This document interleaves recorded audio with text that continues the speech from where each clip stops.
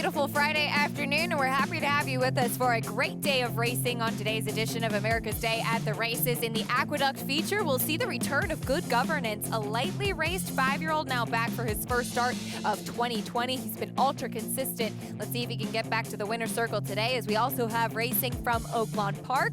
And batting at about 24% together at the meet are trainer Steve Asmussen and jockey Ricardo Santana Jr. They'll team up for Willful Woman in today's feature. Coming out of the Honeybee, broke her maiden very impressively by open lengths a couple starts back. We'll also talk about a big Saturday of racing coming up at Oaklawn Park, and that includes the ageless Whitmore, the Eclipse Award champion, now an 8-year-old, looking for his 4th victory in the Count Fleet on Saturday. All that and more coming up on this edition of America's Day at the Races, brought to you as always by America's Best Racing.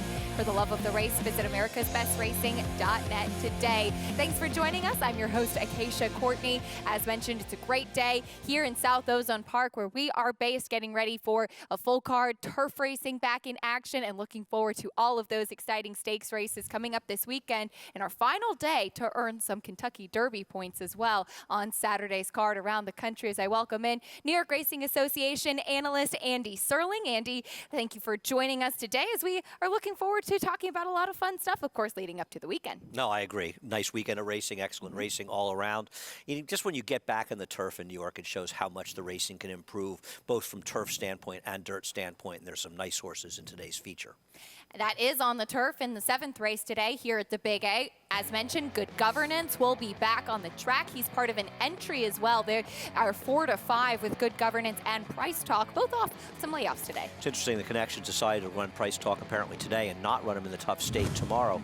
You're right about consistency of Good Governance. He's consistently able to run 2 races a year before he goes to the shelf. So the question is, I think the biggest question with him, besides, we know he's good. Yeah. And I think if he runs his race and runs as well as he did in both his 2 starts last year, this is his return race at Belmont, where it was nothing more than a public workout. He got a 98 buyer, the problem, 96 buyer. The problem is he hasn't been able to stay on the racetrack. So not only do you want to see him run well, but you need this horse to put together a year, because obviously he has the talent to move into the upper echelons of the division, but he has not shown that he's able to stay on the racetrack. Can imagine how frustrating he's been with a nice win, then a big in-the-money performance in a graded stake race. That's what it's been in both 2019 and 2020. Let's hope that's not the pattern for him this year as we get to see him back. We'll also see a rematch of Winters Back and Emirati. This is 2 back for Winters Back, the last start for Emirati on the Pegasus World Cup undercard in that 5th race in the allowance. Yeah, I thought Winters Back ran the better race of the 2, and the fact that he has early speed today gives him an edge, in my opinion, over Emirati. A lot of people, I think, will mistakenly focus on the fact that Emirati was caught in traffic a little bit. But the reality was he was saving ground with Ira Ortiz. He got through.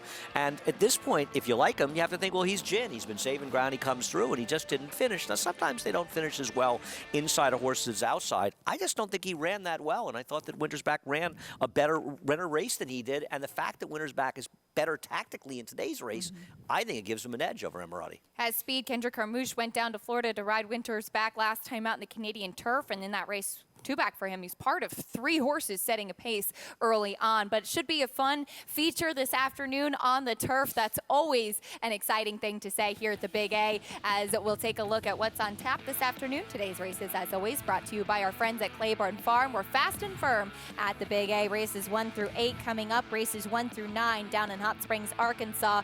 Fast main track to deal with there at Oaklawn Park. We also want to remind you to get in on all of the action. If you're not already signed up for an Ira Bets account, we hope that you are, but you can earn up to a $200 deposit match bonus. New members can use promo code MATCH200 when signing up and earn up to a $200 deposit match right after your first deposit. Bet any track, anywhere, anytime. And join now at NYRABets.com to get that $200 deposit match. You can also play against your friends and fellow fans with the showdown. Maybe have a few little side wagers going on as well. A free-to-enter handicapping contest here following the New York racing on our program. Place your picks now and watch your name climb the leaderboard and earn real prizes. Visit aqueduct.com/showdown to get started. Taking a look now at the opener here at Aqueduct. We're on the main track for this maiden special weight, 6 furlongs here for the 3-year-olds and upward. And Shug McGahee, Jose Ortiz, and Cortland Farm, we recognize these connections all together, but they have a first-time starter here in Absolute Courage, Andy. $800,000 for this one. It seems like a pretty strong sum, but the Into Mischiefs sell well. You've got a first-time star as well, supply and demand from Clarvard Stables, who also has Good Governance later. But you've got 2 that ran, including Dazzle Time, the 4, and the 1 Lemon Drop Road, who, in my opinion, are both very dangerous. We'll have the opener from the Big A coming up after this quick break and talk about a lot more still to come on today's program. Happy to have you with us. There's a lot of exciting things coming up after this.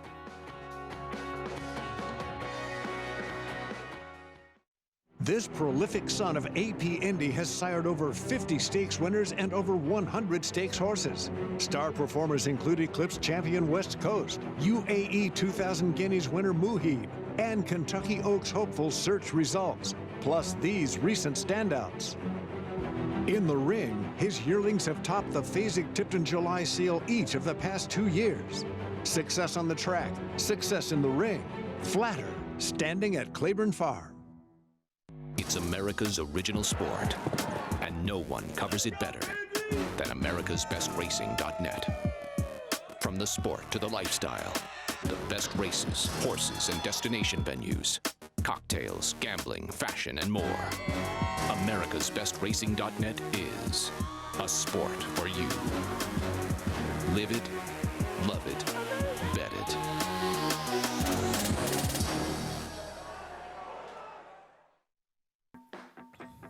Welcome back to America's Day at the Races on Fox Sports 2, as always brought to you by Naira Bets, where you can bet any track, anywhere, anytime. Get started at nairabets.com or download the app. We're getting ready for the opener here at Aqueduct, taking a look at the field. This maiden special weight group going 6 furlongs. First-time starter, Absolute Courage, currently the 9-5 favorite. High-priced son of Into Mischief, Shug McGahee, Jose Ortiz, Cortland Farm. They teamed up for a big year with Greatest Honor. Some news we announced yesterday, though, Andy, Greatest Honor to have 60 days off and will not make the Kentucky Derby. Yeah, I mean, you're sorry to lose any of the major players to the race, but they'll do the right thing with him, and hopefully he will be back sooner than later. Obviously, he's a talented horse. He did not put it together in the Florida Derby, and the question is whether or not he took a step back, or maybe there was an issue, and that's why Shug went the sideline. He's got another one for Cortland Farm, 10 for 10, who finished second on Remsen, that had to go to the sidelines earlier this winter. Looking forward to him coming back as well. He's a very good horse. Since the relatively new partnership of Cortland Farm and Shug McGahee, they've had a lot of success together. Of course, the horse Andy just mentioned in 10 for 10 and Greatest Honor winning the Holy Bull and Fountain of Youth. We'll look forward to seeing both of those horses back sometime soon, as we welcome in now the third member of our team, Richard Migliori, down in the paddock, taking a look at this Shug McGahee runner and the rest of the field. Richie, welcome to the show. What can you tell us here about these maidens? Yeah, thank you, Acacia. It's a very good-looking group in general, and it's always a fun time of year, you know, kind of the unveiling of some horses. Some horses spent the winter down in South Florida. They bring up that Florida tan with them. The one horse who has been here all winter, Lemon Drop Road for Jimmy Jerkins. His horse been a little bit problematic, has a tendency to want to get out. He's equipped with a Houghton bit or a cage bit, if you will, to give him more control. Jimmy put a blinker on him last time to try to keep him, like an extension blinker on the outside, and he said all it did was make him rank. So that's why he took the blinkers back off and turning him back in distance. He says the horse can run, but he has been a bit difficult. The 3-horse Absolute Courage, good-looking horse, obviously. Son of Into Mischief, really built like an Into Mischief, looks so much Into Mischief, stamps his foals. Also looks like a horse that probably is going to be better for a race, and Shug McGahee is a trainer that gets horses ready to run but doesn't crank them up to win. So this guy certainly has a look, can win for sure, but just doesn't look quite as tight or tucked up as you might expect. First time out, the 4 Dazzle Time. Well, he dazzled me. Really love what I'm seeing from the 4 Dazzle Time.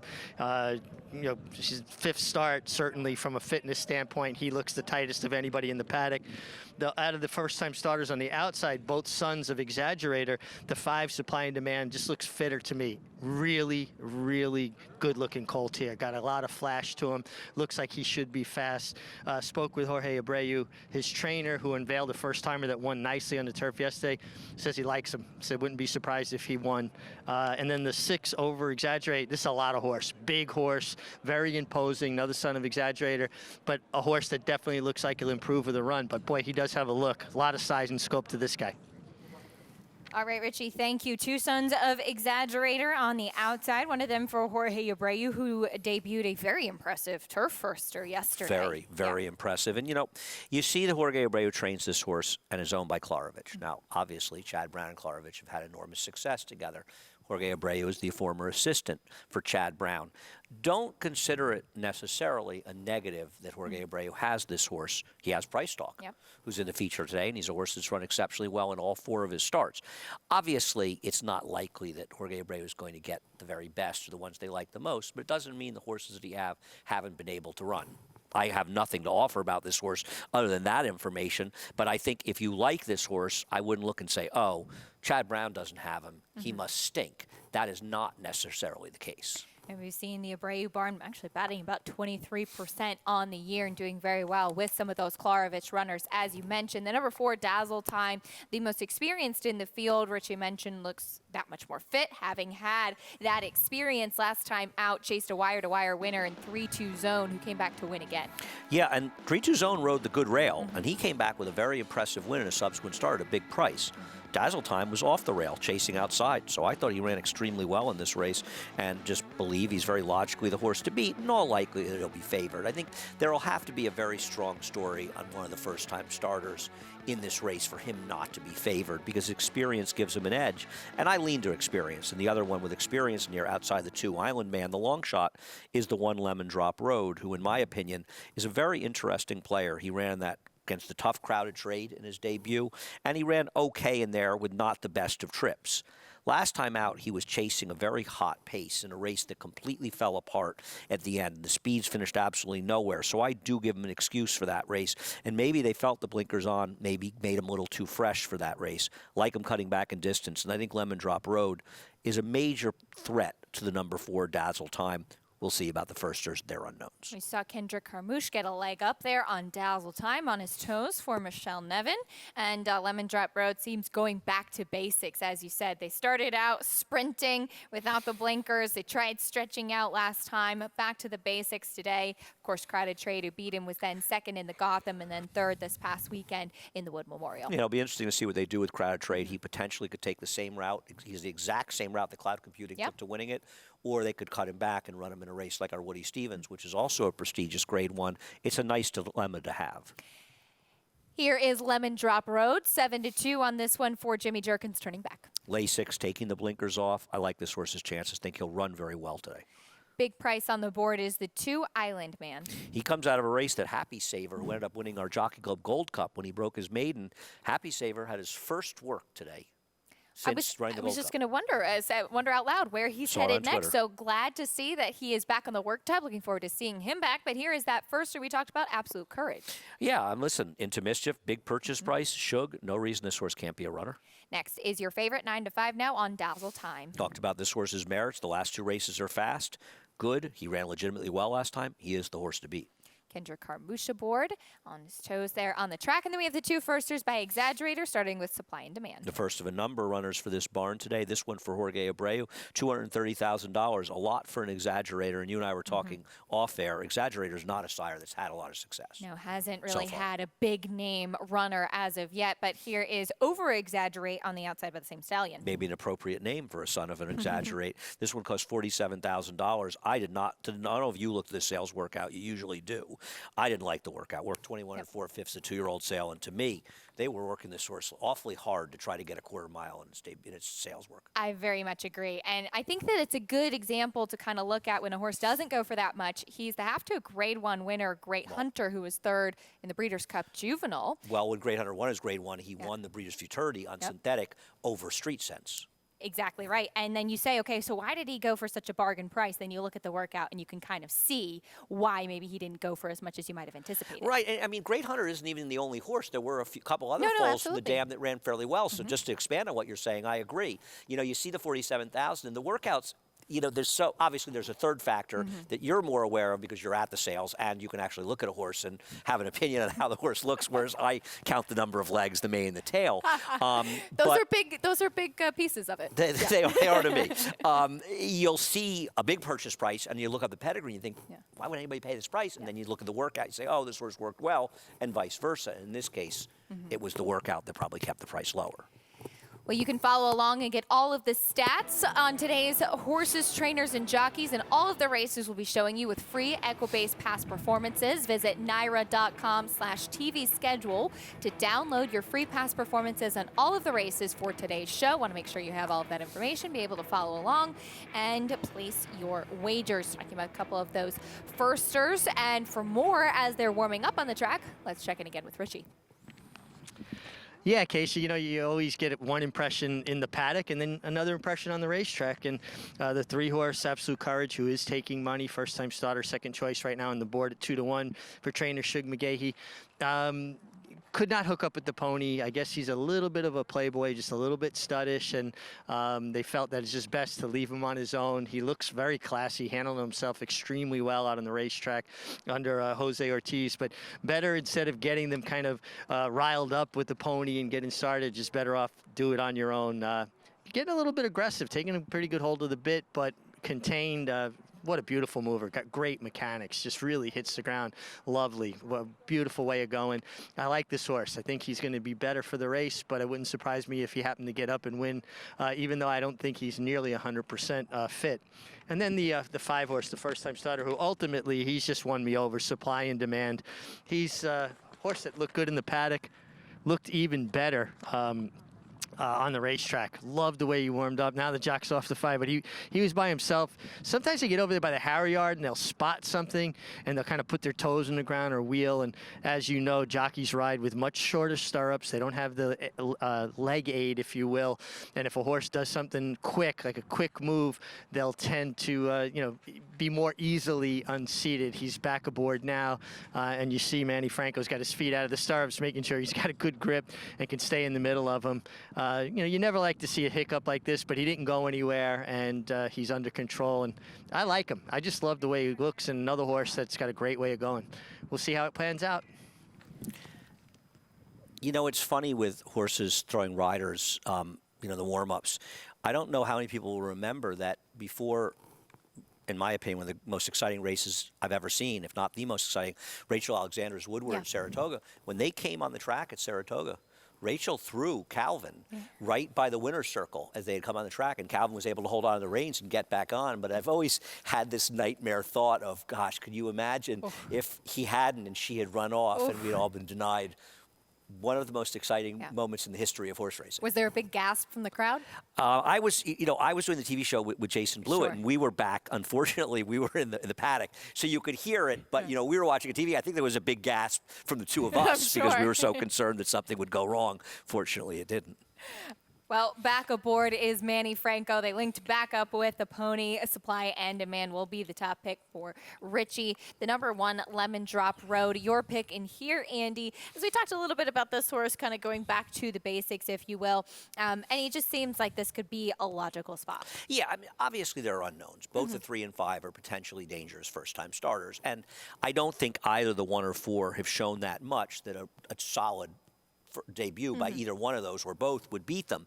Having said that, I do think Dazzle Time's the horse to beat, but I don't think he's so good that I wouldn't be willing to take a chance. And listen, I'm a guy who's constantly looking for horses to bet against that aren't as good as they look on paper, or to bet on that I think are better than they look. And based on the fact that Lemon Drop Road comes out of what I call a meltdown. You don't see them too often, but a classic meltdown is a race where every horse who's forward, the pace is too contested, collapses and finishes in the back of the pack, and all the horses that are well back. And it's almost like a domino effect where, the accordion effect where the last is first and first is last, because even the third place finisher, I Am the Law, he made a move around the 5/16 to 3/8 pole, made a move in the stretch, and you thought, oh, he's just gin.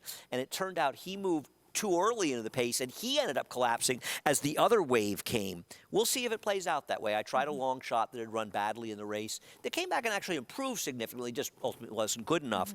But Lemon Drop Road showed enough in his debut to suggest that was the legit excuse for last time. And I don't think the Lasix is going to hurt. Maybe the blinkers off. They were worried made him too fresh last time. I'm hoping for the best at a square price. And now has a couple of races under his belt, is going the mile last time out. You have the top 2 finishers came from last and second to last. Let's see what happens today with this field of 6. We kick off the early pick 5 here as they approach the starting gate. Get ready to load into for the opener here at the Big A. Fast main track we're dealing with. And we have a couple of interesting first-time starters. There's a look at Pablo Morales aboard the number 1 Lemon Drop Road. Seems like everybody is minding their P's and Q's so far behind the starting gate as we get ready to load in. It's always a little bit of an adventure with maidens and first-time starters sometimes, too. I feel like if you see a horse that maybe was acting up a little bit on the track, this is where you hold your breath a little bit. Oh, absolutely. I mean, you know, you never, and the gate is also always a potential problem, right? And you see first-time starters quite often break a little slowly. And we'll see. The money is coming in so strongly, though, right now on the 3 Absolute Courage that it seems unlikely that this one doesn't run well. Doesn't mean he's going to win, but this is a lot of money, and especially as Richie was pointing out, and I agree with, frequently Shug McGay's horses they'll need a race. Easy Goer lost his debut to a horse that about a year and a half later was running in $14,000 claiming races. He ran a good race in losing, but not the kind of races he ran shortly thereafter. This could be a big stepping stone spot potentially for Absolute Courage as we've got one more left to load. We'll send it up to track announcer John Embriel with the call. They're in the gate. And they're off. Hesitant beginning for number 3, Absolute Courage. He's at the back of the pack. Dazzle Time is out for the lead. Right there on the outside is Supply and Demand. As they move up the backstretch, Dazzle Time is the leader. Supply and Demand on the outside runs in second. Lemon Drop Road down at the rail in third. And Absolute Courage is alongside now, advancing up to fourth. Then comes Island Man. Over Exaggerate is the trailer. Dazzle Time at the rail leads by 3/4 of a length. Ran the quarter in 23 and 2. Now Dazzle Time gets clear by 1.25. Supply and Demand running in second. Lemon Drop Road third by a head. Absolute Courage is on the outside. Then it's a break of 4 lengths. Back to Island Man and another 3 to Over Exaggerate. They're all chasing Dazzle Time, who takes the field to the top of the stretch. It is Dazzle Time in front. In behind, Supply and Demand, Lemon Drop Road, and Absolute Courage. The half went in 47 and 3. It is Dazzle Time, challenged here on the outside by Supply and Demand. Lemon Drop Road now moves off the rail into the outside for the final 16th. Supply and Demand is now in front. And the first-time starter is going to take the first on this Friday here at Aqueduct. Supply and Demand the winner. Lemon Drop Road up for second. Dazzle Time faded to third. First-time starter, Supply and Demand, makes his debut a winning one. He did get a nice trip in here, though, too, Andy. Well, he ran well. I mean, he stalked and easily beat Dazzle Time, who came completely empty in the stretch. And the thing was, if he didn't have horse, the 1 would have won this race and won easily. And in fact, he probably would have beaten the 5, but did the right ride by Manny Franco. You don't open the door and let Pablo Morales out. To my frustration, as I bet the 1, but he did the right thing, and because he had horse, he kept him in. I think if the 1 was able to get through, probably wins this race. But the reality was the 5 had horse and was able to keep him in. It would have been close. I'm not saying he would have won. It would have obviously been close. The 3 Absolute Courage got left in here, and we talked about that being a problem. But I'm going to tell you something.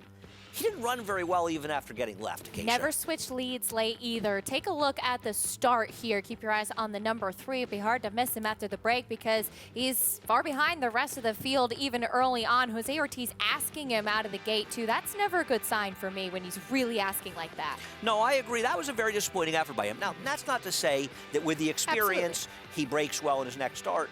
The money wasn't meaningful, but in today's race, this horse, even with a clean break, I don't think he was going to win. Because at the end of the day, he didn't really run that well. He got himself back in the game, and he just didn't really have any run. That doesn't mean he won't be better in his next start, as often they are with Shug McGay. But the money, he didn't run to it. Supply and Demand took no money. He drifted up, and he won, and won convincingly. Lemon Drop Road ran well, but at the end of the day, he had a little bit of trouble. The other thing was, Lemon Drop Road was also getting a perfect trip when he got into trouble. So even if he had beaten the 5, he might have done it with a dream trip. I don't think it was a bad bet on my part, but just lost the bet. 5-1 though on Supply and Demand. Top pick by Richard Migliore. Well done, Richie. And this horse gets his win at first asking. Yeah, Casey just had a great look. It really looked sharp, looked fit, and Jorge Abreu won with a first-timer yesterday, first-timer today, a trainer who can prepare them, learned well working for Chad Brown. When we talk about race riding, what went on at the top of the stretch was the definition of race riding. When you have an opportunity to keep a rival and a live rival kind of blocked inside of you without doing anything illegal, that was as clear case of race riding. Manny Franco keeping Lemon Drop Road kind of caught up inside behind the leader, Dazzle Time, and was able to get first run on him. And it would have been a lot closer, though, if Lemon Drop Road would have been able to get a clean run. But that's the art of race riding, and it was executed perfectly. Richie, I have a question, just interested in your opinion. Yep. If the 5 had post, let's say the 4 drew the rail, and the 5 had post 3, and the 1 had post 5, and the 1 was able to stalk, do you think the 1 would have beaten the 5? Yeah, I think there's a very good chance he would have. I mean, it's all conjecture. Yep. I know it would have been much, much closer. Thanks. Sometimes those post positions really do make a world of difference, and Richie's right. Smart move by Manny Franco. He did what he had to do to keep a foe inside and keep his horse with a clear racing room. They win the opener. When we come back, though, we'll talk about this weekend's graded stakes action, including the Arkansas Derby, as Bob Baffert looks to remain undefeated with Concert Tour heading to the first Saturday in May.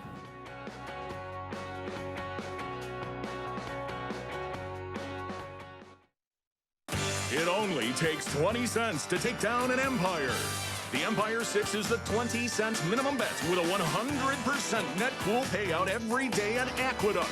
The sequence is the last 6 races on the card with a 20% takeout each day at Aqueduct. Win big with 20 cents on the Empire 6.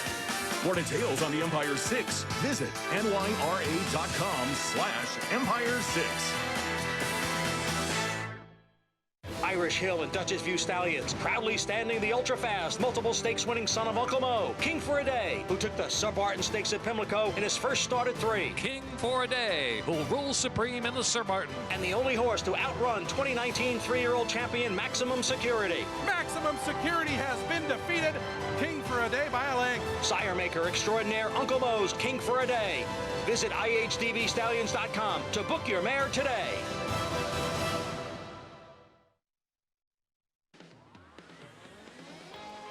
Back on America's Day at the races, Acacia Courtney, Andy Serling, and Richard Migliore. Happy to have you with us as we wrap up the first race here at the Big A. It went to first-time starter, the number 5, Supply and Demand, who made his debut, a winning one with a smart ride from Manny Franco. Yeah, and even though the horse I bet on was the victim of it, I like this kind of riding by Manny. I agree, and obviously Richie, who has the best perspective of all, but a lot of what I've learned about riding is from Richie and speaking to him for our long friendship. But this is good race riding, You're not out there to say, oh yeah, let me let you get out. I mean, it's one thing if you have no horse. Yeah. If you have no horse, there's no reason for jockeys to keep horses locked in. Mm-hmm. But if you've got a horse, you keep them in. You're trying to win the race, and that's just what Manny Franco did. So I thought it was a fun race to watch, and what could be the start of a very big day for Klarovich, who's got a maiden and cousin Andrew later today, and of course the entry with Good Governance. Good Governance back on the racetrack today, coming up a little bit later on, but starting off with the $12.20 winner for Jorge Abreu. So take a look at what's coming up tomorrow, our America's Best Racing race of the week. It is the Arkansas Derby at Oaklawn Park. It goes as a race number 12 Saturday at Oaklawn. Of course, the Grade 1 Arkansas Derby, 1 mile and an 1/8, a shorter field, but you do have a horse looking to remain undefeated in Concert Tour. And I don't think any of us think the Concert Tour will be anywhere near the even money, probably more like 2 to 5. As you watch the start of this race, I think it's the discussion, because you both have the same situation today. Concert Tour breaking outside, Caddo River breaking towards the inside. Joel Rosario said, if you want to play my game, you're going to have to play it and play it hard. And Florent Giroux, and I don't know necessarily, people blaming Florent Giroux I think would be unfair because I have to think that Brad Cox was not unhappy with his strategy as well. Let's face it, would you rather be inside of a duel with a horse like Constantor hounding you or stalking outside? I would rather be stalking outside. He did that. The horse seems to be a bit of a runoff. It proved completely unsuccessful. Whether or not Caddo River ultimately is as good as Constantor and can be effective in front of him, we're going to find that out in the Arkansas Derby, because one thing you know, and Joel Rosario knows, and Bob Baffert knows, they're going with Caddo River in this race. And they're going to stalk. Now, I think if you're Baffert, you think, well, that's not a bad thing for me. I'm in the Derby anyway. If I stalk and can't beat him, we've learned something about him for the Derby if not. But I'm an old guy. I've been around a long time. And I saw Bold Forbes when he beat Honest Pleasure in the Kentucky Derby and upset him. Honest Pleasure was 2-5. They took it to each other in the Preakness. It set things up for Elocutionist. Same thing happened when Winning Colors got loose. 49er Woody Stevens said, I'm not letting her get loose this day, and that helped set the race up for the very, very talented runner as well. So sometimes these duels don't work out that way, and if these two end up getting into some kind of headstrong duel, that's the situation that potentially could create some kind of chaos in here. I doubt it happens, but it's not impossible. No, it's not, as Brad Cox has been on record saying he expects Florent Giroux to be more aggressive with Caddo River, trying to take him back last time, not successful. But Bob Baffert, he certainly knows how to win the Arkansas Derby as he looks for his 4th victory in this race. Of course, had Kentucky Derby winner, Triple Crown winner, American Pharoah, winning the Kentucky Derby out of the Arkansas Derby. But a little bit of an interesting kind of outsider in this race also comes out of the Rebel. That is Get Her Number for Peter Miller and Gary Barber. This one is a Grade 1 winner already. He won the American Pharoah back in September. Yeah, I mean, I think it's very fair to suggest that the California 2-year-olds last year weren't that strong. Yeah. He did beat Rumbauer in this race, who's no killer, but he's not bad. And last time was his first start off a long layoff. He was 3 wide the whole way around the track. So in my opinion, if you don't like Caddo River, or if you don't like Concertor, if like me, you think that Concertor is likely to win and don't particularly like Caddo River, I think this is a very, very likely horse to be second in this race, because I'm not a big fan of Hosier, the horse for Bob Baffert, who had a very easy trip in getting second, and I think Get Her Number could take a step forward. Second off the layoff now, did run that big Grade 1 victory, actually after starting his career on turf, in fact, in his first 2 starts at Del Mar. That is Get Her Number for trainer Peter Miller. Should make for an interesting rendition of the Arkansas Derby, as it's just one of 2 races left on the calendar to get some Kentucky Derby points. Just the Arkansas Derby, which offers 120 up for grabs in the Lexington, both of them tomorrow on the run for the Roses back the first Saturday in May, where it belongs, as we take a look at the Kentucky Derby leaderboard. Of course, 2 horses with points already running tomorrow. Proxy in the Lexington Concert Tour in the Arkansas Derby, but Essential Quality on top of the points leaderboard. Yeah, and I think for Godolphin, Concert Tour is insurance. In case, Proxy. God forbid, Proxy, I'm sorry. Something should happen to Essential Quality leading up to the Derby. I think Godolphin would probably run Proxy, assuming he runs fairly well in tomorrow's Lexington. Otherwise, it'll be very interesting to see what they do with Proxy, and that could also be dependent on what happens in the Derby with Essential Quality. Essential Quality wins, they're not going to challenge him with another Godolphin horse with a chance to blow a Triple Crown. If he doesn't run well and they don't want to run him back in the Preakness, perhaps Proxy goes in the Preakness, and that may be thinking running him in this race to give him a race to keep him in training. If Essential Quality wins, normally you want to win Grade 1s in the dirt. That's what you focus on, because that's what you need to do in this country for breeding purposes. Right. But given his pedigree in the half to the very talented Micheline, I wouldn't be shocked to see them, if Essential Quality should win the Derby, reroute to a race like the Pennine Ridge at Belmont as a prep for the Grade 1 Belmont Derby and Saratoga Derbies as well. So they do have options with him. I was hoping you were going to say that, because he has plenty of pedigree to try the turf as well. Right. I mean, they're not going to give up on dirt with him unless they have other angles. And if Essential Quality does well for them, you're not going to see them reverse field. But I have to think in his case, because the truth of Proxy is he's probably not really good enough to win a Grade 1 in the dirt. And with his pedigree and his accomplishments, if he were able to be successful at either or both the Belmont and Saratoga Derbies, 2 Grade 1s, that would make him sexy enough, and they could stand him anyway. Absolutely. Then that enhances his value. So I don't think it's unlikely that we'll see Proxy on the turf. Good to be Godolphin with a strong hand, of course, at Keeneland with Proxy and Michelin in back-to-back graded stakes tries. But as part of another big stakes race on the card at Oaklawn Park, we'll see By My Standards back for his first start of 2021 in the Oaklawn Mile.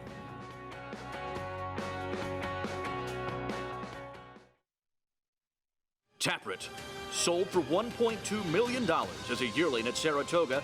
Taproot's victories include the Grade 1 Belmont Stakes. The Belmont Stakes! In his first 2 years at stud, he bred over 240 mares. Now his first weanlings have arrived. And Show Barn, 100,000. One of the best bred sons of Sires Taproot to ever enter stud.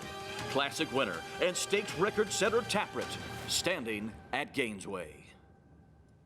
No sport in the world brings the wins home like racing. It's one-of-a-kind, high-speed, high-stakes action, and Naira Bets takes you there. Place your bets and watch the races live from anywhere. With Naira Bets, make easy, secure deposits and promotions every day to earn reward points or cash. Download the Naira Bets app or visit nairabets.com.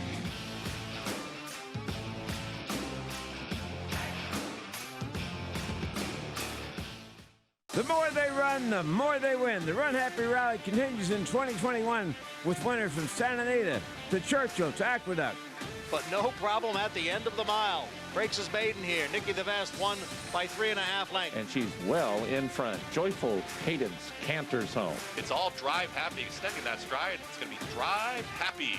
Price for incredible value at only $10,000. Call Bernie Sams and book your mare today. Eclipse Champion Run Happy, standing tall at Claiborne Farm. Racetrack Television Network brings you every race, from every track, on every screen, every day. With monthly packages starting as low as $5, RTN gives you great value and access to more live HD streaming and race replays than anyone. Visit RTN.tv today to sign up and watch on almost any device, including Roku and Amazon Fire. Use promo code TRYRTN for a 5-day free trial.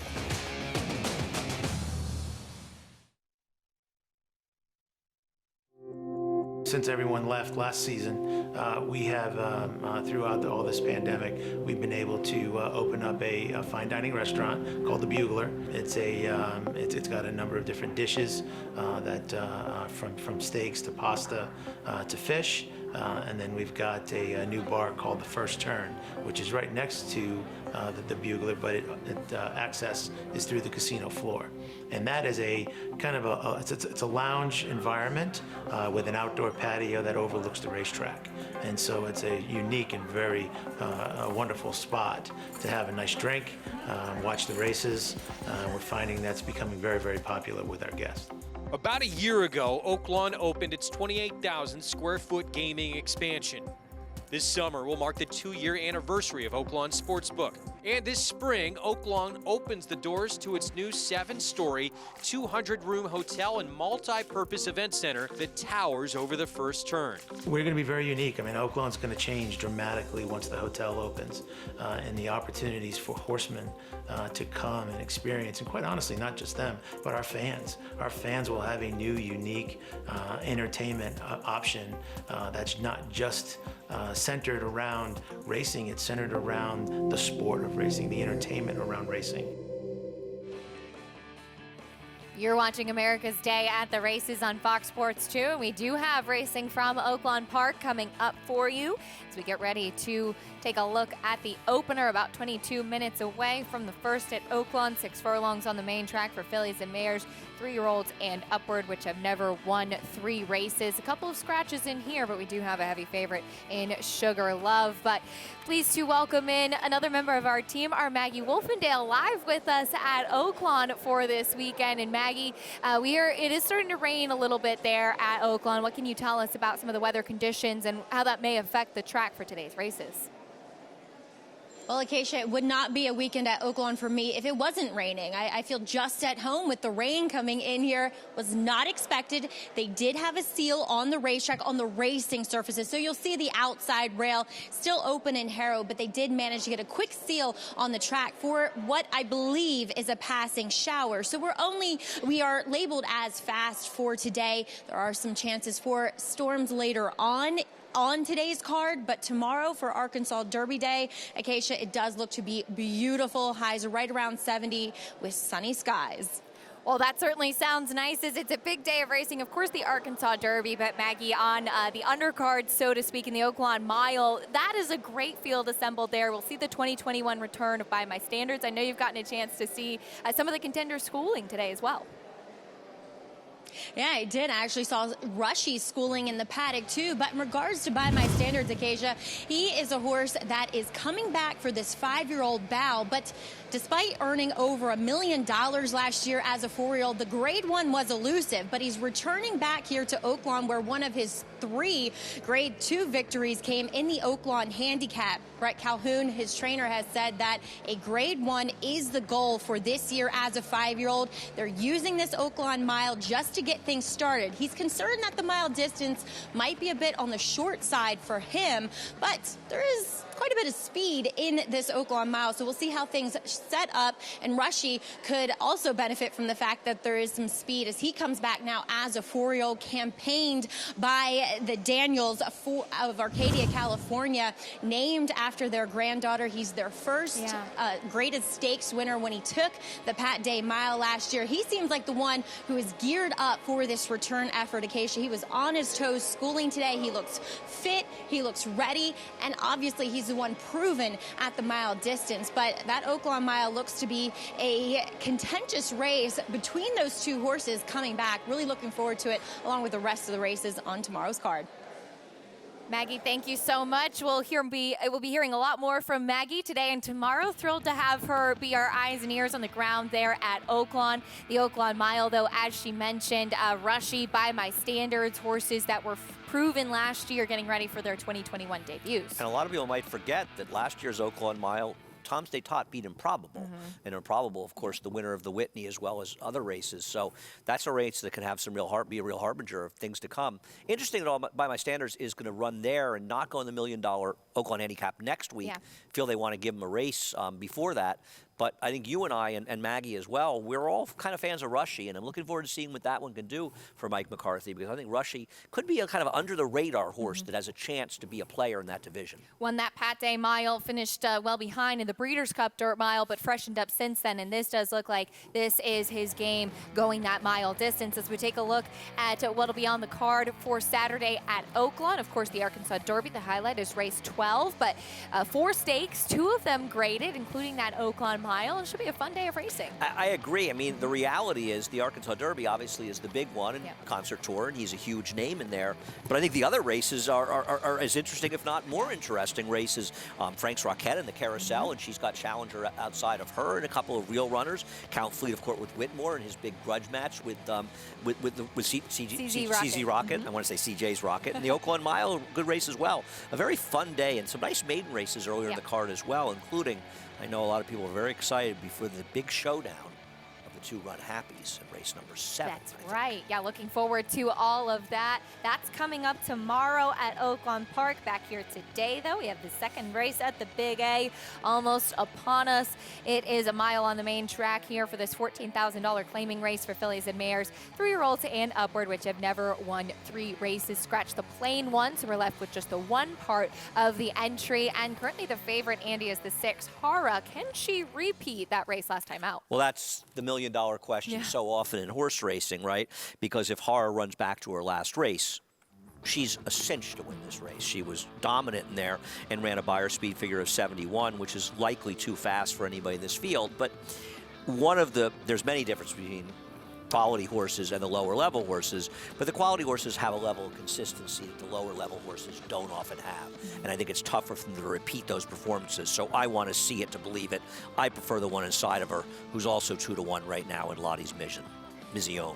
And this one, much the best last time out. Again, 16 non-winners of 2 condition. Now stepping up to the logical next level. Eric Hansel will be aboard once again for trainer Wayne Potts, and she's 3-2 right now on the board. Lottie's Mission for Charlie Baker faced a muddy track last time out. Yeah, you know, there's a very big difference between muddy harrowed and muddy sealed. And I don't want to use any moisture in the track as the excuse. She did not run well off the claim for Charlie Baker, was having a sensational year. I think she'll rebound. We start off with the 1A Micro Million in the post parade. In my opinion, she benefited from being on a good rail in her last race, and I didn't like her chances, but she did run well last time. Here's the 2 Manny Petty stretching out. Manny Petty is dangerous, seems to be better at a mile, so stretching out helps.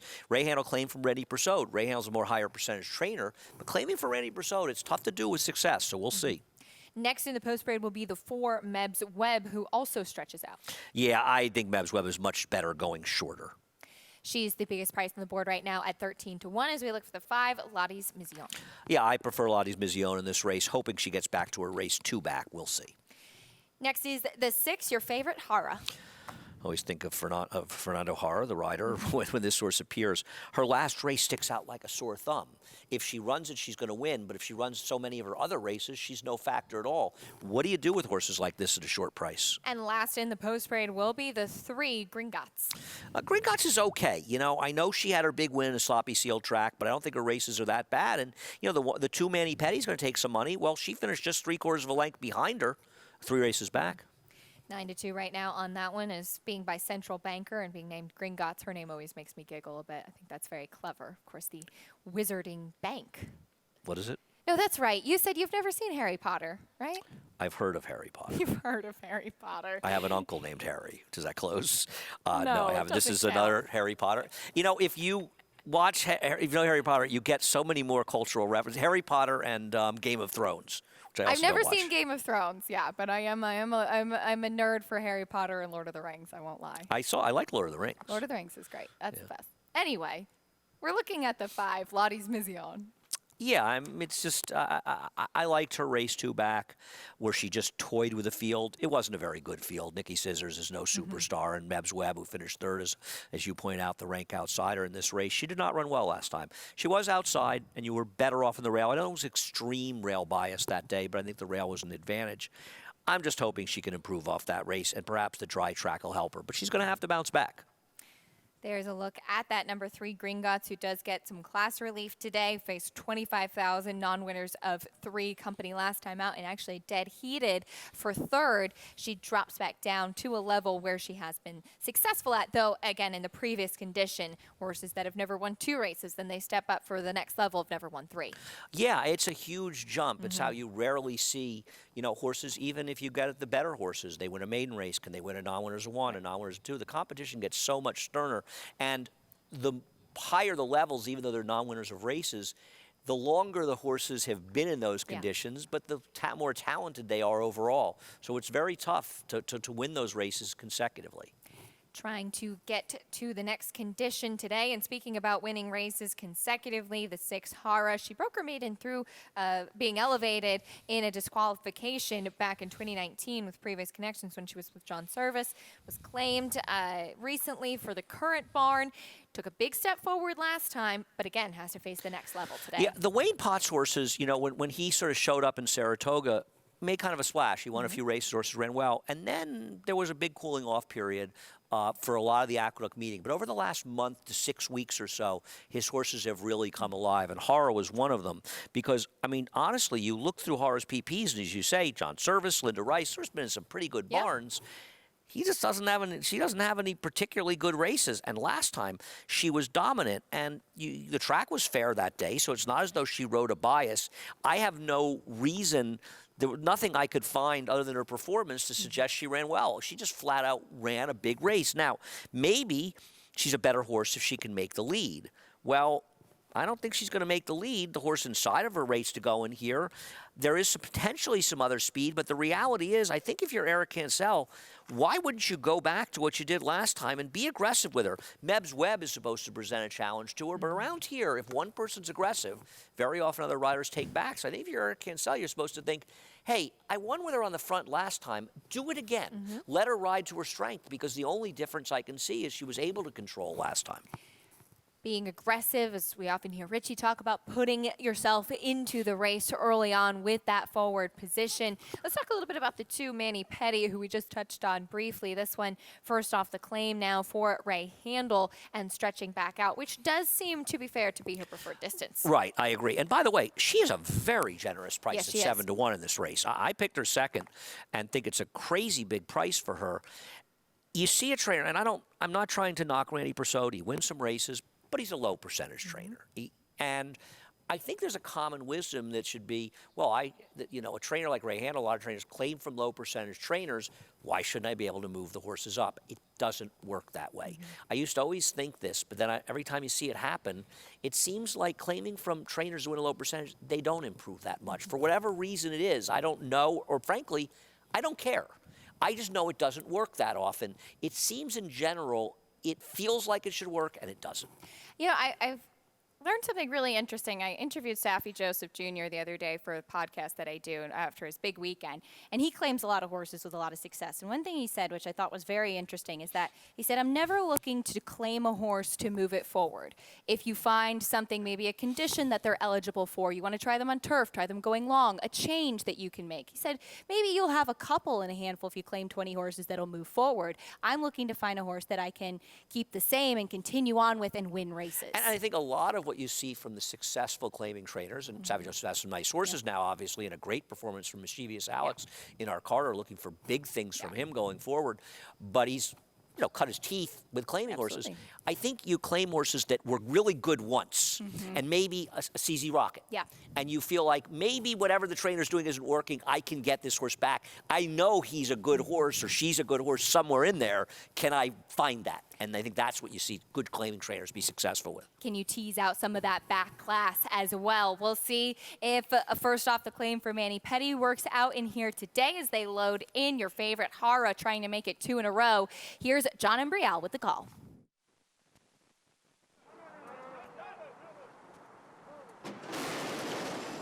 And they're off. Going for the lead is Gringotts, quickly joined by Mebs Webb and those white blinkers on the outside, Latis Mizion and Hara. Then it's a break of 2. Back to Manny Petty. Micromillion is the early trailer in 6th. And they make the crossover now from the chute to the main track. And it is Mebs Webb with a narrow lead, challenged on the inside by Gringotts. The favorite Hara is on the far outside. Right alongside is Latis Mizion. Then it's a break of 4 to Manny Petty. Micromillion is at the back, opening quarter mile 23 and 4/5 seconds. So it is a 4-way battle up front. Gringotts, Mebs Webb, Hara, and Latis Mizion. And then 3.5 lengths to Manny Petty and Micromillion. Less than a half mile to the finish now. And it is Mebs Webb right there with Gringotts. 3 wide is Latis Mizion. 4 wide is Hara. The half went in 47 and 2. They're midway around the far turn. In between horses, Mebs Webb, Latis Mizion, Hara on the outside. The 2 gray fillies now gaining ground as they come for the top of the stretch. It is Latis Mizion and Hara. Mebs Webb, Gringotts down at the rail. 4 of them stacked across the track as they pass the 3/16 pole. And Manny Petty is running in 5th. Now there's an 1/8 of a mile to the finish. Gringotts down at the rail. Latis Mizion in between. Hara's on the outside. Now it's a 3-way battle as they hit the 16th pole. Latis Mizion in between. Gringotts battling on down at the rail. Hara's on the outside. The 3 of them come to the wire together, and it may have been Gringotts. But it is a 3-way photo finish. Gringotts, Hara, and Latis Mizion. Well, we had 4 horses just going around the track and 3 of them down to the wire. That's the kind of race it was. As we take a look, and inside Gringotts, it looks like she just held on. And we talked about it yesterday. It felt like a, no, you win. Yeah. No, you win. Yep. No, you win. And Gringotts, who, by the way, took a lot of money closing at 3-1, the exact same price as the number 5 in this race, Latis Mizion. She just wouldn't be denied for Benji Hernandez just coming back. I mean, at this point, it feels like either Lottie's Mizion is going to take over or the 6 Hara is going to move on the outside. And I think our point before the race about Hara, she doesn't want to pass horses. No. And the next time she runs, put her in the lead. Let her lose, but she's not going by horses because she had absolutely no excuse not to get by. If anything, we've seen outside runners do better than inside runners. I don't think there's a bias, but it hasn't been favoring horses making it with inside position. And at the end of the day, Gringotts wouldn't be denied. And boy, the money was right about her. I mean, she got bet, and she just would not be denied getting the job done. It feels like a 3-5-6 finish. And boy, the board told the story on Manny Petty at 8-1. Yeah, she was cold on the board. A distant fourth, Manny Petty checks in. Hara at 6-5. She was 4 wide almost the whole race. She didn't clear and send as we anticipated she might. Right, and at the end of the day, I think that's what they need to do with her going forward, win or lose. And listen, this may not have been the highest quality of group, and on paper it was a tricky race in general to handicap, but they put on as good a show, these horses, as any race you'll see anywhere, anytime. They certainly did. Gringotts game as can be down inside. Let's see if maybe Andy will read Harry Potter now after this. The opener. Not highbrow enough for me. It's not pretentious enough for me. Oh, excuse me. Well, as we turn the page, I should have actually. We go to Oaklawn Park now. We have the opener coming up. 6 furlongs on the main track. Again, this is a $20,000 claiming race and looking for the 3rd win of their career. We start off the post parade with the 3 Awesome Indra. Yeah, we've missed She's Fire and Ice. We'll get to her. Awesome Indra seems to be a player in here, but they're all playing 2nd, 3rd, or 4th fiddle to a 1-9 shot. Yeah, the favorite right now on the board is next is the 4 Blinkers. Off the claim for a trainer who over the last 5 years is 2 for 40 off the claim on dirt. And she does wear blinkers. That's good to know as she lives up to her name. But as you said, everybody's got to get around the favorite, Sugar Love. She looked like a layover favorite without the scratches and with the 2 scratches. And I think it was nice to welcome Maggie down to Oaklawn to scratch the 6 down to 4. Sugar Love, honestly, I don't think you and I ever want to run and endorse 1-9 shots, but I don't think she's an underlay. No, she's not. As we wrap up the post parade, last coming out is the 1 She's Fire and Ice. Yeah, and we'll get back to She's Fire and Ice, who's going to run in here. And she's also off the claim, though for Federico Villafranco is okay. I guess she's a horse has a chance behind the 5, but it's hard to make a play with anybody. We'll come back to Oaklawn momentarily, but there is an inquiry and objection on the top 2 finishers in the 2nd race at Aqueduct. Gringotts dead game down on the inside. The 5 Lottie's Mizion in between horses, as it looks like the jockeys will go talk to the stewards now. As we take a look at the head on here, down on the inside is Gringotts. Lottie's Mizion is in the blue cap in between horses. Right. Now, right there, they sort of tighten up, but nobody did anything dramatic. Benji is hitting left-handed. He is going to come out a little bit. Well, I'm going to tell you right now, it's interesting. See, I actually think that they won't. I don't believe there's any chance they'll take this horse down. But we had a disputed disqualification here last week when Eric Cancel came out into Manny Franco, when the feeling was that Manny had sort of joined him without making contact. And Eric's horse did bump him a couple times. I'm not going to deny that. But it didn't seem to have affected the order of finish, and I was surprised it came down. In this case, there wasn't any significant contact. But there's no question that the 3 is hurting the 5. And don't forget, the 5 was in front of the 3 when this is taking place. And as the 3 is drifting out and forcing the 5 out of a path and is coming over and forcing the horse out 3 paths, legitimately 3 paths, that's when Gringotts was able to re-get the lead. So I believe with a 100% certainty that had the 3 kept a straight path, the 5 would have beaten her. And at the very least, she was prevented from having her best chance to win the race. So to me, this horse should be disqualified. In the past, the stewards have been reticent to take horses down for hurting because there isn't significant contact. But there's no question the 5 isn't drifting on her own. The 5 is coming out because the 3 is hurting her out there. It didn't affect the 6, but it clearly affected the 5. And remember, the 5-horse, Lottie's Mizione, was ahead of the 3 Gringotts before this herding took place. And that's the really important piece of it. The rule is looking at, did it affect the ultimate order of finish? And when there is herding like that, you think about it, we talk about it all the time. You're moving quickly on a 1,000-pound animal, especially for the 5 Lottie's Mizione, who's in between horses, just not very tight at that point, but taking the lead, having your momentum stopped, pushed off balance a little bit as you're pushed out a couple of paths, you're moving quickly on a large animal. It's difficult to keep that momentum going, whereas for Gringotts, when she's drifting out, again, Benji Hernandez going left-handed, here too you don't see him make any movement to correct his path either and get back straight either. Very, very good point there in that sense. And he's hitting left-handed and coming out. And I don't see how you can look at it and say, well, what the 3 didn't affect the 5. Mm-hmm. Obviously it affected, and not only that, let's be honest, it's a rider's intention to do it. Now, the stewards have allowed riders around here to get away with herding, and a rider's job is to try to win for the bettors, for the owners, for the connections. So I don't blame the rider for doing something that has been allowed here. It's up to the stewards to say, you can't do it, and if you do it, you're getting disqualified and you're getting suspended and fined. So it's really up to them to make the change. And in this case, there's no question to me that the number 3 caused this to happen. I'm looking at Benji Hernandez, who did not look happy. Right there. No. He didn't look happy, and I got a feeling we're going to see a change, and I think that would be the right move by the stewards. Drifting out on the inside, and especially when you see the photo finish is so tight that the margin of victory was so slim with those 3 horses down to the wire. Again, the 6 Hara not affected to the outside. And they are in, the 3 is on the line of the 5. The 3 was on the line of the 2. They're going to the gate at Oaklawn. We can't take you away from this DQ. We have to keep a look at this or this potential disqualification. There's a better chance the 5 wins the first race at Oaklawn. There's disqualification. But I think the odds are similar, Acacia. At Oaklawn Park, they're off and running. Here's Vic Stauffer. Ice and blinkers are close up, and it'll be Awesome Indra to lead up the backstretch. So Awesome Indra has built up a 1.5 length lead on blinkers between horses and a 3-wide favorite in Sugar Love in the pink. Those 2 have sprinted about 2.5 clear of She's Fire and Ice. That's the 4 of them past the half-mile pole with Awesome Indra, the leader. Awesome Indra is a 1.25 lengths in front of blinkers in second. Sugar Love is 3 deep in third now and about 2 from the front, and she's 2.5 in front of She's Fire and Ice as they round the far turn. Awesome Indra and blinkers, who's closer in second.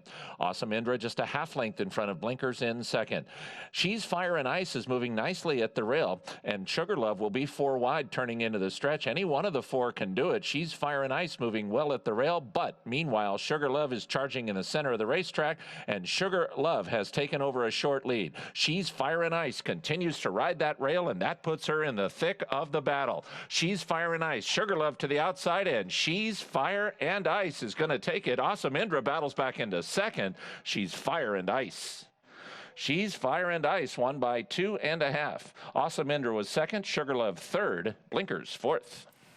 An upset at Oaklawn Park in the opener. The heavy favorite defeated as She's Fire and Ice gets the win under Ricardo Santana. Maybe the sealed track and maybe the speed will end up being good down towards the inside, but this was a poor performance by the number 5, Sugar Love, who didn't show up. But credit to She's Fire and Ice coming off the claim for Federico Villafranco.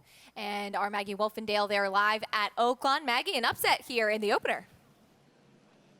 Yeah, I'm a little peeved that they wanted to ride rough over at Aqueduct because I want to bring up the point about the 5. The 5 is owned by Flying P stable, Jay Provenzano, who is a New York native, who has several horses with several different trainers running in New York. There is a bonus offered to horses shipping from Oaklawn to New York. If he really wanted to hang on to this horse, she would not be in this spot.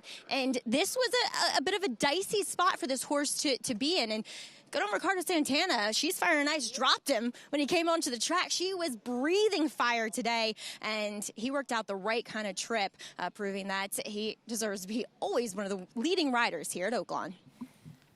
Ricardo Santana, a win on the card today. Of course, has a big chance in the feature later for trainer Steve Asmussen, who he rides a lot for.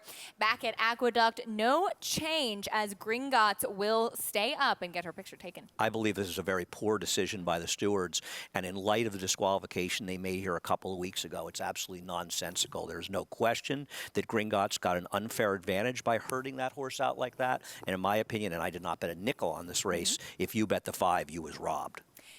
Gringotts getting the win here. We talk about it a lot with the herding. No actual physical contact needs to be made for herding to impede another runner. But Gringotts, there's the photo, will stay up. Very tight for second there over Lottie's Mizion and Hara. When we come back, we'll talk about the ageless Whitmore, the champ, Eclipse Award winner, Breeders' Cup winner, coming back here to Oaklawn Park and renewing his rivalry with CZ Rocket in the Count Fleet.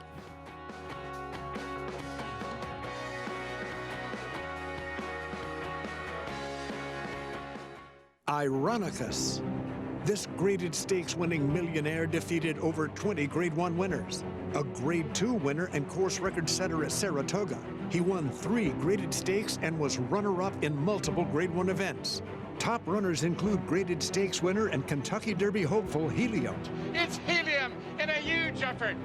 The leading money earner at stud for emerging Sire of Sires distorted humor, Ironicus, standing at Claiborne Farm.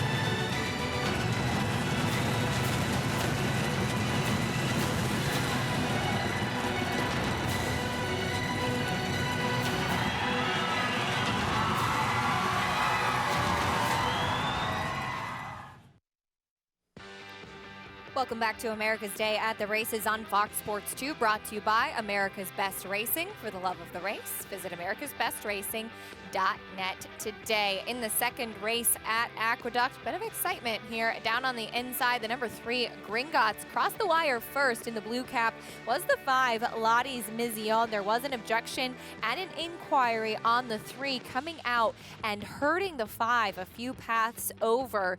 There was no disqualification, no change in the order of finish. So 3, 5, 6 is the official order of finish at Aqueduct. Your favorite on the outside, Hara, not setting the pace alone like she was last time out and unable to make it 2 wins in a row, as she will have to settle for third. But Benji Hernandez, he gets his picture taken here, gets a high five coming up into the winner's circle. Tight photo finish there, particularly for second. Just a little bit of her nose down for Lottie's Mizion to get second place, but $8.90 winner on Gringotts.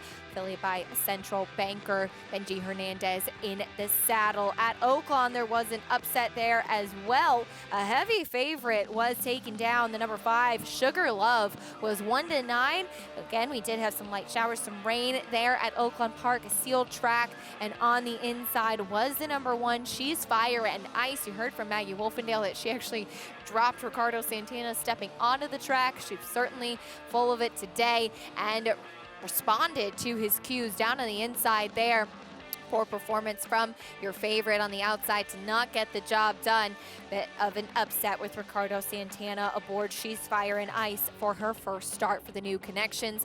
Take a look at the prices. It was 1-3-5, your 1-9 favorite, finishing third, a $16 winner to upset here, She's Fire and Ice. We'll have more live racing from Oaklawn Park still to come when we look ahead to what's coming up tomorrow, though. Of course, the Arkansas Derby, but the Count Fleet, I think, a highlight as well. You'll see the renewed rivalry between CZ Rocket and the ageless Whitmore. Whitmore, kind of a hometown hero at Oaklawn Park, as he's taken his connections and fans on quite a journey. It is Whitmore. Holy mackerel, what a horse. It's a culmination of things that it's the beginning of the year, the beginning of the campaign, him coming fresh off a layoff. The weather's cold. He really likes cold weather. He's not a fan of hot weather, that kind of stuff. Here is Whitmore. Yes! Whitmore wins the 44th Count Fleet Sprint Handicap. The Count Fleet, that's the championship here at Hot Springs. it's a race that means something. We've won it 3 times. Whitmore has to go, and he did. Wow! We got beat by the Breeders' Cup champion and Eclipse of winning Matoli when we were the only time we got beat. Stephen Matoli has now turned away Whitmore. We would like to win it again if we could. These are all the races that I kind of, if you write it down, you make it happen kind of deal. It was just races that I've thought about that I wanted to win. Our barn is Count Fleet. It's funny, we'd never won the Count Fleet before we moved in it. They were toying around with renaming the barn, Whitmore. And I was like, man, Count Fleet was the champion. We need to leave that a great name and a great horse. And I find it, a lot of honor to be in that barn. So we'd like to leave it Count Fleet. One of these days, Whitmore will have a barn or something named after him. And hopefully that the horseman that resides there will have as much respect for him as we do Count Fleet. The 8-year-old Whitmore back in action. Tomorrow will be racing in the Silks of Bob LaPenta. Of course, he's owned by a partnership there. And what a career he has had. It's fun to see horses like this stay in training, keep winning too, as he had the upset in the Breeders' Cup Sprint. And now he has this fun rivalry to follow with CZ Rocket as well. He's a horse who was on the Triple Crown Trail as a 3-year-old, but very quickly they realized, and he didn't run badly, by the way, in some big races, but they realized this is a horse that's better kept sprinting. They've been sprinting him ever since, and he's just had a fabulous career. And Whitmore's the kind of horse that just makes you love horse racing. A hard-knocking horse, shows up in all the spots, doesn't win a lot of them, but he makes a good account of himself even when he doesn't win, and he's won his share, winning a couple of Grade 1s, including a win over City of Light, who later won the Pegasus, and then, of course, the Breeders' Cup Sprint as well. And he's spirited, too. You can always see him out on the track as well as we take a look at what's still to come. Of course, Whitmore and CZ Rocket rematching from the Hot Springs before we move ahead, as this is a look at the start of the race. Now, Whitmore broke sharply here. CZ Rocket has shown some versatility, too, of how his running style can be used. No, and it's a real credit and a weapon for him because there's plenty of speed in the Count Fleet. You've got confirmed speed with no parole, strike power as well, and another speed in that race also. He beat Whitmore in his game. I mean, frankly, you outclose a horse like Whitmore. I don't think Whitmore moved too soon. I just think the other horse ran him down, and these horses have met before. They've run well against each other, and it really adds some intrigue. It's always exciting when Whitmore's back, but the fact that he's got a real rival, it becomes a bit of a grudge match, and I think top horses are great, and we love to see them run, but there's nothing like a rivalry.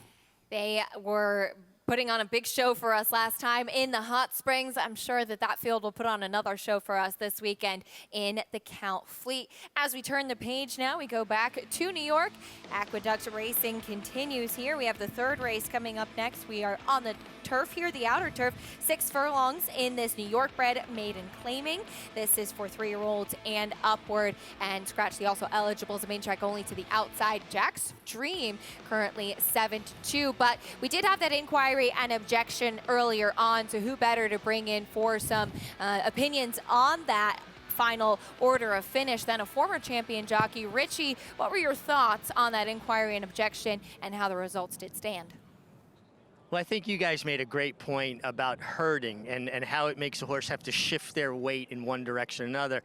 There doesn't have to be contact for a horse herding another horse to inhibit his forward progress. Think you're walking down a hallway and you're going face to face with somebody and you kind of do that stutter step left, right to get around them. It's a similar situation. Big horse, they're going to have an inclination to step away from the other horse. Even though Trevor McCarthy was trying to hold his line, his horse was stepping away from that horse. They try to avoid contact. They're smart. They're big animals. The biggest thing, though, and listen, it's a tough job being a steward. I wouldn't want to be in that position, is consistency. If that's how you're going to call it like that every day. Make sure that there's kind of a template in place, if you will. Certain protocols. What denotes a foul? What makes a change or a difference in the order of a finish? That's the only thing that anybody can ask for. If it's called like that today, make sure it's called like that tomorrow and every day after that. So me personally, I think I probably would have made a change there, but stewards do have a difficult job. That being said, kind of a interesting looking group of young horses here, New York breds, going onto the turf. The 4-horse Giramonte, definitely has a look of a turf horse. Comes from the Jimmy Bond barn. Him and his sons, such a family affair. They do a great job. This horse tried to run on the turf first time. It was rained off. This is their first opportunity. I'm seeing a turf foot. I'm seeing a long slacker pastern. I'm seeing a horse that looks like he's doing well, in good order, and should appreciate getting on the turf. The 5 just in time for wine. I'm never late for that. Certainly, Pat Reynolds, first time in his barn. Horse making a real nice impression. Pat does a great job, and just in time for wine has some turf races that are okay. I like the way the horse looks. This horse looks just sharp. The 6-horse Jack Stream, first-time starter from George Weaver. Talked to the assistant trainer, Blair. Horse got here from Florida a few days ago. He's in good order. He's got that Florida tan going on. And she said, really, he's trained well since he's got here. Everybody gets on him, really likes him. This horse looks like he's well meant today. And the 7 Rogue Leader for Jorge Abreu, who's really doing a great job. Won a race yesterday, won a race today with first-time starters. Rogue Leader gets on the grass. I'm seeing a turf foot, turf angled pastern, and a horse that's dropping from maiden allowance, who didn't run terrible, into this maiden 40 on the turf by Lauban. I think Rogue Leader is going to take a big step forward, guys. Richie, thank you. Rogue Leader takes that drop in class. Jorge Abreu looking for his second win today on the card. And now it's turf season, so if you have a horse that you think might like the grass, now's your time to try. Now, Jorge Abreu, who trains the 7, looking for, doesn't have a ton of pedigree, but he has had a lot of success with these kind of moves, so maybe it works. The horse that I don't like that's ultimately likely to be favored is the 11 Me and Sap, who is a heavy favorite in the doubles. I don't see the pedigree for that horse and don't particularly like his chances. I think there's far more interesting horses at better prices. Believe me, I looked. Well, there's a look at Jorge Abreu, who does have that number 7 trying the grass for the first time. Me and Sap trying the grass for the first time.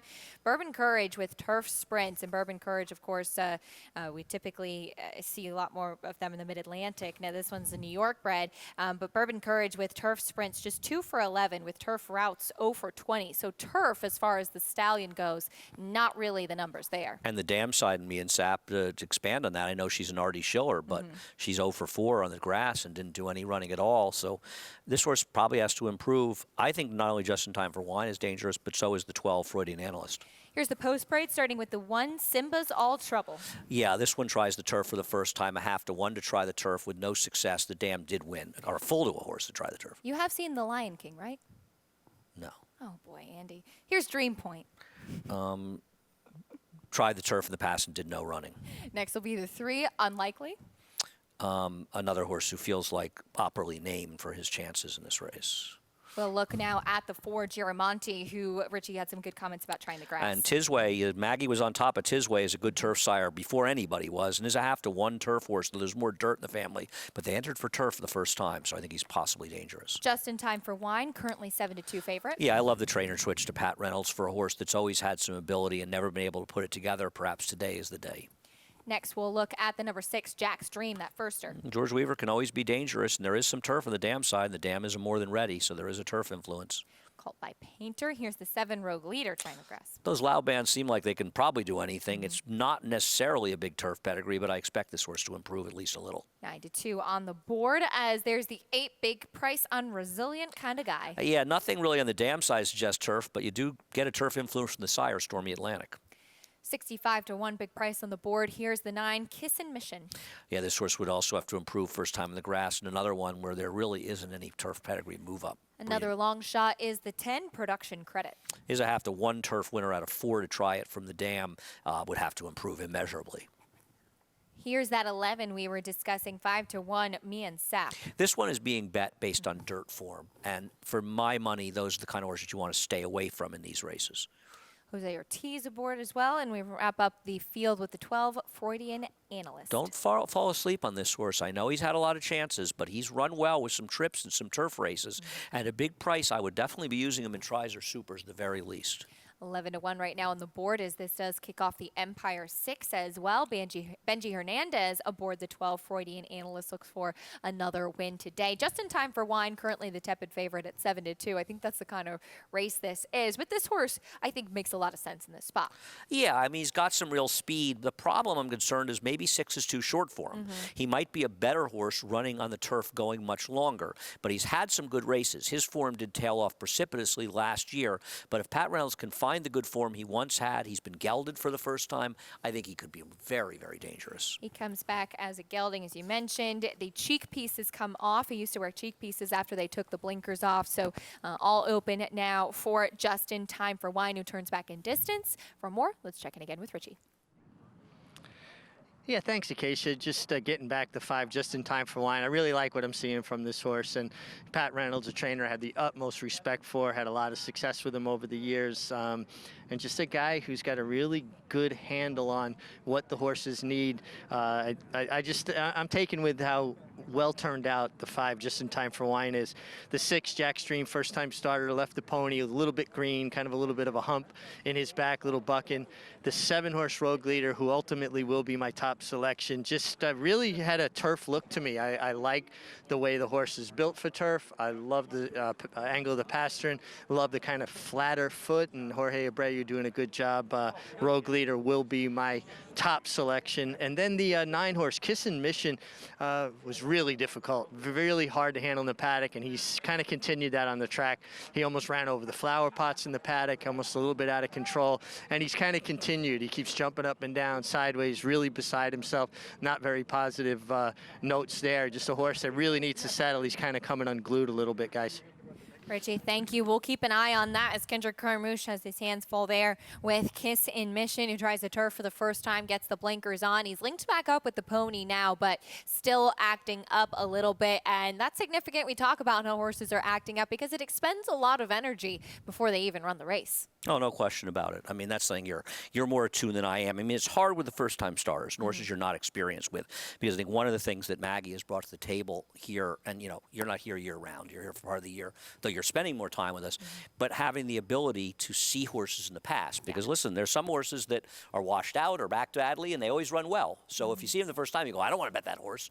But it turns out that's just the way they are naturally, and you almost wonder if you saw them and they were cool, calm, cool, and collected, maybe they really wouldn't run that day. Horses have their own personalities, as I know you well know. They absolutely do, and their own quirks as well. I mean, you think back, I always use Shackelford as the example because he was always hot and sweaty out on the racetrack. That was just normal for him, and a lot of his offspring are the same as well. So being able to have those notes, to look back on them, compare and contrast last race versus today, when you see a change, positive or negative, that can really help as far as having a short price or a big price on there. But Kissin' I'm looking at Kissin' Mission.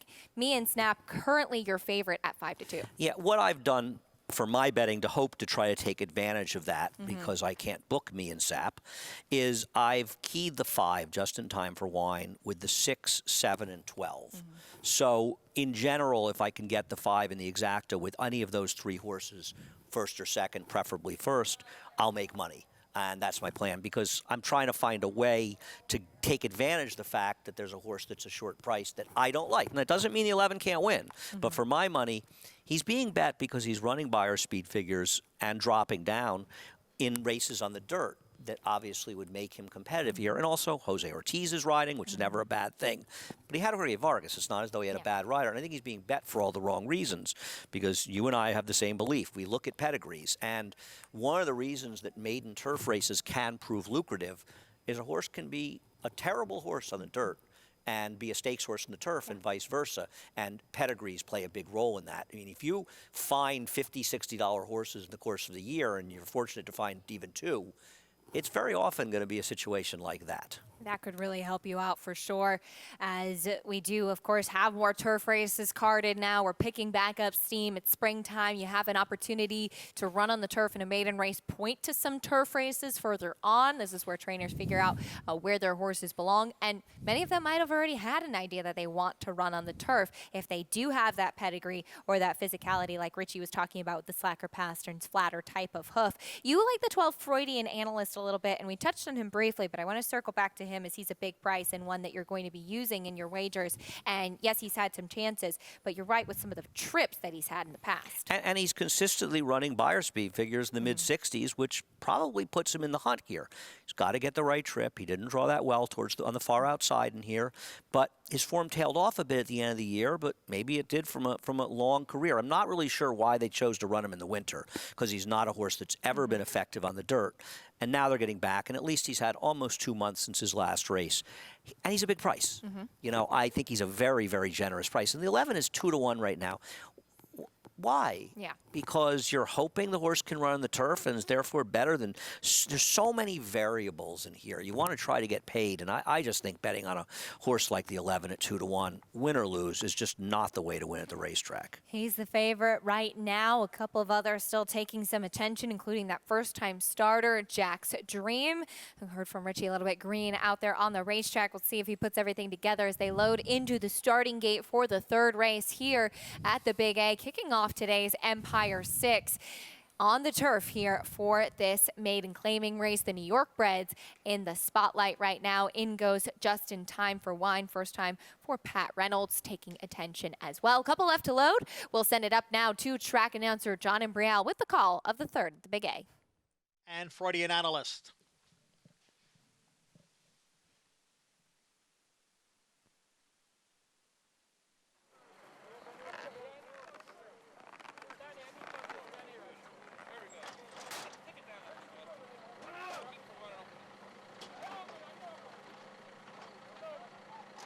They're all in line.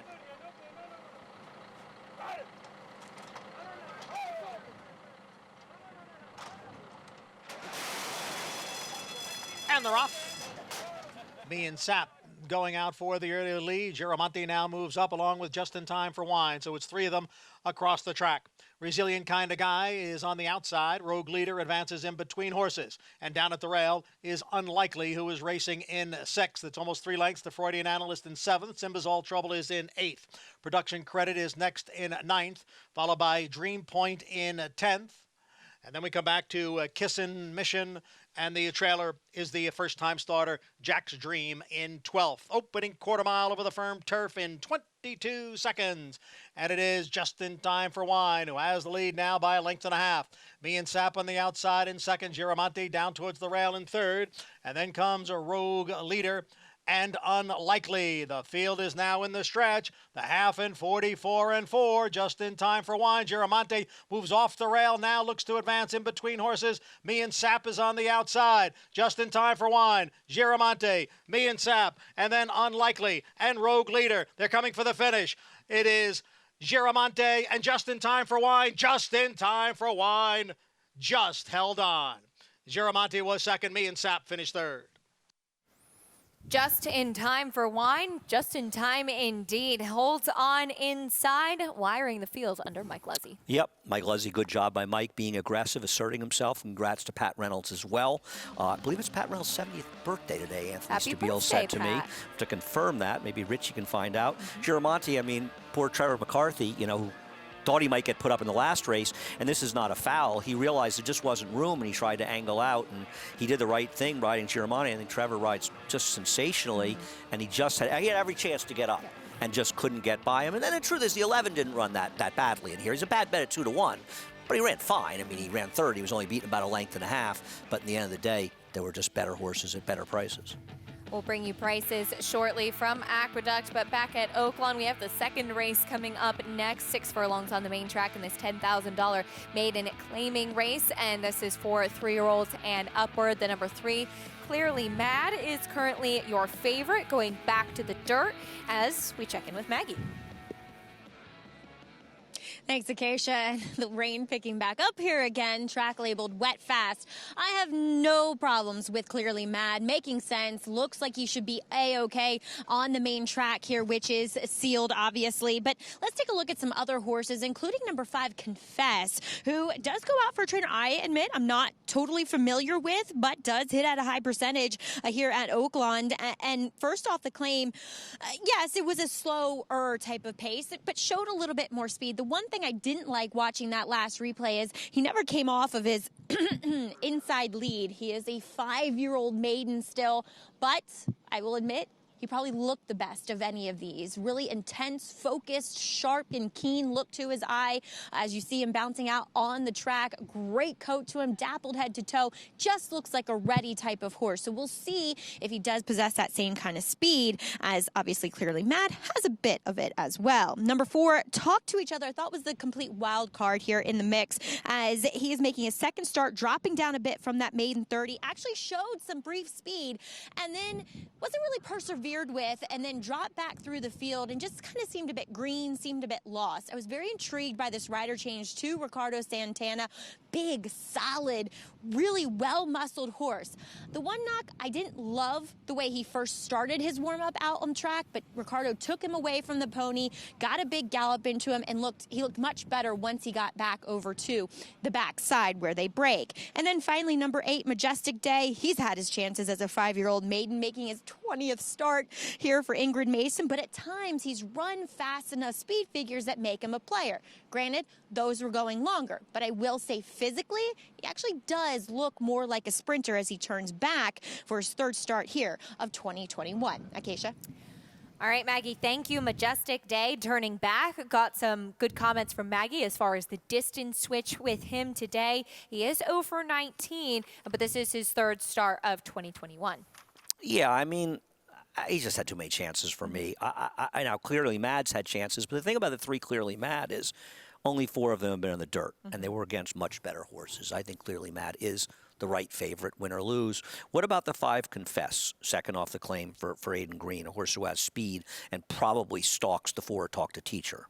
Yeah, I got some good notes from Maggie as well on this one. Aiden Green, the Sparn, batting at about 26%, having a good year for sure. But this one, I agree, has speed. I thought ran fine last time out, and this one, hopefully it can take a step forward. And as far as being a 5-year-old, typically when you see some older horses, you will see more chances. As back at Aqueduct, just to let you know, we do have another inquiry and objection, not on the winner just in time for wine, but on the 2nd and 3rd place finishers. If they take Trevor McCarthy down for second after not placing him first in the second race, I think Trevor might need a drink.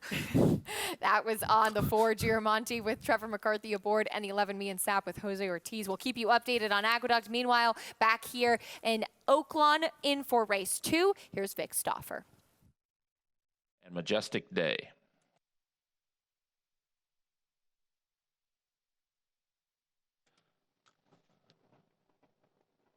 They're at the post. They're off.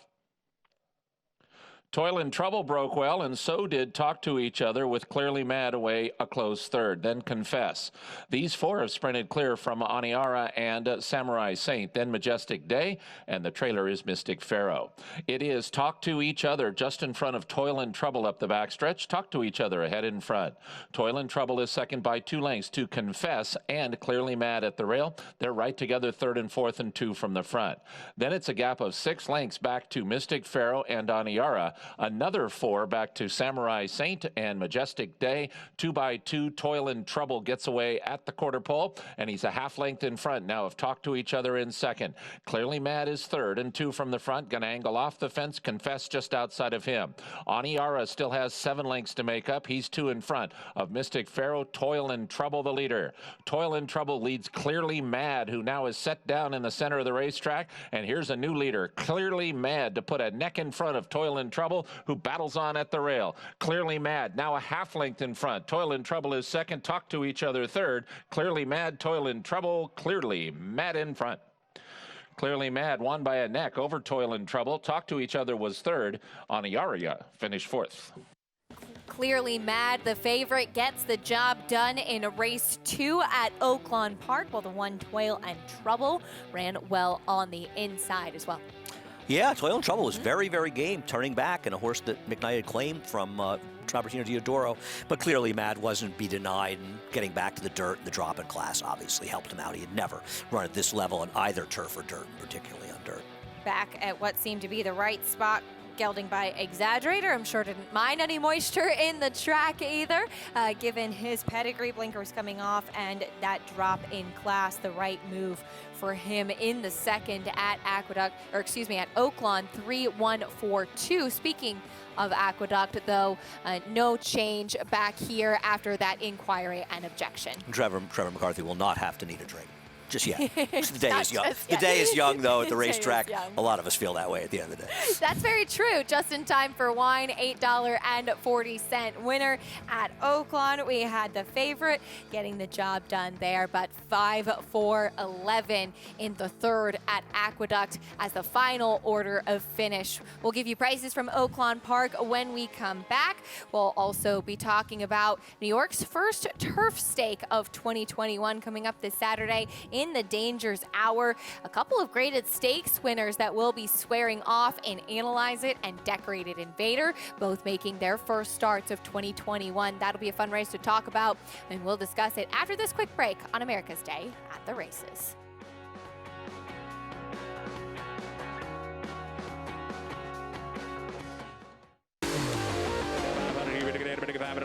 Now, 500,000, well done. Audible let loose on the outside to take the lead. Audible by 3. Hofberg can't get him. Audible, no doubt about it.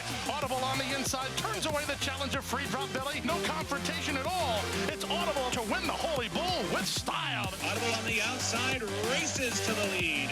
Audible wins by 2.5.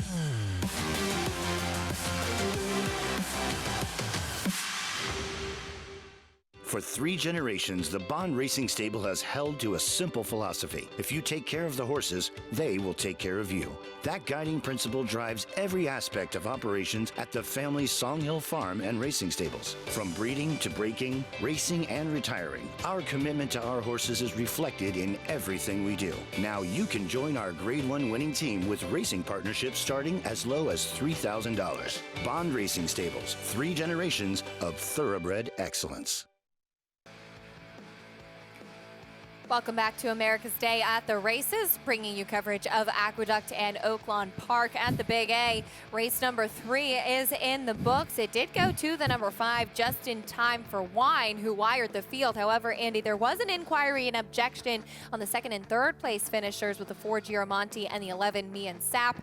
No order change as far as the finish. Yeah, this was really nothing watching the head-on, and certainly nothing compared to the second race, but the stewards did the right thing, and they immediately dismissed it. And in fairness to the stewards, they're consistent about herding. I don't agree with their call in the second race, but we said it before, the whole thing, that they often leave those horses up, so I just happen to disagree with them. In this case, they seem to have made the right call. Did not affect anything as far as your winner. $8.40 winner for Just in Time for Wine, start number 18. The winning one, his first start for Patrick Reynolds. As back at Oaklawn, we had a formful finish here as far as Clearly Mad, your favorite, getting the job done over Toil and Trouble, who tried to take them wire to wire. Yeah, and held very gamely. Love those turnbacks, right? Getting it done. And it does seem like inside position with this track sealed has not been a bad thing to have at Oaklawn. Not saying it's some sort of bias, but it certainly hasn't been a detriment. Though this horse is well off the inside, but Clearly Mad just wore him down. We said before the race, the right favorite didn't have to win, but did get the job done. Congrats. 3-1-4 at Oaklawn Park. 3-2 favorite gets the win. $5 winner there under Martin Garcia. Those are the prices there from the second at Oaklawn. More still to come from Hot Springs, Arkansas, as well as from the Big A. Turning the page now, we get ready for the 4th race, a mile on the main track here, $35,000 claiming race for 3-year-olds and up, which have never won 3 races. The entry currently 2 to 5, a very short price on the 1 and 1A. I'm sure a lot of the money coming in on Indian Counselor, who had that game victory last time out. Yeah, no question. This is the one who's favored. They're not betting Social Group. He'd be 5 or 6 to 1 his own. If Indian Counselor runs back to his last race, he's almost a cinch in here. Short price, though. 1 to 5 right now, and that one is we get ready to kick off the late pick 5 from Aqueduct after this. Stay with us on America's Day at the Races.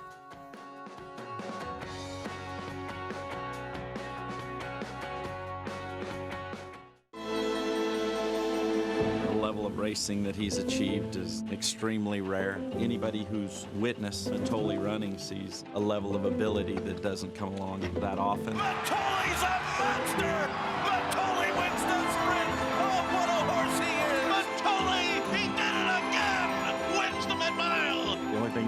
one Matoli's a few Matoli's. The mighty Matoli, who won the Fargo by 3.5 lengths, the new stakes record. Be a part of the racing action Saturdays at Aqueduct with live money contests available online through Naira Bets. A $300 buy-in adds $200 to your contest account, while the other $100 funds the cash prize pool paid through 10th place. Follow along with the races on America's Day at the Races while keeping track of your leaderboard standings on Naira Bets. After the contest, your bankroll and prize winnings are shifted back into your Naira Bets account to start betting or withdraw. Register to play today at nairabets.com/contests. Eclipse champion Blaine. Among sires with less than 10 crops, he has more Grade 1 winners than any stallion standing under $100,000, including Grade 1 winners Nadal, Marley's Freedom, Fault, Abscond, and French Classic winner Singa, plus these recent standout performers. With success on the track and with yearlings bringing up to $400,000, this proven son of Arch is truly a gold value stallion. Blaine, standing at Claiborne Farm. Racetrack Television Network brings you every race, from every track, on every screen, every day. With monthly packages starting as low as $5, RTN gives you great value and access to more live HD streaming and race replays than anyone. Visit RTN.tv today to sign up and watch on almost any device, including Roku and Amazon Fire. Use promo code TRYRTN for a 5-day free trial.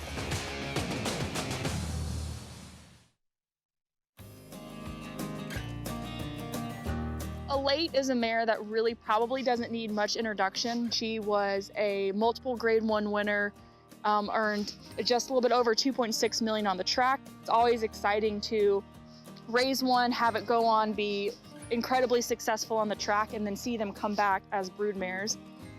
She very gracefully transitioned into her next role of being a mother. She was pure grit and class on the track. She has been absolutely classy as a mother. She's taken to her new role very, very easily. She's a fantastic mother. The Elate filly is by Warfront. I would definitely classify this filly as a spitting image of her mother. I remember Elate as a foal, and watching this baby, it's bringing me back a little bit to when Elate was a baby. Spitting image, very classy baby as well. I can tell that she's definitely going to follow in her mother's footsteps. She's classy, she's easy to work with. She, so far, taken every lesson in stride, has a really great start so far. Elate is a mare that I think for most Claiborne employees really holds a special place in our heart. It's really gratifying to see our horses go on and be successful, but to watch Elate blossom into the just powerhouse that she was on the track. She was classy, she was gritty, she was tough against the boys, she beat the girls, she did it all. Leaving the others behind, Elate dominates the Beldame. And then to see her come back and be a mother and just be so natural at it, it's like part 2. She'll most likely stay with us and go on and race under Del Schneider Silks, just like her mother did. She'll be here until summer of next year. During that time, we're going to be concerned with her growing, being happy, being healthy, and really developing into the racehorse that we think she can be. Elate, what a horse she was on the racetrack. Multiple Grade 1 winner. There's a look at her Warfront filly in that feature, and that is exciting. As Andy and you were just kind of reminiscing here about how much we enjoyed her racing career and getting a chance to see her foal now on the racetrack soon. There's so many things to love about racing. Yeah. But, seeing these horses over the years, and, the first time I went to Claiborne, I'll never forget it. And it's such a great place to go to, and I can't recommend enough people to go there for a tour. But Believe It was still there, who I had seen beat Alidar in the Remsen. Seeking the Gold in 49er were in adjacent paddocks. Danzig was there. Easy Goer was still alive at that point. It was 1994. And, Elate, seeing her break her maiden here at Aqueduct, and so many of her races in her career, and then her foals, they come out, and it's the continuum of horse racing, right? And the longer you're around, the more opportunity you get to see the foals of broodmares, dams you've seen, as well as the sires as well. And it's just so much fun, and it makes the game so much more enjoyable. It is, and to see those physical or mental characteristics that they pass on as well, any sort of personality or physical appearance, it's always fun and it's exciting, and a great career Elate did have for trainer Belmont, taking on the boys towards the end of her career as well. No, Bill never afraid to do that. Yep. Claiborne, it's just, to me, Claiborne is just, says horse racing. Absolutely. You go to Claiborne Farm, they have the private cemetery, which is like a hall of fame of great horses to go there. And Walker Hancock took me there last time I was there. And I just can't say enough. If you're in Kentucky, go to the farms, visit them. And Claiborne, you can make tours. You don't have to know anybody. You can call them up and make an appointment. And it's just as special a way to spend some time and appreciate these great horses and see them out in the fields. And it's just, I can't say enough how great it is. The history there as well, the legacy of the operation. Looking forward to seeing that filly down the line by Warfront out of Elate. What a pedigree that is. Now here at Aqueduct, we have the 4th race coming up 2 to 5 on the entry. Currently, Indian Counselor is the plain one. There's a look at him with that win last time out as we head down to the paddock and check in with Richie. Yeah, before we talk about these horses, Acacia, Andy, in fact, it is Pat Reynolds' birthday today, so nice to see him get a winner on his birthday. And Mike Luzzy contributed a really fine ride. And just a little comment on Mike. Mike's a rider that's been injured pretty badly at times, and as a former rider who had his share of injuries, I got to a point where my body just couldn't take it anymore. So I give Mike a lot of credit that he's still out there competing. It's been over 11 years for me. I just couldn't do it anymore. So I really appreciate and admire what Mike's still able to do and ride at the level he can when he gets live horses to ride. As far as the horses here in the paddock, the entry from Mercan Kentamasi, they look fantastic. They're just incredible caretakers. Mercan and his family, they do a great job. These horses look good on paper, but both of them are just really well turned out, and that speaks to their horsemanship. In general, the 4-horse Tri St. Lorenzo could not look any better. He might be just a tick above everybody else from a physical perspective here in the paddock. Now, just because a horse looks fantastic doesn't mean that they're necessarily fast enough to win, but generally the way I look at it is I think they're going to run their A race, give their best effort because of the overall general health I see. And I'm seeing that from Tri St. Lorenzo. The 6 as well, Tapazirant's making a nice impression. Carl Broberg, the trainer, Heriberto Cedeno, everybody around the racetrack knows him as Ocala. Long-time assistant trainer to P.G. Johnson before embarking on his own training career, is the assistant for Carl Broberg in New York, and he is a tremendous horseman, does a fantastic job. So I'll get a look at these guys warming up before I give you some final comments. Richie, thank you. Tapazirans, first off, the claim for Carl Broberg and training here, based at Belmont, in fact, on the training track. Finished 2nd last time, took over the lead, and just dueling down to the wire with Royal Suspect. Yeah, to talk about that race a little bit more, we're talking about Tapazirans. I mean, listen, I think he ran very well last time, and the problem I have a little bit, frankly, and I know Carl Broberg has a lot of success out of town, he's 0 for 9 so far with his claims in New York, I think with 3 or 4 hitting the board, and he's underperformed. Listen, I mean, he's a great claiming trainer, and he has great success. You don't need to make apologies for him, but coming to New York and trying to enter into the claiming game is a challenge, and so far it hasn't worked out. He hasn't had no success at all with his claims, but it hasn't worked out, so I just don't know. I do think that he is the other horse besides the one. He, along with Tri St. Lorenzo. The 5 is loose in the paddock, Not That Brady? Yes. So we will have a little bit of a delay there as the 5, Not That Brady, loose in the paddock area. Yes. The others, though, he was caught, so that's good. If the 1 runs his race that he did last time, and so many other dirt races, listen, the 2 to 5 is ridiculous, but he is extraordinarily hard to beat. There was the 1, there's Not That Brady. He was caught there by one of our outriders. There he is in the paddock, and it will continue on with the post parade in a moment as we check in with Richie.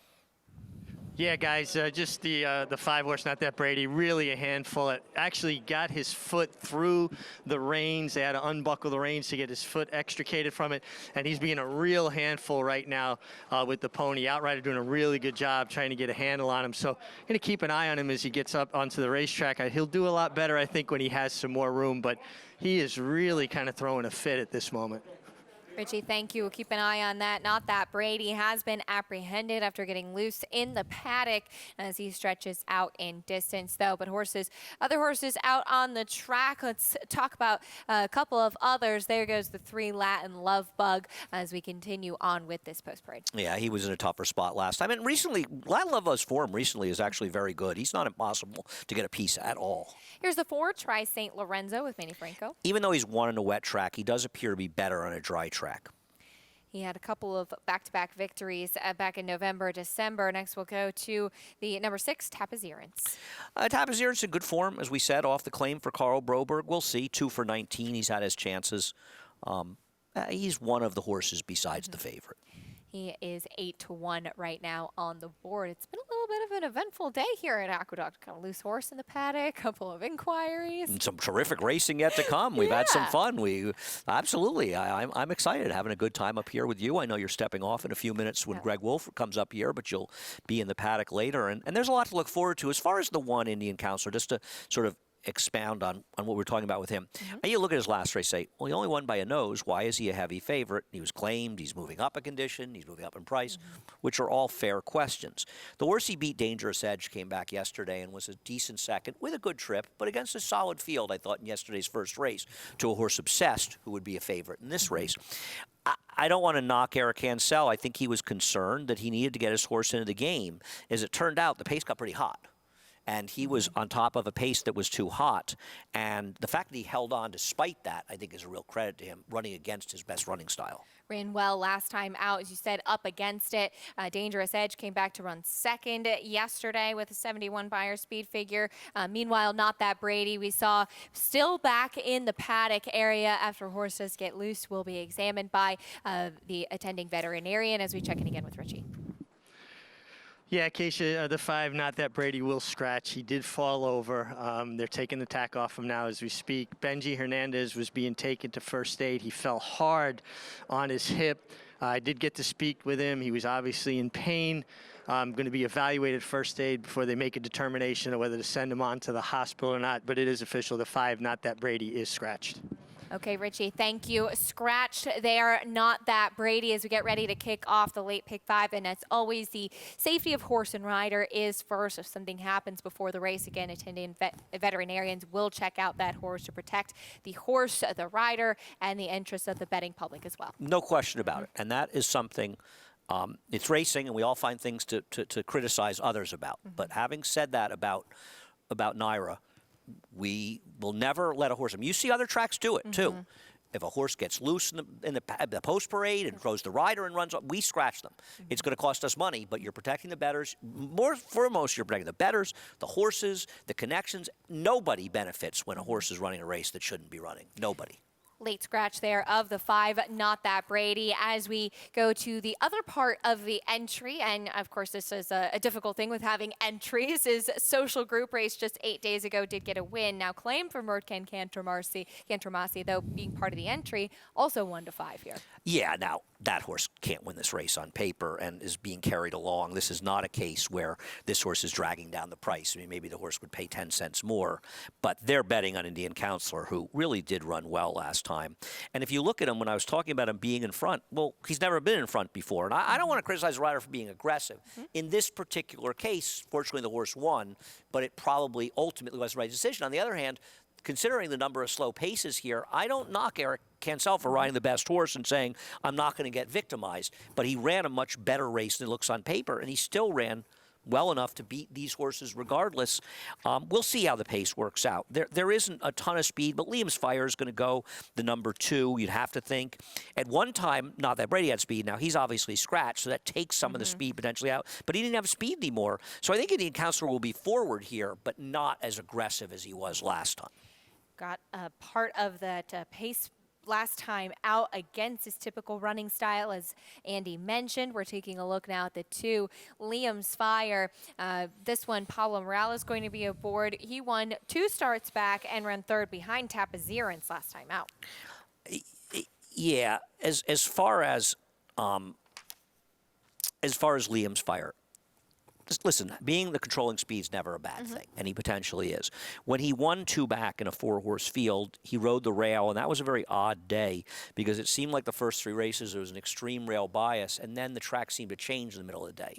And that can happen. It seemed to happen that day. Now, he came back, and he actually showed his effort was okay because he came back with a similar effort. The problem is, even under relatively optimal circumstances, it just doesn't seem he's clear enough, fast enough to beat Indian Counselor, Tri St. Lorenzo, Latin Lovebug, or Tapazirans. So it's just hard to make a strong case for him, though potentially he could be the controlling speed. He should be the controlling speed. And he is the longest shot on the board at 18-1. You mentioned Latin Lovebug. He's 7-2. Now, he did try Stakes Company, obviously significantly tougher last time out. Yeah, now, those were starter allowance races, and so, but they were solid fields. And Ryan's Cat, who won, is, I mean, he's looking like he could be ready to try legitimate Stakes Company since Rudy Rodriguez claimed him. He's run 2 giant figures and 2 very impressive wins.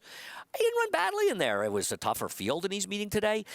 My question is he a horse gets better with distance? Well, I guess he's run well enough at a mile in the past to say he has a chance. Let's see how that stretch out does go today. Meanwhile, Tri St. Lorenzo 7-2 on the board. His horses finishing up their warm-ups, and we check in again with Richie. Yeah, and I kind of qualified what I was saying about Tri St. Lorenzo earlier, is that, you know, just when a horse looks that good, it doesn't mean they're fast enough to win the race, but I believe it indicates that they're going to give a good effort, and maybe their best effort. Well, he continued to impress me, the 4 Tri St. Lorenzo. I loved what I saw in the paddock, and I loved even more what I saw in the racetrack. So ultimately, that's where I landed on the 4 Tri St. Lorenzo. Just couldn't get past what I saw on the racetrack. Just a horse that's really exuding overall good health and great energy. I mean, really great energy. So that's my pick, guys, the 4 Tri St. Lorenzo. I'm going to head to first aid after the running of this race, check on Benji Hernandez, and get a little bit more word on his condition. Great, Richie. Thank you. Please keep us updated. Of course, thoughts with Benji Hernandez that he will be okay and be able to continue riding this afternoon as well. But safety first and foremost, and he will go to first aid, and certainly thinking about him. Yeah, I'd appreciate Richie going up to find out about him. And as you said, we all hope that he's okay. 2-5 now on the entry as they load in here for the 4th race. We'll send it up now to track announcer John Embrial with the call.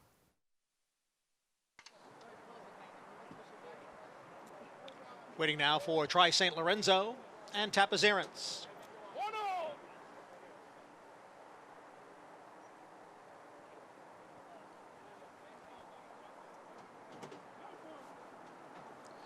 They're all in.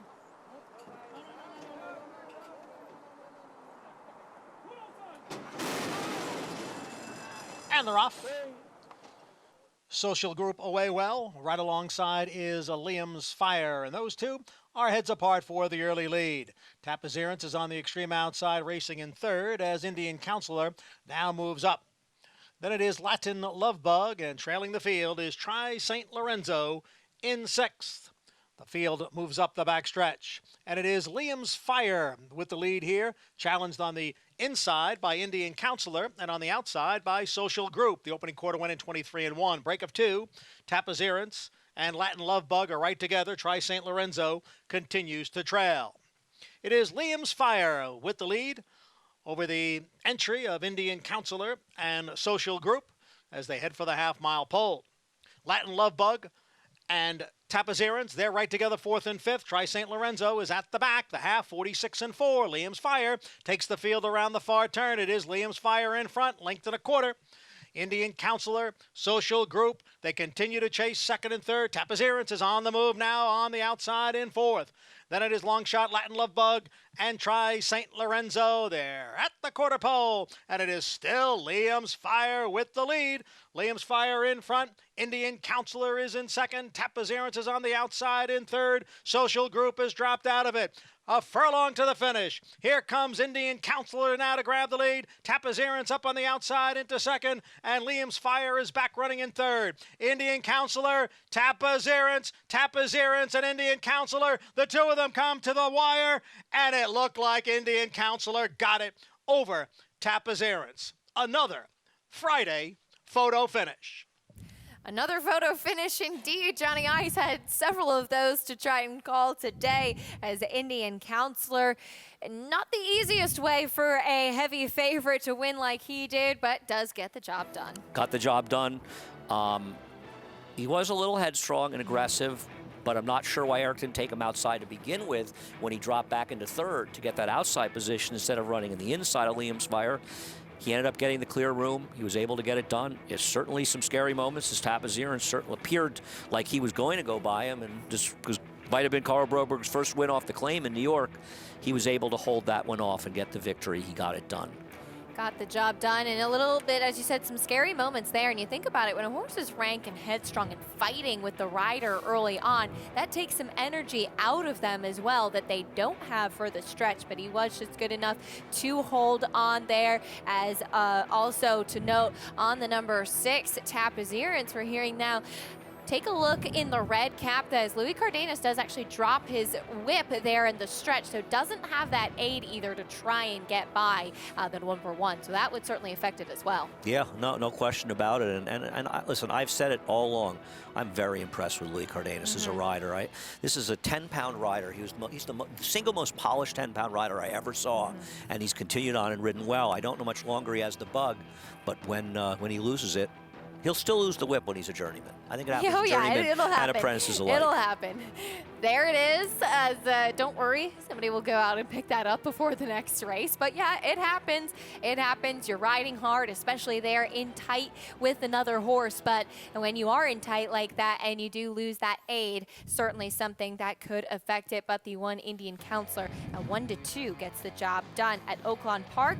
The third race coming up next. We're a mile on the main track. This is a $10,000 claiming race for fillies and mares, 3-year-olds and upward. And currently the number 5, Indian Bella, is your heavy favorite. Yeah, and she looks like she's very much the horse to beat in this race. A little less distance than last time. She was running in. I mean, she's just dropping off the cliff. She's the one to beat. I thought the inside 2 were the other 2, and the public seems to agree. Jock off the number 1, Fabulous Girl. Looks like she will load without the rider being a little bit headstrong, balking there behind the gate. And she's already raced 21 times. You'd think that she'd know the score by now as to what happens when you go to load into the starting gate. Yeah, I mean, once again, if Maggie was there every day, she'd be able to say to us, well, she does it every time. And it never ceases to impress me with Maggie. All I have to do is mention something about a horse, and either to her or she texts me right away, and she says, oh, that always happens. Or, I say, was on the show, was this horse, I feel like this horse was scratched 3 weeks ago, and within a minute I'm getting a text from her telling me what day and what race and what the circumstances were. Those notes are incredibly helpful, and yeah, she does a great job in following all of these horses on this circuit year-round. A huge aid for sure as we are getting set here for the third at Oaklawn Park. The one Fabulous Girl still giving them some trouble behind the starting gate. She's got a couple of those assistant starters on her to try and get her to load in. Some of the outside horses already in the gate and the rest circling behind before they do load. And that one horse just giving them a bit more trouble there. So we have a little bit of time, Andy, as she's giving them some trouble. You said the inside two seem to be another couple of horses that could potentially be players in this spot. Well, you've got Tom Amos off the claim with Big Tiny. He's 9 for 22. He's 9 for 24, stretching out from a sprint to a route off the claim. So it's something he's done well in the past, though he's 0 for 3 at Oaklawn. But Sample says he can do it. And Fabulous Girl is another one stretching out. And you got to think Fabulous Girl is going to try to wire the field. And we've seen so far inside speed work out fairly well. So maybe she can be forward. The problem that Fabulous Girl has is Indian Bella Bella's probably going to be sitting outside of her, and she's going to have to hold that one off and then turn back any closer, like potentially the number 2, Big Tiny. And she's also giving them a tough time, expending some energy. The short comment does say that she was unruly last time out. Obviously, just watching a replay, you don't see what happened before the race, but she was difficult prior and last time out, so this could be a normal activity for her as she is finally loaded in. There goes Big Tiny, and now we are off and moving now, loading in for the third race at Oaklawn Park, and we'll send it up to track announcer Vic Stauffer with the call. Santa Ana wins.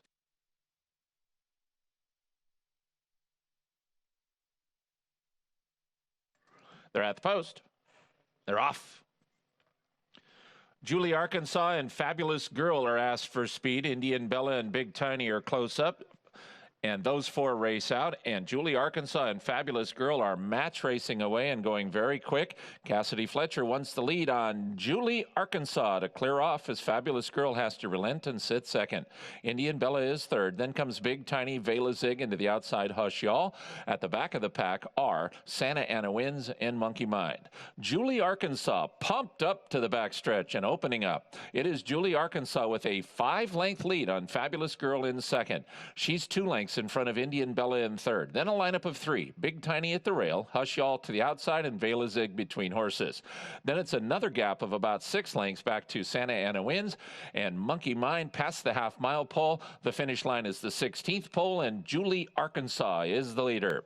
Julie Arkansas into the far turn. That lead of 5 is now down to less than 3 as Fabulous Girl and Indian Bella move as a team after her, and we could have a new leader midway on the far turn, and it could be Fabulous Girl, who has moved right alongside and right by Julie in Arkansas. So the new leader is Fabulous Girl, but she's still got work to do as Indian Bella comes to take her on in second. 3 back to Big Tiny and Hush Y'all. Then comes Monkey Mind, top of the stretch. Fabulous Girl cuts the corner and leads. She's got a 2.5 length advantage now from Indian Bella in second. Then Big Tiny and Hush Y'all, but Fabulous Girl is opening up, and she is running away. Fabulous Girl now 6 in front. Going to be close, maybe Hush Y'all for second. Fabulous Girl.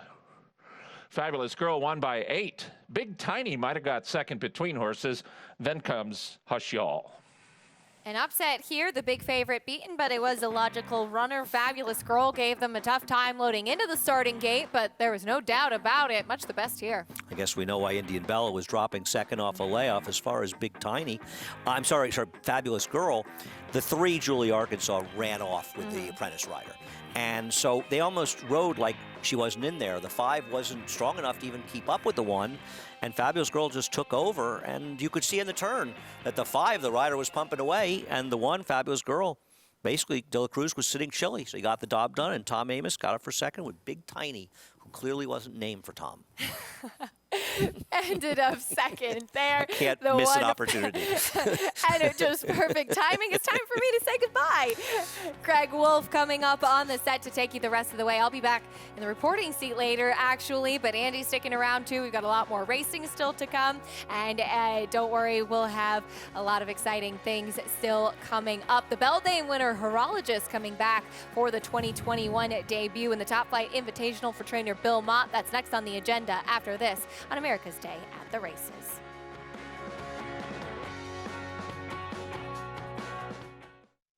The ultimate accolade for a racehorse is to be named Horse of the Year.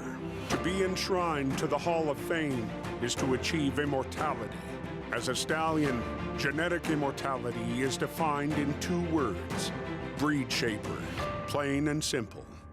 2-time Horse of the Year and Hall of Fame inductee, Curlin, is just that. Breed shaper, Curlin, the classic sire.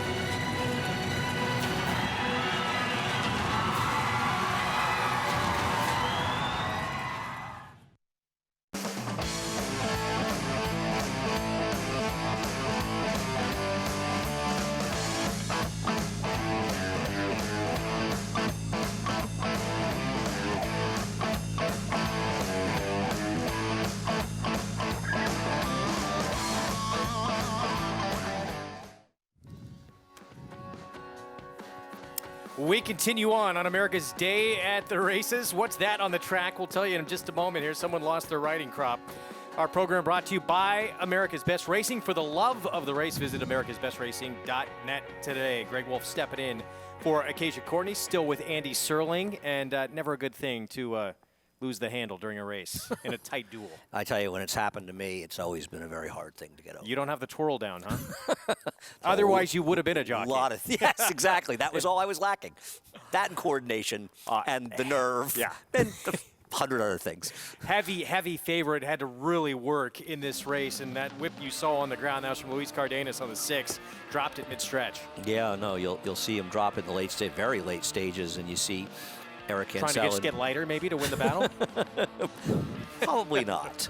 But of course, Eric Cancel and Luis Cardenas both have the same agent, PJ Campo, and he really does a fabulous job for both of them. 1-2, Indian Counselor gets it done, but that was too close for comfort. Mercan Cantermasi, Krakow Racing, Eric Cancel, $3.10 on a race that kicks off the late pick 5.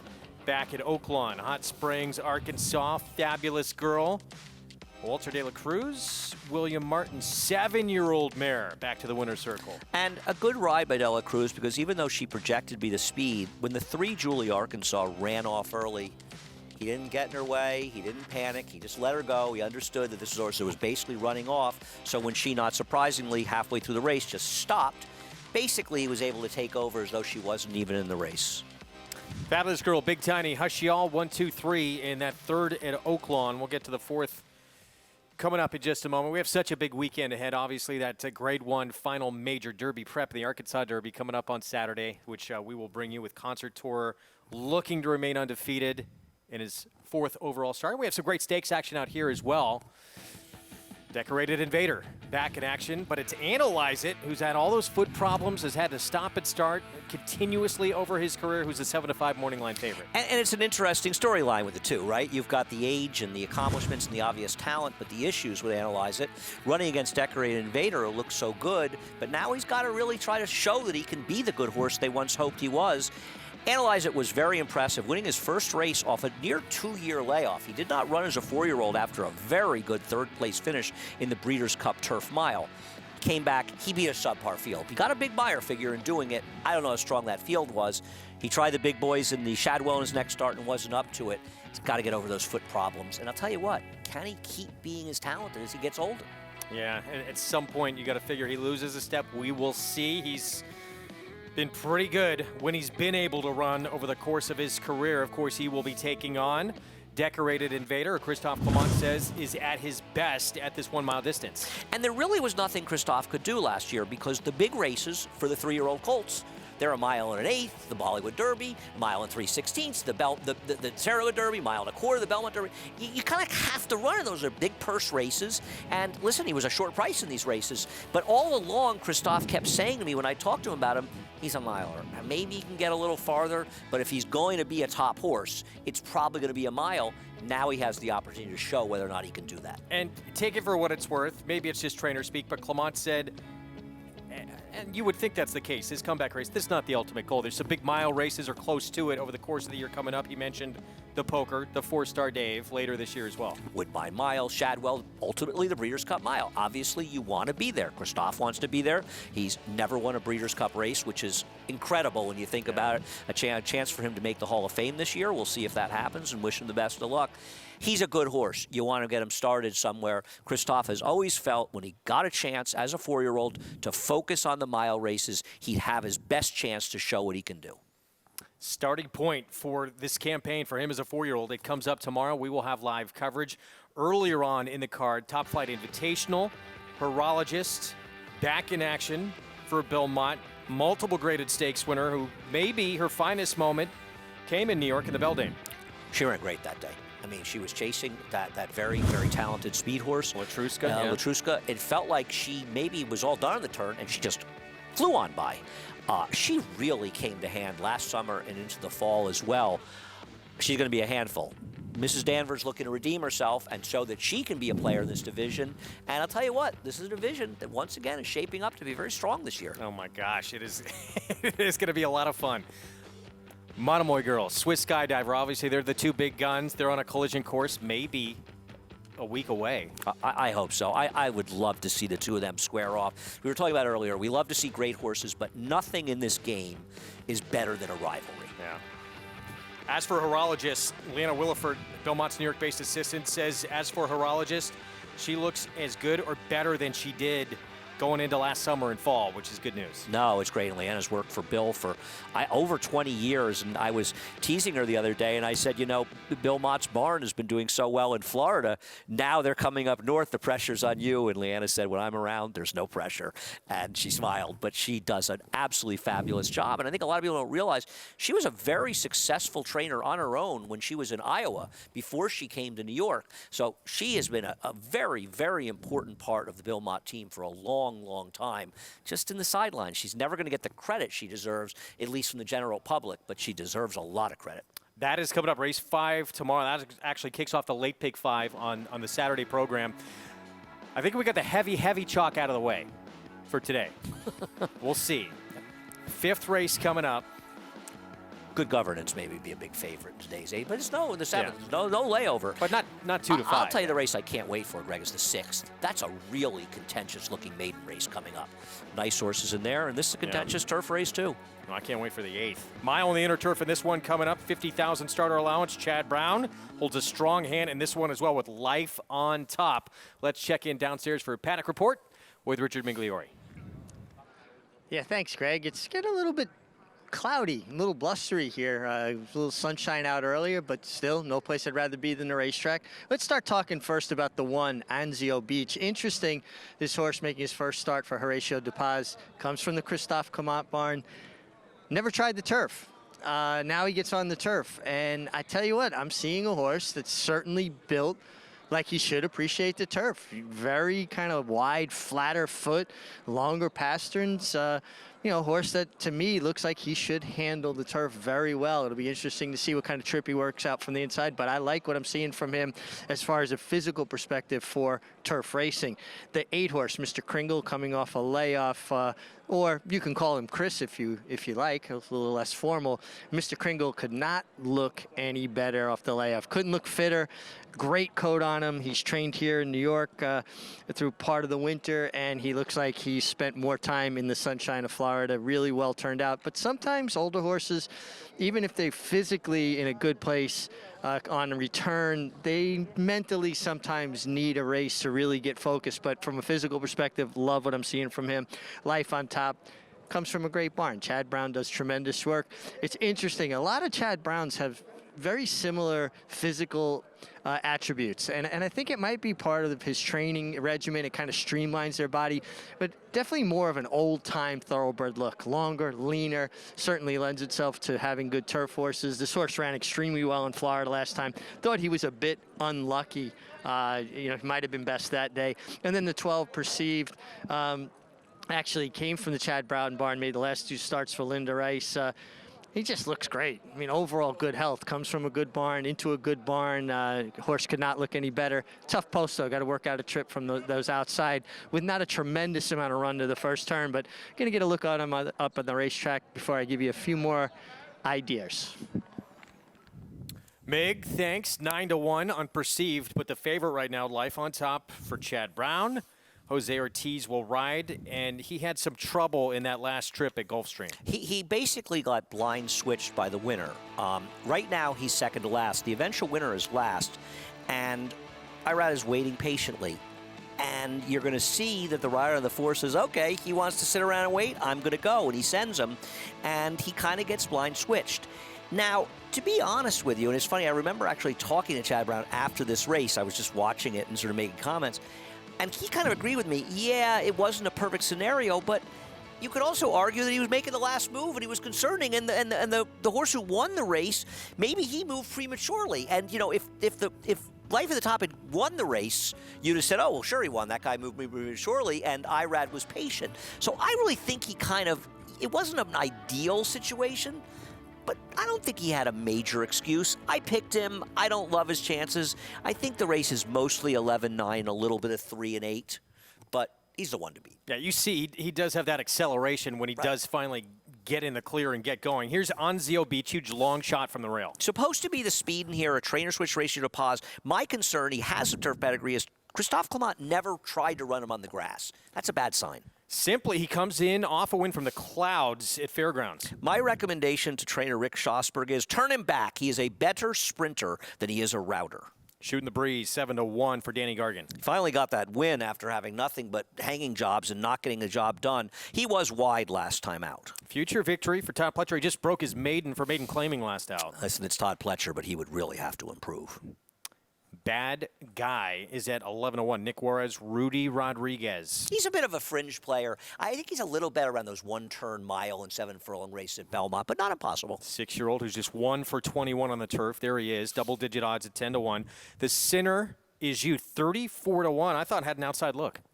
The Sinner is you, Greg. What Don't did I do? say the Sinner is me. The Sinner is you, Greg. Probably right. He's fast enough that he shouldn't be 34-1. I don't love his chance, but that's a crazy price. Yeah, I like the way he looks on the racetrack, too. 22-1, time to testify the 7. His last turf race was against better horses, and he potentially could be forward with the 1 in here. He's not impossible. Mr. Kringle taking play, John Terranova. He has a race that's as good or better than anybody in this field. He does, but he's another horse that fails to get it done in races where he's a short price, but he's not impossible. Mandate been consistently running decent numbers that are good enough to win here. It concerns me that he hasn't run since August, and Todd Pletcher could run in Florida and run him, but Todd Pletcher has very good numbers off of 6-month layoffs in turf routes. Chad Brown, Jose Ortiz for Nice Guy Stables, Life on Top. He's a logical type in here that ran fine last time. Chocolate Bar it would probably be the horse to beat in here, so it's not like he lost to a bad horse. And 10-1's a big price on Perceived, isn't it? It is and it isn't. I don't like him. If somebody likes him at that price, they should bet him. But I think if you look at his races, the turf races, the figures are very similar to his dirt races. But I think he was carried along because he was running in better fields, and he really didn't do any running. I think he's done more running in his dirt races. If somebody likes him, take the price. I don't happen to be that person. Let's go back to the Todd Pletcher runner. Mandate, as you mentioned, the layoff. We haven't seen him since August, so he didn't run down in South Florida for Pletcher. He has a win and 2 seconds in his last 3 outings, those last 2 coming at Saratoga. And he's a classic example of how Todd Pletcher can really improve a horse, because he wasn't bad, but he really improved in his last few starts, especially that race he lost to Bray, and Bray, who beat him 3 back and beat him here. Bray would be a player in this race, a horse that Christophe Clement had, and he was claimed by him. You can see Mike Rapoli Silks. I think Rudy Rodriguez has him, or he did for that race. I think Mandate is absolutely a player in here, and 9-2 is a generous price. I picked the 11 Life on Top. 7-5 is overbet. It's the Chad Brown factor. As usual. and I think Chad Brown would say the same thing. Yeah. He'd say, I think he can win this race, but I don't know why he's this short a price. Victim of his own success. As you look at the Todd Pletcher run, I actually thought Pletcher's winner's back in the 7th. Big chance to win that race today as well. And it's going to be a tough one where Chad Brown has 2 tough runners in that race. In Emirati and Good Governance. Yeah, I don't like Emirati. I like Good Governance. Obviously, he's a heavy favorite. I thought Emirati. I thought the horse Winner's Back. Yeah, I thought he ran better than Emirati did in the last race they ran, and Winner's Back has the benefit of being maybe the speed on the inside in that race. Hey, I agree with you. I think he's very dangerous in there. We're 2 minutes to post here in a race that kicks off the late pick 4. Let's head downstairs to Mig. Yeah, thanks, Greg. A couple of things. Horses are leaving the paddock, and I'm always looking at equipment, looking at riders' equipment. And they use different stirrups than they did when I was riding. You know, riders only ride with their toe in the stirrup, kind of avoid trying, get hung up in case there is something that happens. If you lose your balance, you come off. You don't want to be, hung up in the stirrup. So you ride basically perched on your toes, using your leg strength to kind of keep you in place there. But they have a wider platform on the bottom of the stirrups now, much different than when I was riding. Just interesting, the kind of evolution of equipment and how they've tried to make it better and better for the riders. So it's something that caught my eye. I thought was interesting to talk about, and certainly for me to see. Talking about equipment, the one Anzio Beach, he runs with basically a slide bit, a bit that kind of keeps a horse from lugging in or lugging sliding out, kind of slides through, works against sensitive areas, the nerves on the bars of a horse's mouth to give the rider more control. He really got amped up and much more on his toes as he got in the post parade. And I would think Anzio Beach is probably going to show pretty good speed from the rail. It'd be interesting to see how he negotiates the first turn, considering the equipment that he has on as far as the bit goes. And the 8, Mr. Kringle, Andy makes a great point. He's a horse that doesn't quite get it done, doesn't quite see it through, but I couldn't get past him physically on the racetrack. I think he looks fantastic coming off the layoff. Really love him from a physical perspective. And at 9-1, well, Mr. Kringle, you could make it Christmas for me today. How do we respond to that? There's nothing we can do about Richie. He's just, he's smooth as Velveeta. Migisms only on America's Day at the Races. So he likes a horse. Look, 9-1. Definitely, we talked about he has races to go back to that are good enough to win in this spot for sure. Yeah, and the thing about Mr. Kringle is, it's one thing to be playing against him when he's a shortish price and say he's a horse doesn't like to win. It's another thing when you're getting 9 or 10-1 on him. So price control is the most important factor. A horse that you would never bet at 2-1, you might make a big bet on at 8-1. Yeah. And it's not, you're just trying to. You're trying to figure out, I would never bet the 11 at 7-5. I'd much rather bet Mandate at 7-2 versus 7-5. There are better value out there. I don't know who they are. It is a concern there's not much pace in here. I'll tell you, if you want a horse that's going to be forward, that's an insane price, why is Time to Testify 38-1 in this race? The last time this horse ran on the turf, he got an 80 buyer. If you look at the field he ran with, the horses he ran with are significantly better than who he's facing today.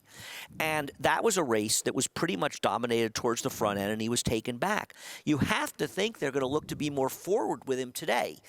The one, Anzio Beach, if he turns out to be a turf horse, so be it. I doubt he does. I don't love this horse, but he's 40-1. It just seems like there's horses getting lost in this race. Yeah, he's way too big a price. I thought the 6 is way too big a price, and I thought he made a nice appearance on the track, too. I don't know if he can win, but I maybe could get a piece of it. And what about, we didn't really talk much about Danny Gargan's Shooting the Breeze, the 3 at 7-1.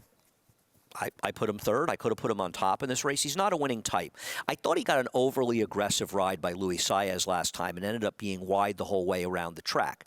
It was a tougher field in general. He's not a winning type, and he beat a weak field first time for Danny Gargan, but I don't disagree. I think his odds are very fair at 6-1 if you like him. But as we see here all the time, this barn, Chad Brown, when he is especially with an Ortiz brother on board as well, just going to take more money than should. Deserves to be favorite, but likely not 7-5 in here. Is the one to beat, though, however. As you say, it's the curse of success. It's why trainers like Chad Brown, Todd Pletcher, why it's very hard to find statistics where their ROIs are positive. Because they're winning with horses that should pay $8 and they're paying $6.60. They're just underlays, and that's why you try to find opportunities to bet against them, because they're underlays.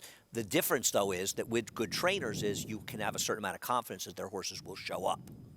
That's what separates the top trainers. Their horses will run to their ability with a higher consistency level. What we saw with Jose's brother on board last time in the race at Gulfstream, make that late move, sit, wait, be patient. How far back are we going to see him today? Well, I think that's a valid question. There isn't a ton of speed. I won't be surprised if he's 6th or 7th early.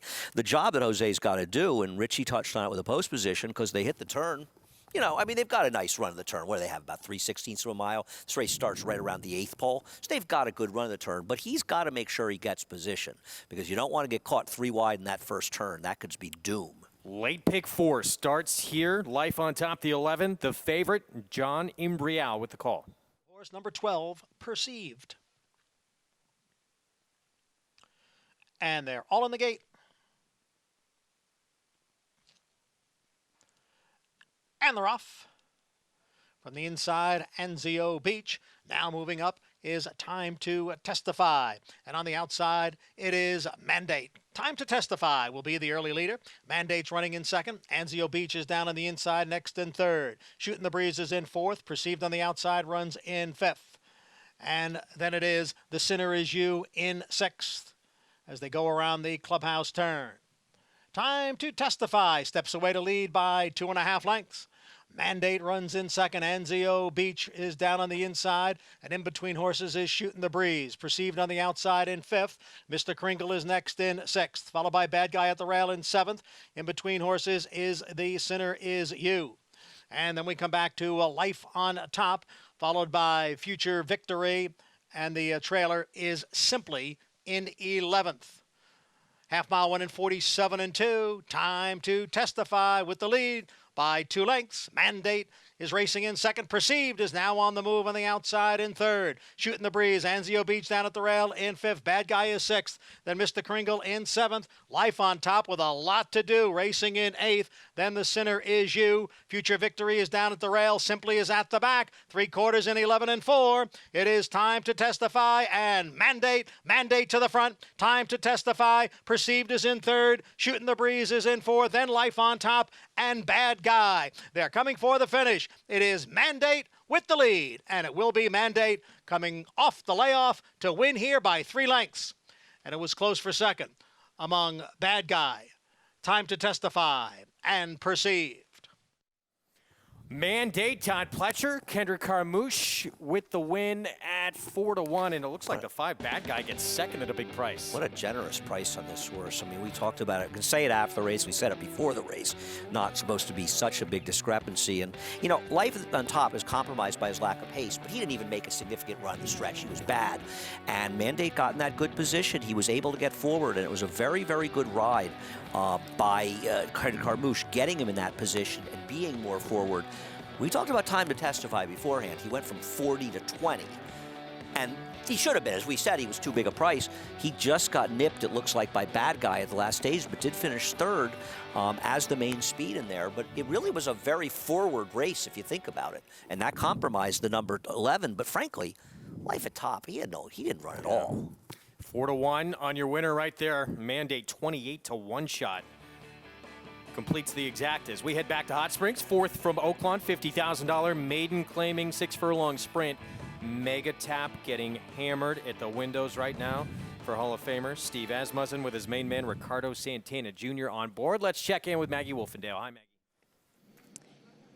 Hey, Greg, and it's still not clearing up. It's still a little damp out here. Track's still labeled as wet fast. And Mega Tap, he's run 3 consecutive seconds, and I have no problem with him. We'll see if he can finally break through here. He does have that nice early speed, but there's 2 first-time starters, actually both of which taking money respectively. We'll start with the one that will break from the inside. That's number 2, Gold Money for trainer Brad Cox, the son of Golden Sense. The dam unraced, the one sibling not much, but the dam herself actually have to a multiple graded stakes winner going long on the dirt and on the synthetic. But being by Golden Sense, this guy looks more than capable of being competitive at the 6 furlong sprint distance. Fit, ready, professional, very quiet in the paddock, came alive out in track, all signs that you want to see. The only drawback for me is wearing blinkers first time out. And Brad Cox is one of those guys where I'm not sold with the blinkers at first asking. So we'll see how he does, but does appear to be ready. As number 4, Are You Happy? A son of Run Happy. Same sort of dam side pedigree as the aforementioned number 2 in here. The dam actually have to a multiple grade 1 winner going long on the dirt. Actually does possess a bit of size, and some of the Run Happies that I've seen are a little bit on the smaller, more compact side of physicality, and this guy a little bit longer, rangier, probably fine at the 6 furlong distance to start. Is wearing blinkers too, plus a shadow roll. A shadow roll is that fleece that you see across his nose. The idea is that it'll make a horse drop their head a bit more because they're trying to look out and down over that piece of material.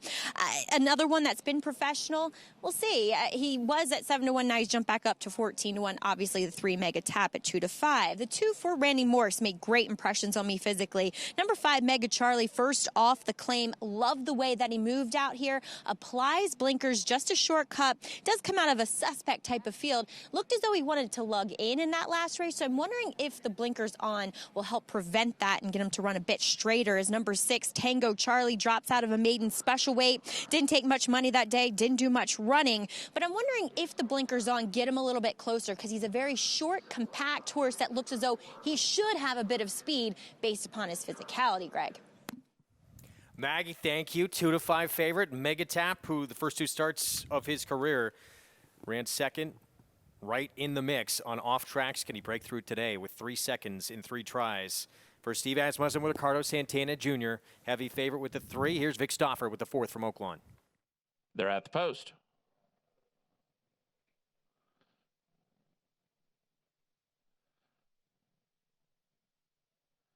They're off. Good start for Tango Charlie and Mega Tap. They're quickest. Mega Charlie away. Next, it's Between Horses and Are You Happy? Then Awesome Launch and Tango Charlie, and the trailer at the back of the pack is Gold Money, and the leader is Tango Charlie. Tango Charlie sprints clear now by 2.5 lengths from Mega Tap and Mega Charlie. They're right together, 2nd and 3rd. Awesome Launch is 3 wide in 4th. Gold Money moves through at the rail, and here's Gold Money and the white and red moving up nicely for Joe Talamo. Gold Money could go from 4th up into 2nd soon. He's on the fence and on the move. So at the top of the stretch, it is Tango Charlie, the leader. He's 2.5 lengths in front of Mega Tap in 2nd. Gold Money is now in 3rd, but Mega Tap is after the front-running Tango Charlie. Tango Charlie leads. Mega Tap is clearly 2nd now. Gold Money's back in 3rd with 4 lengths to make up. Final furlong, Tango Charlie and Mega Tap. It's down to these 2, and Mega Tap is coming on with every stride, but he's still a length behind. Tango Charlie leads. Mega Tap trying to push on by. Tango Charlie reaches. Mega Tap 2nd. Tango Charlie, Mega Tap, Tango Charlie. Tango Charlie beat Mega Tap 1.25 lengths. Gold Money was 3rd, and Awesome Launch finished 4th. Tango Charlie, you kept asking the question, why is the 6th at price on the board? And this horse goes gate to wire for the win. Yeah, I have no idea why this horse dropping down from maiden special weight to maiden claimer was 20-something to 1 in this field. I know he had to improve, but it's his 2nd start. The trainer has good numbers, maiden special, maiden claimer. And a great job by Torres just putting him on the lead. We've seen speed do well, and at the end of the day, Mega Tap, I don't think he gets by you and I in a horse suit down the lane, Greg. 4 starts, 4 seconds. It's been a little bit of second-itis for him, a lot of it, actually. Big price goes gate to wire here in the 4th at Oaklawn, Mags.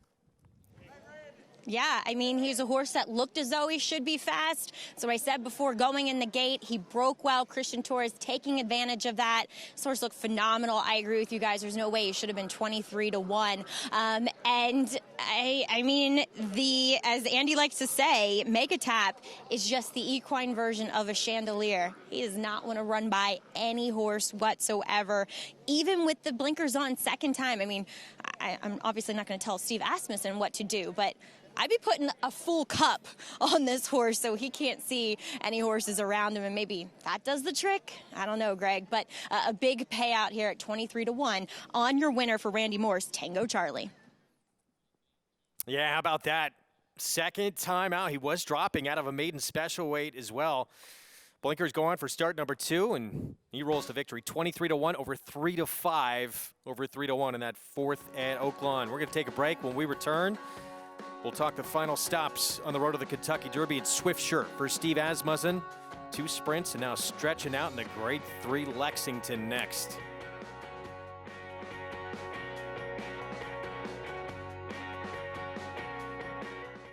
Eclipse champion Run Happy, a 3-time Grade 1 winner, record setter, and undefeated in sprint competition.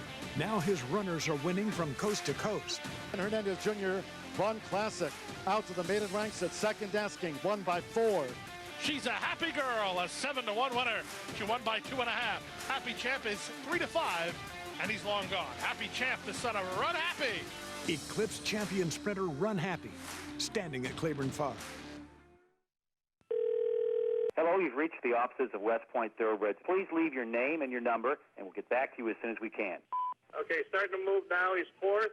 He's on the outside now. He's pressing him now. There's the 1, the 7, and the 6. He's on the lead. There's another horse on the inside of him. He's pulling away. He's going to win this race. Oh! Oh!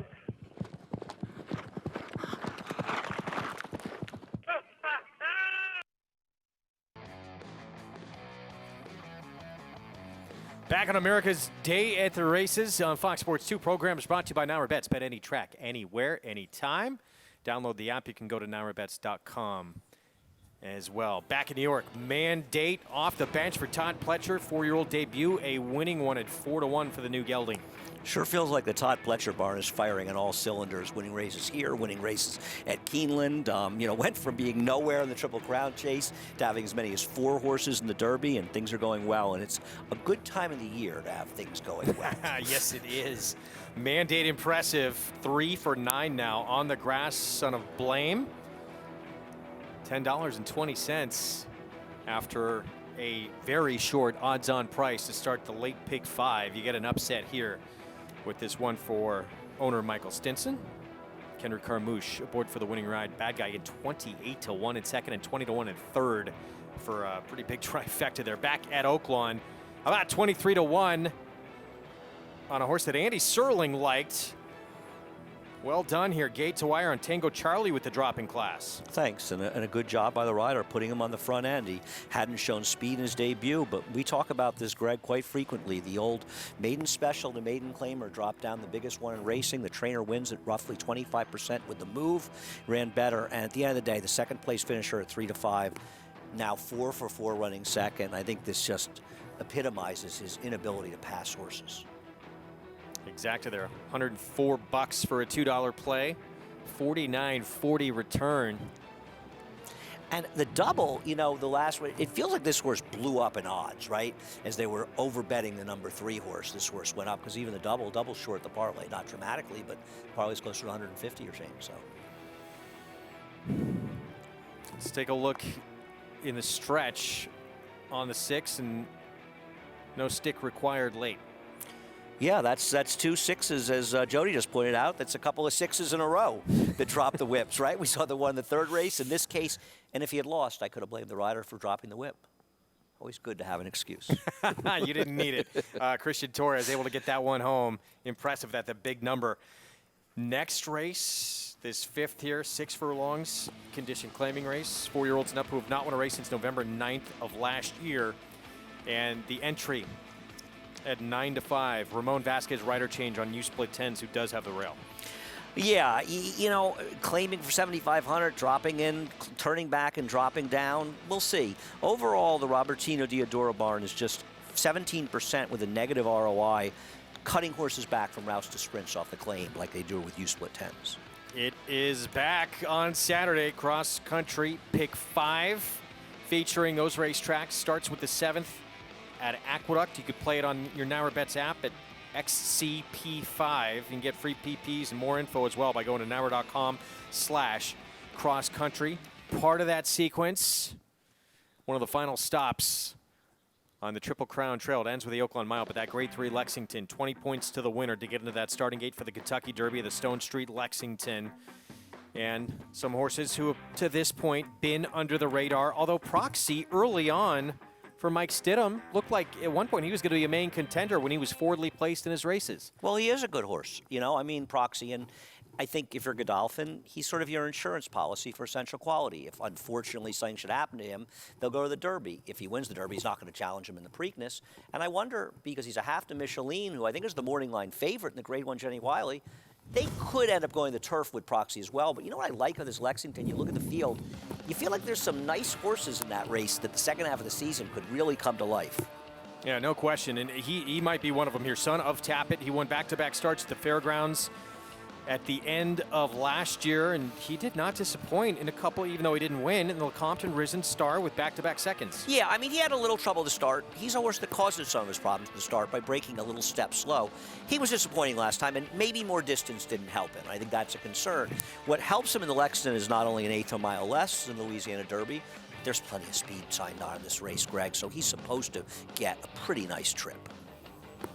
I've been waiting for this horse to run back to his better performances on dirt. They tried him on turf after he broke his maiden, then they tried him on synthetic, and now Hockey Dad going to get another chance back on dirt going longer. But he's run well enough on the dirt to suggest that he could be talented on the dirt, and I thought he ran very well in the Jeff Ruby Stakes. Now, I know that potentially this race is a cut below the others, but he was the one who made the first move, and the race collapsed in the late stages, yet he hung around. I thought Hockey Dad's race was very good last time, and maybe he's a horse who's just turning the corner at the right time.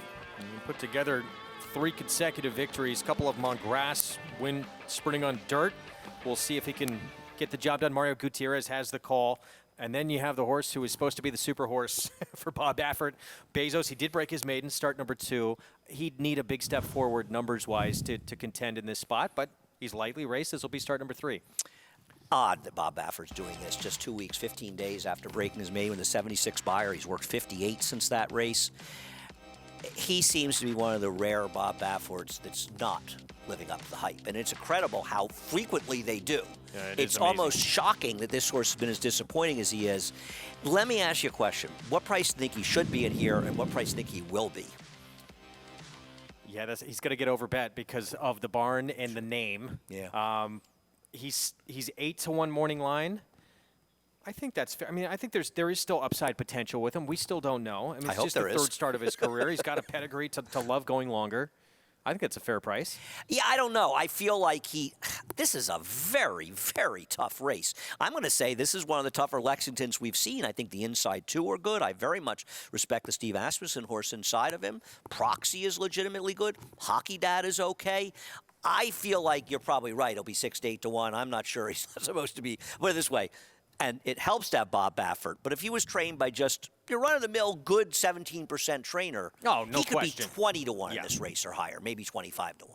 But you expect him from this barn. Look, even if Bob Baffert could do what he usually does, and he's not the most talented horse that he has, but if he can move forward a little bit, he's got room, as you say. But one thing about Bob Baffert, I don't think that Bob Baffert's some trainer that has these big explosions. I think his horses show their hands. You know, it's not like you go, I can't believe this Bob Baffert horse moved up 10 lengths.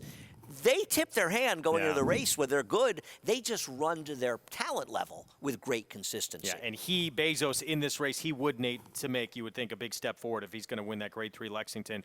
That is part of that cross-country Pick 5. Again, XCP5 in your NyraBets app. If you're going to play it, it has had incredible returns, as I'm sure we'll show you again tomorrow.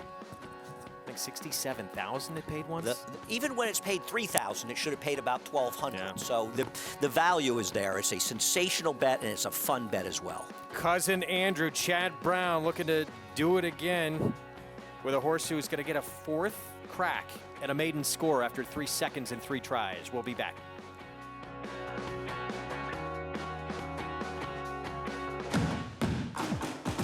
It is Global Campaign holding on to the lead. Global Campaign won the Peter Pan. Global Campaign is not done. He is resilient on the inside, and he wins the Monmouth Cup. Global Campaign by 2, and Global Campaign will win the Grade 1 Woodward.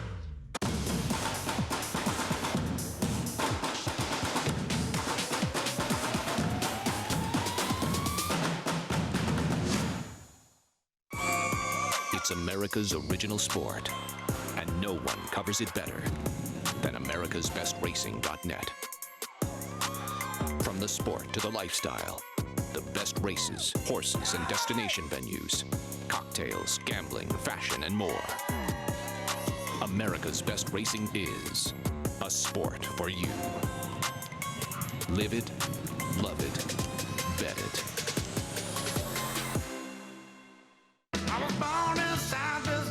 Gaining late, boat outside. Pitch hard tribute who's storming home. Mama was raising horses. They come down to the wire, and Minute to Stardom upsets them at 20-1.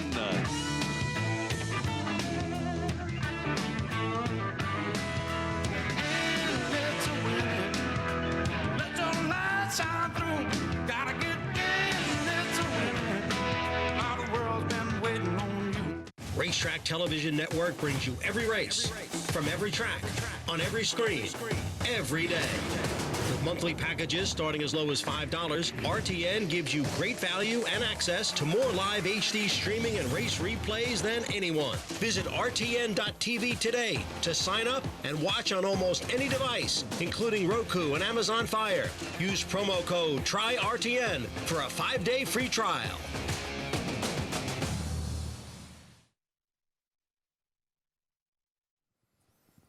Back on America's Day at the Races on Fox Sports 2. Program brought to you by America's Best Racing. For the love of the race, visit americasbestracing.net.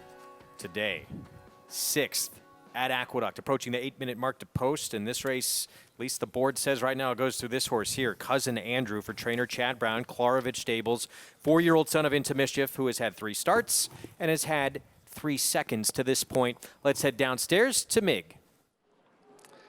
Thanks, Greg. And let's start first with the one-horse Continuation. Horse that's run some good races. He's by Munnings. Well, you can see the Munnings influence. He's built like Munnings. He's chestnut, kind of flashy. He adds blinkers from the inside. I would expect him to show maybe a little bit of improved speed. He's got a good intensity about him here in the paddock. And I like what I'm seeing from the one Continuation. Dane Kubinski, his trainer, kind of an interesting story, was in the Marine Corps for 2 years before becoming a jockey, then turning to training. And I guess once a Marine, always Marine, Semper Fi. The 2, Cousin Andrew, your favorite.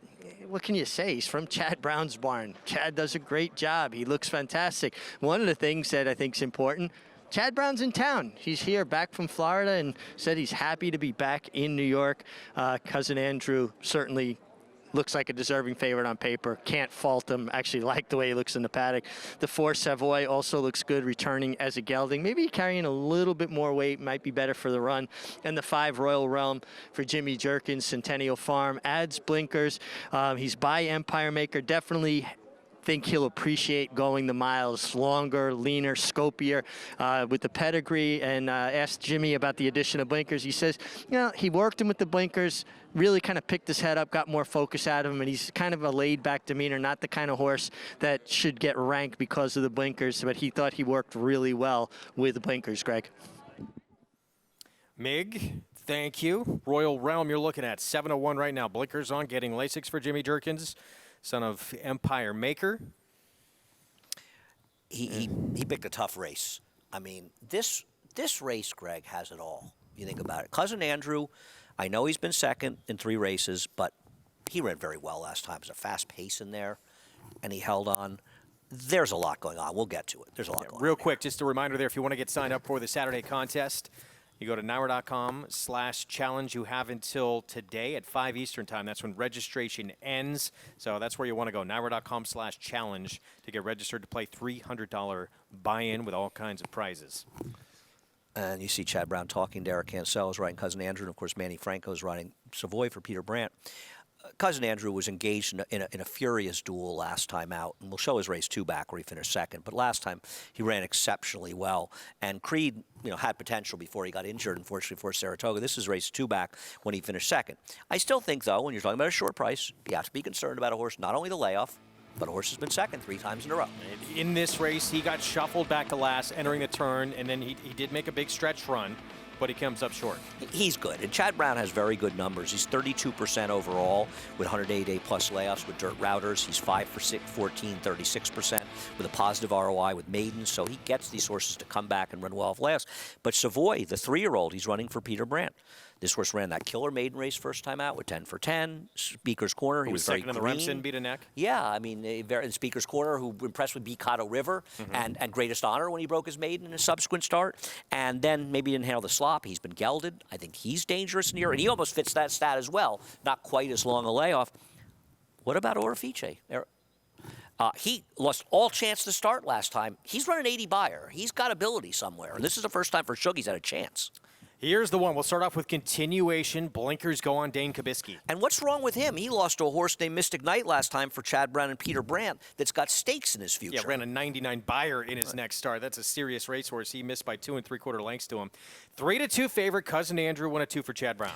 Listen, I think he's in some ways the horse to beat, but it's pretty close. And in a race with so many contenders, he's a bit of an underlay. You said Orifice? I think it's Orifice, but it's supposed to be Orifice, but Jose it's Ortiz, Orifice. Shug McGahee. The Dam was a very talented horse that ran against that good Stone Street filly who I'm drawing a blank on, Mike Dubb had. I think she won her spin away. This horse is good. Something went wrong 2 back, and then coming back in a return race, she lost all chance in the start. Dam, half-sister Kentucky Oaks winner Secret Status, by the way, is start number 3 for this Chad Brown runner for Peter Brandt. And then here's Royal Realm, Jimmy Jerkins. And listen, Royal Realm is an interesting horse, could move forward, did have some legitimate trouble last time, was off the rail in a good rail. I think he will run better, but can he run well enough to beat a very deep field? 12-1 on this son of Golden Sense for Kelly Rubley. His last race is fast enough to win here. His prior races are not. He is cutting back from a 2-turn mile 16 to a 1-turn mile, if that matters to you. And a big gate drill bullet work for the 7 coming into this spot, who ran really good against Maiden 40, good enough that they put him into Maiden Special Weight or back into Maiden Special Weight. Yeah, he's fast enough to be competitive. He's also 0 for 10. He did finish first once and was disqualified. But problem is, he lost his last race at 35 cents the dollar to a horse that would be 5,000 to 1 in this race. He's 11-1 on the board. This is a big price on the 1. 6-1 on continuation. You talk about the race he's coming out of with Mystic Knight back on January the 30th, and here it is when he wound up second. There's no shame in this performance. I thought he ran very well. This is a horse that in his debut lost to a monster war stopper who won 2 races for Todd Pletcher this winter, and he has somewhat disappointed since then not getting it done. But this start was his first time as a 4-year-old on the dirt, and he ran very, very well in there. The horse that beat him, was tremendous last time, and I think the horse that beat him, Mystic Knight, had more time to the Excelsior last weekend that was won by Modernist. I think he would have been favored, and I think he would have won that race. The price just keeps going up on him. He's 7-1 now. They're unloading on the 2 here. I mean, he just went down from 3-2 to 4-5. I picked Cousin Andrew. This price is too low. Well, with more on continuation, who you're looking at, let's go downstairs to Mig. Greg, I like continuation and I like the price. He adds blinkers. I grabbed a hold of Mike Luzzy before he got a leg up on continuation and asked him about the blinkers, whose suggestion was it. He said it was my suggestion. Felt like the horse was running a little bit in stops and starts. The idea behind blinkers is to give them some continuity, so continuation. Hopefully the blinkers does just that, and Mike really seemed very high on him. Loved what I saw from him on the racetrack. Continuation will be my top selection, and just like Andy has kind of, something I learned from Andy, looking for value. I think there's the value there for sure. And just a quick update, I forgot to mention the last race. Benji Hernandez, who was unseated in the paddock earlier, was checked out at first aid. I went down to first aid, and he's riding the rest of the day. Huge bruise on his hip, but pound for pound, jockeys, toughest athletes out there. Yeah, we don't question that. As tough as they come to be in this business and continue to do what they do, every time you get on the back of a horse, you're taking a risk. Yeah, they're much tougher than I am, that's for sure. It's close, but a little bit. 6-1 on continuation, 4-5. So all the money, again, Chad Brown factor. And look, a horse who's faced some good ones too. Creed was expected to be a very, very good horse, and even they ran a distant second to him. But long time off now, working on close to a year. Well, First 4-year-old return. You brought this up yesterday with this barn. This barn usually gets them to win when you have 1 or 2 cracks at it. This will now be the 4th chance at it. No, I don't disagree. I picked him. I thought he'd be about 8-5 to 2-1 in here. I never expected he'd be this price, because I think we should talk about Effiche, the 3. This horse ran an 80 buyer behind Candy Machine, who I think was Todd Pletcher down in Florida. Then he comes back a month later. He's 4-5, and something obviously went wrong. He was virtually eased. He comes back 7 months later, 8 months later, over 8 months later. He just got completely eliminated at the break. He lost all chance whatsoever. This is the first race he theoretically has a chance for trainer Shug McGay. I'm not saying he's going to win, but he doesn't look like a 9-1. He's basically the same price that the number 7 Ajhar is in this race. I think he's 3 times as likely to win this race as Ajhar. Listen, I don't think that the 1 is totally impossible in this race as well. I think Savoy could move forward. There's a lot going on in this race. Well, the 1, forget totally impossible. The 1's a major player, don't you think? I definitely think he is. He shouldn't be 5-1. And at the end of the day, they're just dramatically overbetting the Chad Brown horse. I'm not saying Cousin Andrew can't win. He's my top pick. But I would never pick him this race. I would pick the 3 at 9-1 if I could make my picks now. I pick the race 2, 3, 4, 1. And I think you have another Chad Brown horse who's only a 3-year-old, by the way. Cousin Andrew is a 4-year-old. Who's lightly raced, start number 3 for him. Maybe had that excuse of the slop and that incredibly tough spot he was in. You mentioned 10 for 10. Yep. Second in both the Remsen and Nashua. And Why not him? He ran well in that race. I mean, the contest race. If you watch the replay, he ran very well. So I Yeah, I think Savoy can win. And I don't even think the 5 couldn't move forward. This is a really interesting maiden race. I think it'll turn out that there will be some good horses in this race. With all that, it is still all the money, even money, on the 2. Cousin Andrew 1 at 2 for Chad Brown. It's a 6 from Aqueduct. John Imbrial with the call.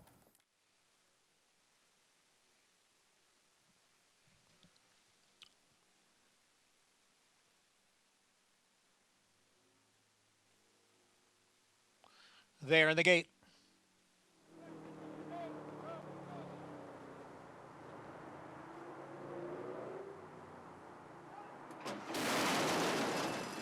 And they're off. It was a slow beginning for the favorite, Cousin Andrew. He is at the back of the pack. It's Golden Knight who has the early lead. Ajar on the outside runs in second as Continuation advances in between horses along with Orifice. Savoy is running in 5th, followed by Royal Realm, and then Cousin Andrew in 7th. They move up the backstretch. Golden Knight leads here by a half length. Continuation runs in between horses. Orifice's on the outside in 3rd, the quarter 23 and 4. Then it is the gray Ajar, followed by Savoy. Cousin Andrew headstrong there and moving through down at the rail. Cousin Andrew is now in tight down on the inside. The trailer is Royal Realm, who is just 2.5 lengths from the lead, so it is a tight pack going into the far turn. Half mile in 47 and 2. Golden Knight right alongside is Continuation. Orifice is 3 wide. Ajar is 4 wide. And Cousin Andrew is down towards the rail. Savoy is in between horses and moving up. And at the back is Royal Realm. They're coming for the top of the stretch. Here is Continuation. Now to poke ahead in front of Golden Knight. Cousin Andrew at the rail. Then Savoy, Ajar, and Royal Realm. They're moving for the 8th pole. Continuation has the lead, drifting out a bit there in the stretch. Cousin Andrew down at the rail. Then Savoy and Ajar on the outside. Now a 16th to the finish. It is Continuation, Ajar, Savoy. Late run from Royal Realm down on the inside. It is Ajar to win it. Ajar pulls off the upset. Then Continuation and Royal Realm. Ajar wins this war of attrition 15-1 in the final strides. Yeah, I didn't like him. He got the job done in his 11th start. Congrats to Pat Quick, who gets him to win a maiden special off the claim. He got the good, clean trip on the outside. It felt like the 5, Royal Realm, was making a winning move. Continuation looked like he was going to be a winner mid-stretch. He kind of did a little dance there. And Cousin Andrew didn't break, and then Derek Ansell made a very ill-advised move to send him to the inside. Not really sure. Want to watch the race over again. Meanwhile, your winner, that yellow cap on the outside, wearing down Continuation, make it 15-1. Luis Cardenas. Yeah, no, he gets it done. Louis Cardenas, 5 pounds off, win by a head, certainly got to be a contributing factor. Apprentices get a little break in the weights, incentive for owners and trainers to give them an opportunity. The one Continuation drifted out pretty severely in just about the 16th pole, might have interfered a bit with the 4 Savoy. I'll be interested to see if they put up an inquiry. And as far as the 2 Cousin Andrew, he missed the break, and Andy, it appeared to me like he got rank. I'm not 100% sure that Eric Cancel wanted to go to the inside. The horse kind of got to running off with him a little bit and dragged him up into that spot. I got to watch the race again too, but from my vantage point, that's what it looked like there. But winner surprised me and caught me on the money because I really liked Continuation, who did get to wandering around in the stretch. Yeah, that was not a pretty stretch run from Continuation in here. Yeah, I understand the 2 got left, and whether or not, I don't want to blame Eric for that. And he did get a little bit bumped by the 1 after the start. I just don't know why you would send him inside like that. That's a bad spot to be in. 15-1 on your winner. Ajar, son of Tappet, in his 11th start, breaks his maiden as we go to Hot Springs. Odds for race 5 in this 6-furlong sprint, still listed as wet fast out at Oaklawn Park, in the entry at 6-5 here. Yeah, I don't think that they look like some sort of layover in here. I like the 7 and 8, 12, 10, 12, 14, and replete. Here is U-Split 10's Ramon Vasquez aboard. Yeah, I thought at his best race, he's the one to beat from the entry. I don't love this particular cutback at a short price. He gets the rail, and the entry mate, right there. Gets post 4 blinkers on. Claim for 10,000, drop 625. It's Diodoro. He may win, but his PPs don't scream short price to me other than Diodoro. Yeah. Here's the 2 recount. Richard Aramia, rider change, 15-time winner. Yeah, I know, but his form has eluded him as of late, and it feels like he's 9-year-old. His best races are behind him. But Carol Flies. He's 2 for 23 lifetime. Looks a little bit too slow. Terry Thompson rides. Here's Loudon's Gray at 22-1. The 7-pound apprentice, we saw 2 races back. A horse ran off for him. He'd have to improve. Unscathed, we'll see next at 8-1 on the board. He seems to be a bad omen. It seems to be wet track every time he runs. He tries the dirt for the 3rd time, 5th time, 6th time. David Cabrera on board. That's an 11-time winner, by the way. Here is the 6, Impressive Student, Asmussen Santana. Gets back to the dirt where he'd have to find his form of old for Steve Asmussen after being claimed for 5,000. 10, 12, 14 for Robert Klein. I think this horse is very, very dangerous dropping down in this race. We'll see if he gets some pace, but he's got plenty of race to get back to. I don't know why he's this big a price. Replete went by 9-1. I like Replete's chance in this race. I don't love the drop of the claim, but this trainer's been doing very good work, especially off the claim. And Ghostly Who on the outside for Jason Barkley. Yeah. Another horse, an ex-Diodoro, but another horse who's dropping and not impossible. By the way, inquiry objection between the 2nd and 4th place finishers at Aqueduct. We'll get you back to that. It was 7-1-5-4. As we take a look at Ghostly Who. Going back on March 11th, 2 starts back when he was 2nd, beat 3 lengths. I'm trying to find him. He's the horse on the outside, the number 10.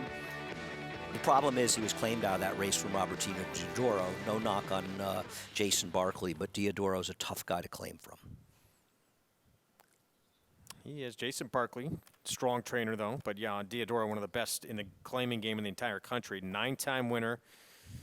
He's got, 18 times first or second in his 39 starts. Ghostly Who. Yeah, I can't take. I mean, listen, he's a big price. I got to get my bet in. Vic Stauffer with the call. Here's the 5th from Oaklawn.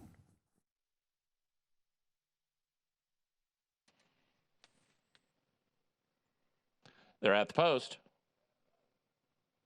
They're off. Loudon's Gray and Unscathed break well. You split 10s and Mind My Time with recount close up, then 10, 12, 14 in replete. Impressive Student is next, then Ghostly Who, and the early trailer is Vaquero Flies. It's Unscathed up the backstretch. Mind My Time's after him now in 2nd. Unscathed leads by a neck. Mind My Time right alongside in 2nd from Impressive Student 3 deep in 3rd. Then comes You Split 10's recount. Between horses, Loudon's Gray, Replete, and Ghostly Who, 10, 12, 14, all in a mix, and all about 3 from the front. But Vaquero Flies is the trailer, and Unscathed is the tenuous leader from Mind My Time. New leader at the quarter pole. Mind My Time has put his head in front. Unscathed is 2nd. Impressive Student, 3 deep in 3rd, only less than a length from the lead. They run to the top of the stretch. Mind My Time. Unscathed at the rail. Impressive Student. Here's Loudon's Gray rallying in the center of the racetrack with a chance. Many chances. Even You Split 10s could do it. So Unscathed has the lead from Mind My Time. You Split 10s dives to the inside, and he might be the one. Here's You Split 10s to ride the rail and win. You Split 10s beat stablemate Mind My Time. Then Unscathed and Impressive Student close for 5th between Replete and 10, 12, 14. Shortest way around the racetrack. You Split 10s. That rail opened up. Ramon Vasquez says thank you very much. And the entry ends up running 1-2 in here, so I guess they were the right price. And it does seem like a recurring theme that horses are running well down towards the inside, Greg. There's the move. Down to the fence. Vasquez with You Split 10s. And gets by his entry mate. It was had the lead at that point. Entry runs 1-2. And odds on, if you had him here in the 5th at Oaklawn. 5th win for this 6-year-old son of Congrats, who's now a 2-time winner on the off track. We told you the 2nd, 4th place finishers, objection to inquiry is still up at Aqueduct. Yeah, if we could roll it back a little bit farther, maybe the top of the stretch, because I want to see exactly when the number 1 horse came out, because from that angle I couldn't see if I missed it or if it happened. And there it is, flashing on the board. It does not involve your winner. It involves your 2nd, 4th place finisher. Continuation, perhaps impeding Savoy in here. That's what Manny Franco is saying. And we'll get a look at it here in a minute. Okay, so that's the one with the green blinkers. Behind him with those light and dark blue-green, sort of right behind him, that's the number 4. Now, right now, he's outside of him. He comes in, but at this point, he is clear of him. So the question is, did he interfere with him here? I really can't tell from there because you never see the 4 react to it. You know, you don't see the head turn or anything. So at that point, now the question is, did he do it there? Perhaps he did make it tight because he ended up bumping with the eventual winner, who he was forced out into. I don't have a strong opinion about it, but he does feel like he didn't get his chance. Seems like that second bump. Yeah. When there was contact, that's the big issue here. That's fair. And they're taking a pretty long look at it right now. Stewards. It's the 3rd time they've had an inquiry today, and I think they got one of them right. It is a tough gig to be up there. I think we'd much rather be sitting here because there's always going to be people unhappy one way or the other. You know, the thing about Twitter is every single disqualification is the worst disqualification of all time. It's amazing how every time there's one. It's really sort of incredible. And from that vantage point, it's tough to make a definitive call. Yeah, the question, I think, is whether or not continuation was clear enough. It feels like there was enough at the end that he may come down. I don't have a strong opinion. I haven't looked at it enough, to be honest. Let's get the rider's perspective here. Mig, your thoughts on what we're seeing? Well, I mean, continuation was trying to get out, and Mike Luzzi did a really good job trying to maintain a straight course and at the same time going forward. It's a shame because if continuation had been able to run straight and Mike could have ridden him more freely, I think he would have hung on. I think, when you watch a rider make an effort, they can't make more of an effort than Mike Luzzi did there. I kind of think it was right on the borderline. I wouldn't have a problem with it going either way, but I think, sometimes when the rider makes that kind of effort, the stewards maybe lean in their direction and say, well, the guy did all he could do in that circumstance. Very, very, very difficult situation for sure. But, when I was young, someone told me, Greg, 2 rooms you want to stay out of, the courtroom and the operating room, because you never know which way it's going to go. Well, let's add the steward's room to that list. Yeah, we'll see how it plays out here, Mig. I think the good thing in Mike Luzzi's defense in here is you look to that stretch run, he did go to the right hand and try and correct the horse. Well, I think that means that there won't be a suspension or a fine. But that doesn't, a horse can commit a foul. Sure. And have the rider not be at fault whatsoever. So I think Mike is exonerated. I think no matter what happens here, Mike doesn't get fined, or he shouldn't get fined, he shouldn't get suspended. But that doesn't mean that the number 4 didn't actually commit a foul here. And I think that's, or the one didn't commit a foul. Yeah. They did take him down.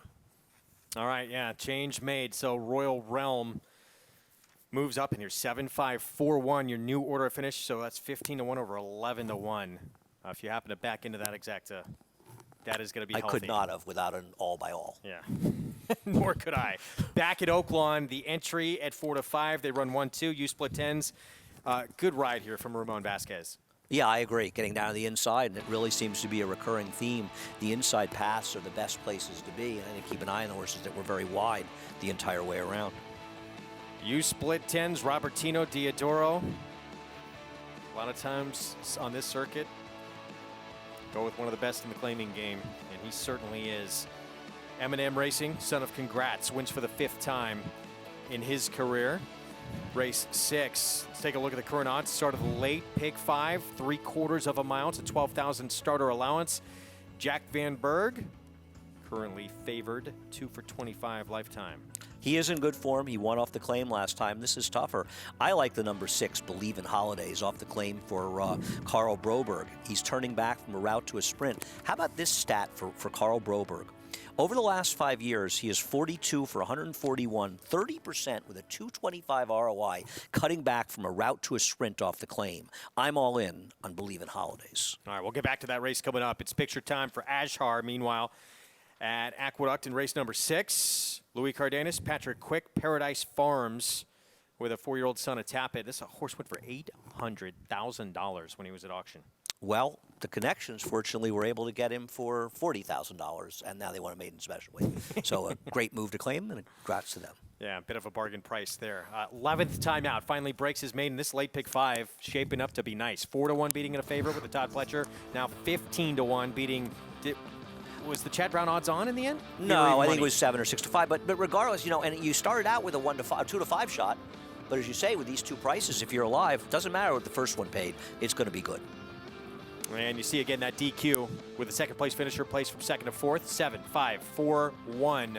New order of finish in the sixth at Aqueduct. Let's take a look at the Elate Pick 5 as we've talked about. So the odds on, you tap it. Is that right?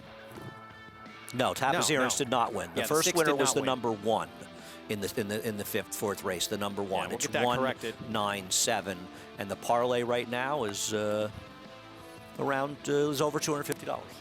$2 parlay. Indian Counselor, right? Indian Counselor, right? Thank you.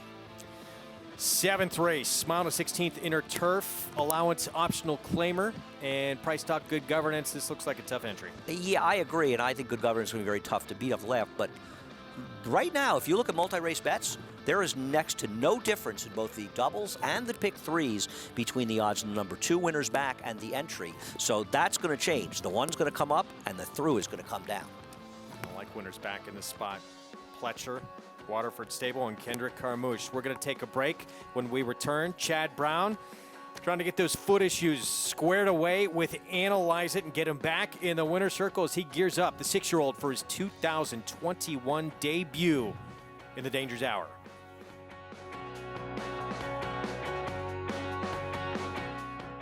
Undefeated Grade 1 winner Mastery was a multiple graded stakes winner at 2, including this victory in the Los Alamitos Cash Call Futurity. At 3, he sizzled in the San Felipe Stakes. Now his progeny are bringing top dollar in the sales ring. $450,000. Good advice, $510,000, thank you. An exciting young stallion, Mastery, standing at Claiborne Farm. No sport in the world brings the wins home like racing. It's one-of-a-kind, high-speed, high-stakes action, and Naira Bets takes you there. Place your bets and watch the races live from anywhere. With Naira Bets, make easy, secure deposits and promotions every day to earn reward points or cash. Download the Naira Bets app or visit nairabets.com.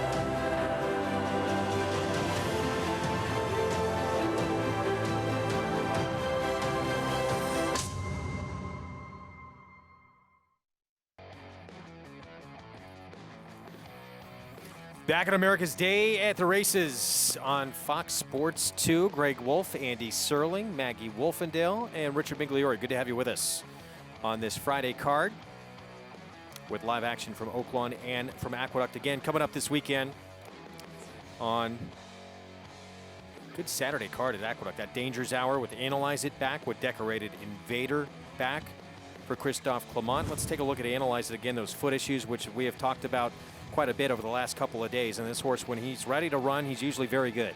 I thought this was just a heartbreaking defeat for him. I mean, he battled it out the whole way, taking on all challengers, putting everyone away, and it wasn't until the very, very late stages that he got run down here. But this was an extremely strong effort by him, and it's not surprising. And I think, you know, Chad Brown would say the same thing about him that Clement said about Decorated Invader.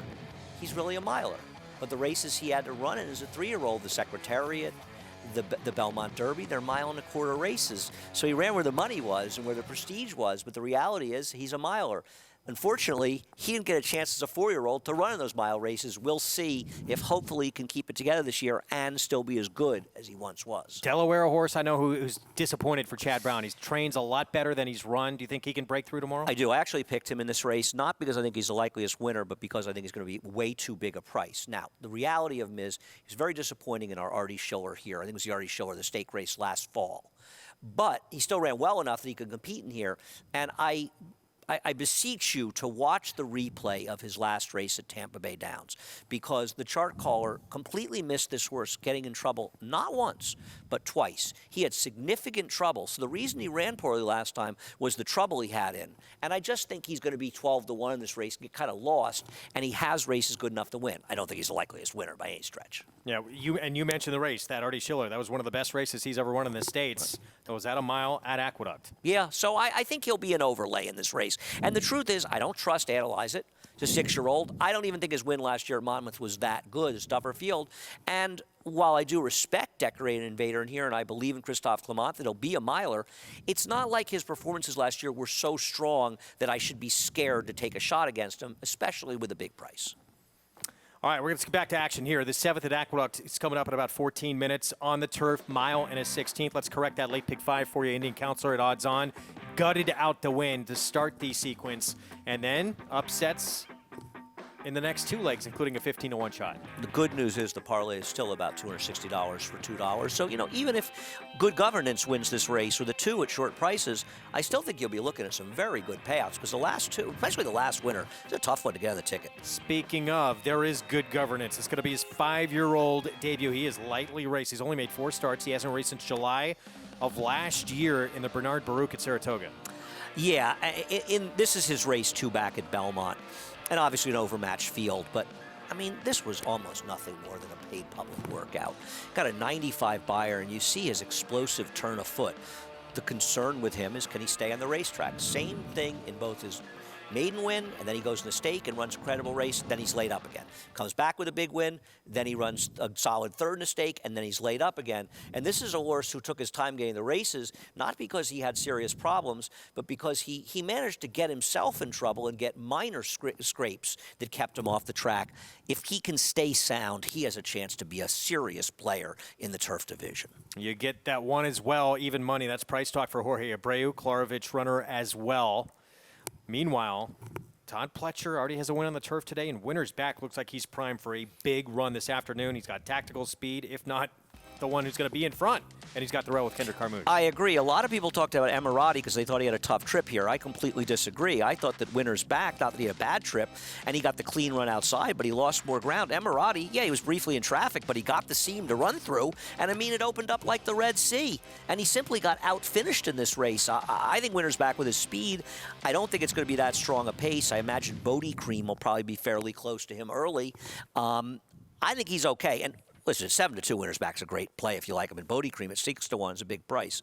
I don't like Amirati at all in this race. I think Good Governance is going to take a lot of beating in here, but he's got to come back and show he's still the horse he once was. Well, Amirati, there he is. Chad Brown as well. He was off for a long time. October of 2019 to late January this year, he was in that Winner's Back race, as we showed you. He was 3/4 of a length behind him. But, yeah, there's Winner's Back just outgunned him to the finish. Yeah, I didn't make any excuse for him. Now, one thing, and listen, he's running figures that make him fast enough to compete here. And another thing about him is Chad Brown doesn't run too often in the Gulfstream turf course. The turf course gets very firm quite often. Now you come up to this turf course. I think it's a more favorable course for him. And listen, he ran well in his U.S. debut. He's been a bit of a disappointment. He is a horse that lost at 3-5 at Keeneland before going on a long hiatus. He's another horse that has to show he can stay on the racetrack as well, Greg. 10 minutes away here from the 7th coming up. Let's head downstairs to Mig. Well, guys, I don't have any kind of earth-shattering reporting to do here. The best horses on paper coming from 2 tremendous barns look the best in the paddock. Winter's Back looks fabulous. Not your typical kind of turf body, a little bit more shorter coupled, not a very tall horse. He looks a little bit more speedy, but obviously handles the grass well, has a great post, love inside posts on the turf, and is very tactical. Should be very forwardly placed, if not dictating the pace under Kendrick Carmouche. So Winter's Back looks terrific. The 1A, Good Governance. Chad Brown, I mean, I sound like a broken record. All of his horses look good. He's just got an incredible feed program, an incredible way of training horses. And I'm just a little bit curious because I do like the 8 Emirati from a physical perspective. Horse that's a little bit more shorter coupled, being by Dubawi, not a, kind of a typical Chad Brown long, lean kind of horse. But I'm just curious, I agree with you, Andy, as far as the trip last time. I don't think, on the turf, that was a difficult trip. But what about the layoff? Don't you think he could take a step forward off of that layoff? Because I'm impressed with him here in the paddock. I'm just curious to get your idea about that. Well, yes and no. First of all, he's been off 2.5 months since that race, so it's not like it's a prep for this race. The other thing I would say is that Chad Brown has such good numbers off the layoff in general, and even extreme layoffs, that I expect him to run their good races off the layoff. Look at Good Governance, how well he ran off a long layoff. So I think it's very trainer specific. Listen, Emirati could win this race. I just don't particularly like him in here, and I think he's an underlay. I far prefer Good Governance, the 2, and the 5, and I think the 5 Bodie Cream is an overlay right now at 6-1. I'm not sure why he is this big a price. Yeah, for Mike Maker, Trevor McCarthy would be aboard the 5 Bodie Cream. You can get signed up, play this race, all the action, all weekend long, all summer long with NYRA Bets. Go to NYRABets.com. You can download the app as well. 100% deposit match, as you can see. Up to $200 in your account. Use that promo code for new members, match 200. To take advantage, there's a cross-country Pick 5 to get involved in with tomorrow that you can play through the app. Good time to get started at NYRABets.com or, as mentioned, on the app. 8 minutes away here from the 7th at Aqueduct. I mean, this feels like it could be a minor stake race. I don't disagree. And I think the connections near of quite a few of these horses are very hopeful that they will have stakes horses going forward. There is Good Governance. Long time off. He won his debut. He won off the bench as well, off about, a 9-month layoff when he won that first allowance condition easily that we showed you. And then he was third, only beat a length and a half against the incredibly talented Some Like It Hot Brown, Mr. Dumas. That was a loaded group he was in that grade 2 Bernard Baruch. I agree. And, he did not have a perfect trip in that he didn't ever get that easy seam to run through. But the reality is that he saved ground. And if he had really had a lot of horse, I think he could have bursted through. He still got a 98 buyer. Yeah, he was a disappointment because he was a short price. Did he run badly? He ran a race that will likely win this race and probably win it fairly comfortably. Good Governance is an extraordinarily talented horse. He just is his own worst enemy, obviously. For whatever reason, he can't stay on the racetrack, and hopefully he can. Sometimes they get older and they get sound and they can stay. If he can, this is a stakes quality horse. We've already seen it, but he needs to stay sound to show that potential. Multiple graded stakes placed in his career. Yeah, see if he can get a little momentum, string together a few races, and he could be a really tough customer this year with his 2021 campaign. That 2, who just left your screen, probably the one he's got to beat here in this spot. That's Winner's Back for Pletcher. As you take a look at long shot Malthael for Tom Morley. This horse on his best day, he's not completely out of the mix to get a piece of it. Maybe a piece. This is a pretty strong group. He's 20-1, and there's a look at Emirati, I should say, for Chad Brown. The Dubai 6-year-old with Jose Ortiz. And we kick off our post break with Price Talk. He'll break from post 3, Jorge Abreu. We haven't even talked about him, and obviously he has to get faster, but going 3 to 4, why can't he? His connections thought about running him tomorrow, and they decided the Danger's Hour may be too tough, and so they're running as an entry with Good Governance. He can run well. Good Governance is going to break second to the outside. Manny Franco aboard. He's been off since July. He needs to get position in this race. That'll be very important. How slow will the pace be? He would prefer some pace, but he's not slow. Winner's Back. He could be controlling the pace, and he's got the rail with Kendrick Carmouche. You know what Kendrick's doing. He's going, and he's Good Governance is clearly his chief rival, and he will not be 7-2. Now warm-up telling the story, too, of his intentions. Acker, Gregory DePrima, big price. Yeah, he seems like he's not untalented, but he's an awfully tough here. Bodie Cream, there's the 5, 7-1 for Mike Maker.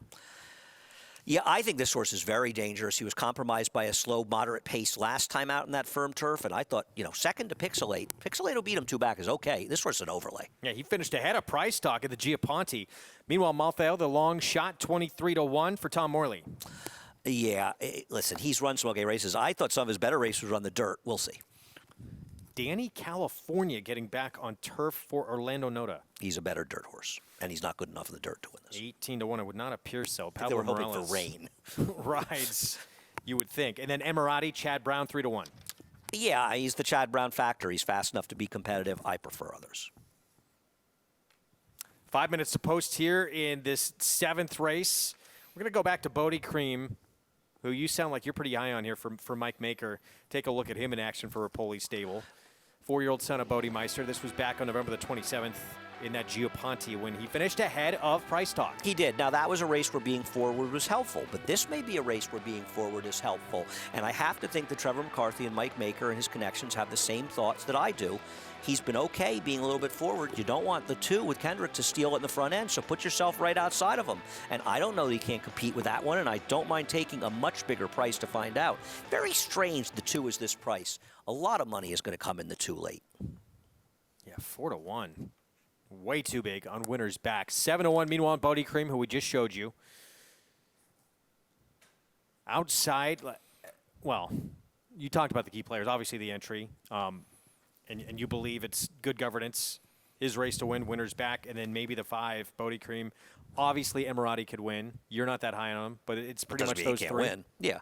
Well, I mean, I guess the question is how you feel about the number 2. And do you feel he's going to be able to control in a very moderate pace? And if, in fact, he does, is that good enough for him to win the race? Those are really the questions, right? I think if you said, if we all know, we know they're going to absolutely run their best race, Good Governance would probably win. He's shown, I think, to be a little bit better. But that's not, he's coming off a layoff. The 2 has a tactical edge on him, Winter's Back, and I think potentially even Bodie Cream has a tactical edge on him. So that could give him a real chance. As they also are both horses that have more recency. Everyone's going to have to come chase this guy down right here with more. Let's go downstairs to Mig.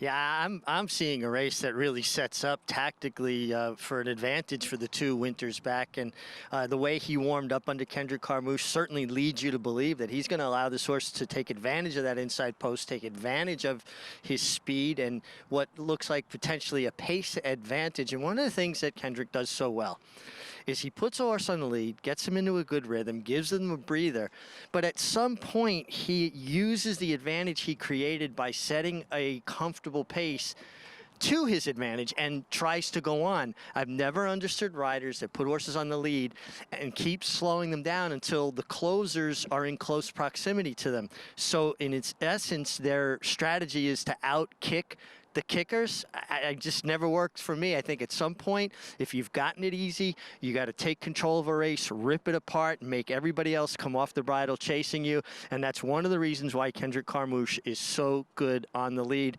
And the way this race projects to set up on paper, and we've seen it a lot. No speed in the race. Turns out a couple guys take a shot. A lot of speed in the race. Everybody comes out looking at each other. So hopefully it goes to the form that at least I'm seeing on paper. And I'm picking the 2, Winter's Back, for the way he looks and the advantage I think he has from a pace perspective. He talks about that a lot on this program, and as Mig says, no one does it better than Kendrick Carmouche at ripping their heart out, just breaking the spirit of those when you're on a horse in front and opening up on a field. When Richie was riding, nothing made me happier than when I thought there was a sneaky speed in a somewhat paceless race, and Richie was riding that horse because Richie had that ability to see an opportunity and take full advantage of it. Making their way onto the turf course, about to load up for the 7th at Aqueduct. The entry still at 4-5. We also have action out at Oaklawn, that 6th race, the start of the Late Pick 5. We'll get you out there when we're done with this race in a moment. They're in their post parade right now. The favorite in that Oaklawn race is still Jack Van Berg, the 4, and there he is. Based on doubles, Basic Chance, who went by, is probably going to be favored by post time. I thought Jack Van Berg last time was the time for him, the 4. Meanwhile, it's still a big price on that 3, Basic Chance. Yeah, blinkers off. He's 5-1. Here's He's Meant to Be. We're talking Oaklawn, right-hand side of your screen, 6-1. Trainer is 3 for 42 off the claim on dirt, 1 for 19 in sprints. Meanwhile, the 6, Believe in Holidays, Carl Broberg. I'm all in on Believe in Holidays. Carl Broberg cutting back off the claim. Great numbers doing it. Kitchen Fire, the 7 for John Cox, just claimed speed and backed up last start. 2 things you don't want: the horse and a Kitchen Fire. Definitely do not want that. The 8, he's no bull, Robertino Diodoro. Diodoro off the claim in dirt sprints at Oaklawn, 30% with a 253 ROI. All right, we'll get you back there for that race in just a little bit. Again, kicks off the Late Pick 5 in Hot Springs. But here, a race that could very easily be a stakes event here. There's some talent in this group. And I'm sure Chad Brown hoping he can keep Good Governance together, and this can be the start of potentially a big 2021 campaign for the 5-year-old. He is the 1A. He'll break second to the outside. You get Price Talk as well, and then Winner's Back. That 4-1 has come down. He's 5-2 right now from the rail. The speedster with Kendrick Carmouche. Here is John Imbrial, 7th from Aqueduct. Waiting for Bodie Cream and Emirati.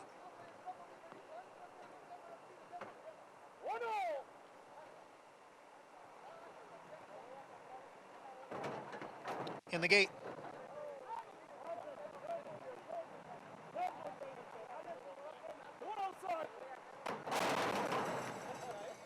And they're off. It's Bodie Cream who's out well from the inside. Winter's Back. Winter's Back has the lead. Bodie Cream is there, and Good Governance is on the outside in third. Then at the rail, it is Price Talk, who is next in fourth. Malfail in between horses, and on the outside is Emirati. And then we come back to Danny California. Trailing the field is Acker in eighth. Winter's Back takes the field into the clubhouse turn. Bodie Cream is on the outside and running in second after a quarter over the firm turf, 24-2. Price Talk down at the rail runs in third. Malfael in between horses, and Good Governance in the clear on the outside, and now moving up from fifth. Farther back, it is Danny California, Emirati, and trailing the field is Acker. The field races up the backstretch. Winter's Back leads 3/4 of a length. Bodie Cream runs in second. The entry mates are right together, third and fourth. Price Talk and Good Governance. Then it's Malfail, half mile in 49-3. Malfail a bit tough to handle there. To his outside is Emirati. Then Danny California, and Acker continues to trail. They head for the far turn. Winter's Back is holding on to the lead here, leads by a length and a half. Bodie Cream in second. Now Good Governance is asked to pick it up and is moving up on the outside. Emirati is running in fourth. Price Talk down towards the rail in fifth. 3/4 in 1:13-2. There in the stretch, it is Winter's Back, Bodie Cream, Good Governance, then Price Talk and Emirati. Winter's Back trying to go wire to wire here. It is Winter's Back with a 2-length lead as they come on for the finish, and he's going to do it on the front end. Winter's Back over Bodie Cream. The entry runs 3-4. Emirati will complete the superfecta. Winter's Back, Kendrick Carmouche to perfection on this horse who goes gate to wire. Well, he went and the others didn't. I'm not really sure why Charlie McCarthy was a little more aggressive with a 5. Perhaps it wouldn't have mattered, but Kendrick rode him to a T, and he turned out to be best in here, taking advantage of his pace advantage. Manny Franco was trying to tuck the number 1A in Good Governance early, and Nick Juarez in the 6 sort of jumped inside of him and took that position. So he ended up with a 3-wide out in the clear chasing trip the whole way, which is a nightmare kind of trip for turf horses. So you can give him a mild excuse, especially off the layoff. But the winner got the right ride, the right trip, and he proved to be much the best as the Pletcher machine keeps rolling along. Couple of wins on the grass today for the barn. Yeah, Kendrick Carmouche, gate to wire, make it 2-1 on Winter's Back. Yeah, no surprise he went gate to wire, but if you want to show young riders how to ride a front runner, this was textbook. Just show them this video. He's comfortable, he's relaxed, his ears are up, he's going, setting slow fractions. Watch at the 3/8 pole. He just pulls everybody off the bridle because he lets this horse start striding out. The race quickened up from there. I enjoy watching someone use a horse's speed properly. That was picture perfect. Professional from Kendrick Carmouche. Winner's Back at 2-1. You beat an even money favorite again as we go to the late pick 5 final leg coming up with already a 15-1 shot and a 4-1 shot beating a close to even money favorite. Yeah, except judging by the multi-race bets, I'm not sure there's that big a difference between the 1 and 2 in the pick 5. I could be wrong, but these horses were almost exactly the same prices in the pick 4, the pick 3, and the double. It's kind of odd. It's amazing he ended up as big a price as he did, all things considered. All right, we're back at Oaklawn. Late pick 5, and Hot Springs begins here, and it's been gate to wire favoritism for this horse here, Jack Van Berg, the 4. Yeah, this is another one that's very strange, and I do think there's a chance the odds will change significantly as we get when the gate opens. This was back on his most recent effort for Jack Van Berg. It was a win. He was close to the pace throughout, and he took over in the stretch. Yeah, no, I'm trying to find the race somewhere among my PPs. He ran fine last time, and if he runs the Beyer speed figure in last time, he's going to be reasonably tough in here. I feel like he was the last time was the time. I think this is a much tougher spot. And you're asking a horse to win back-to-back races that only won his second start in 25 career starts last time. And his best, you look at his races that show up on sloppy racetracks, they have not been great. That's another very good point in here. He's probably better on a dry track. Even though he has won on a wet track before. But I don't know what it was, what kind of wet track it was. The last couple that show up on the sloppy track, they were not good at all. I was being kind. Meanwhile, on the outside, he's no bull. Diodoro, 5-1. I mean, he's obviously too slow. He'd have to improve immeasurably off the claim. But as I was saying before, Diodoro, here are his numbers off the claim in dirt sprints at Oaklawn Park over the last 5 years. He's 39 for 128. That's 30% with an ROI of 253. And that's for a trainer whose horses generally get overbet. And he still has a huge ROI, 128 starters, 253 ROI. So that means they are improving. Can he improve enough? As I said, I like the 6, Believe in Holidays.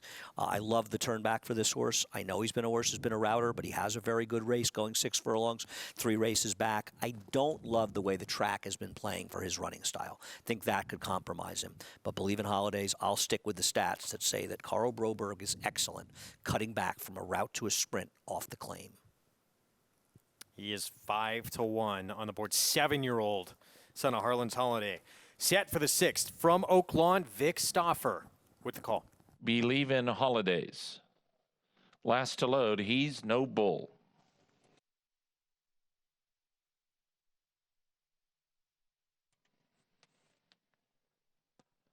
They're at the post.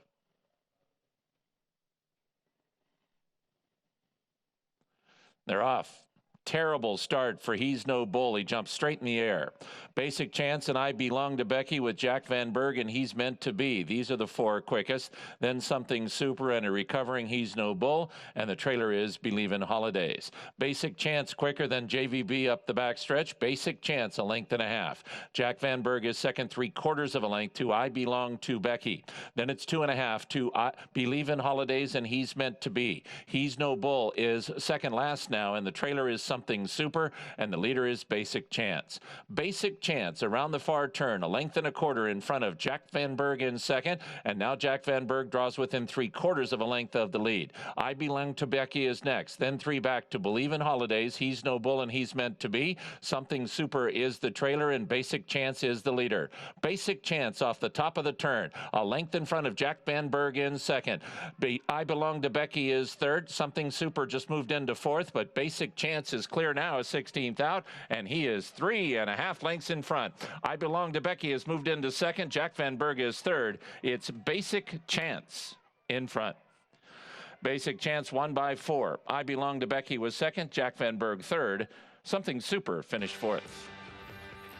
That's a 12-time winner, now 13-time winner. Basic Chance, who got to the front and then just opens up in the stretch. Give John Court credit. He's not faster than I Belong to Becky. He's not faster than Jack Van Berg.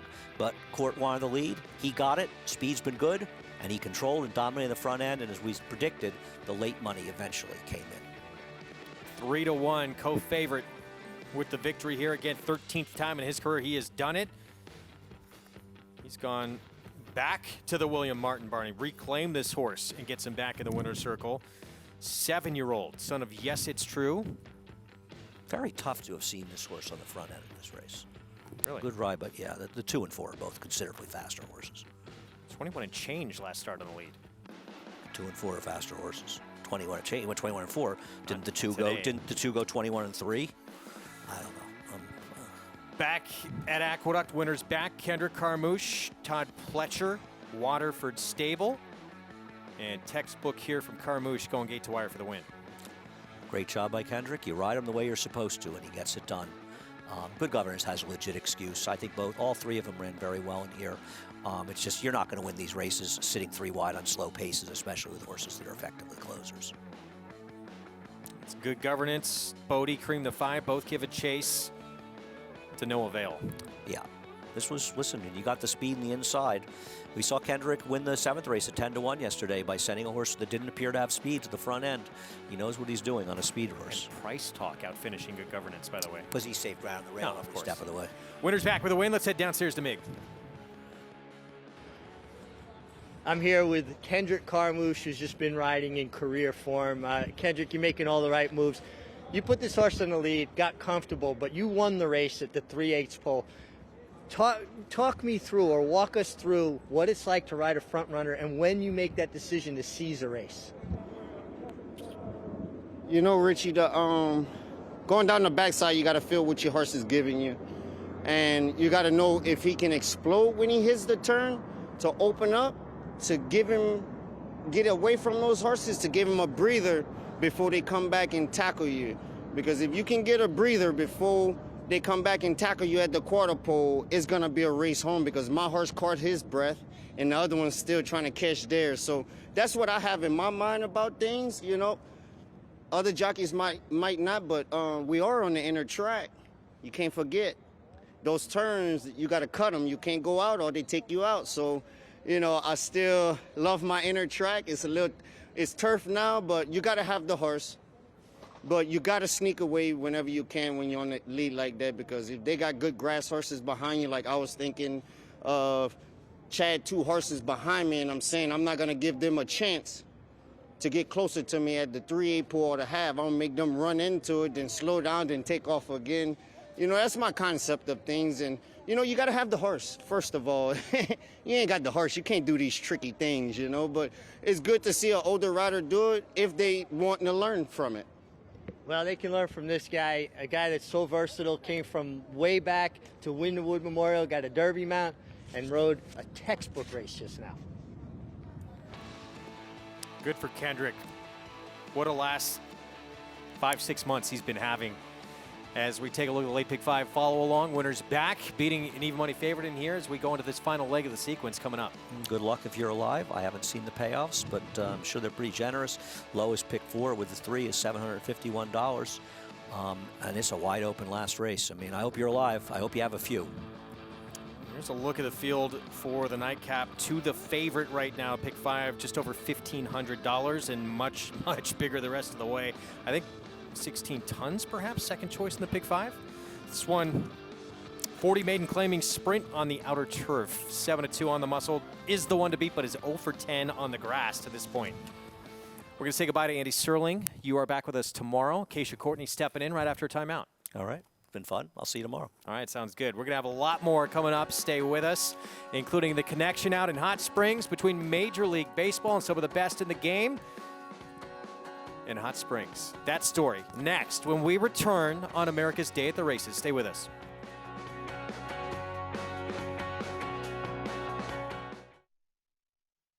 Spun to Run. In the Breeders' Cup Dirt Mile, he defeated a loaded field that included multiple Grade 1 winners Omaha Beach and Improbable. His brilliant speed figures were among the fastest of any 3-year-old at a mile or more. And he hails from the legendary Danzig sire line. Multiple graded stakes winner, millionaire, Breeders' Cup champion, Spun to Run, new for 2021, standing at Gainesway.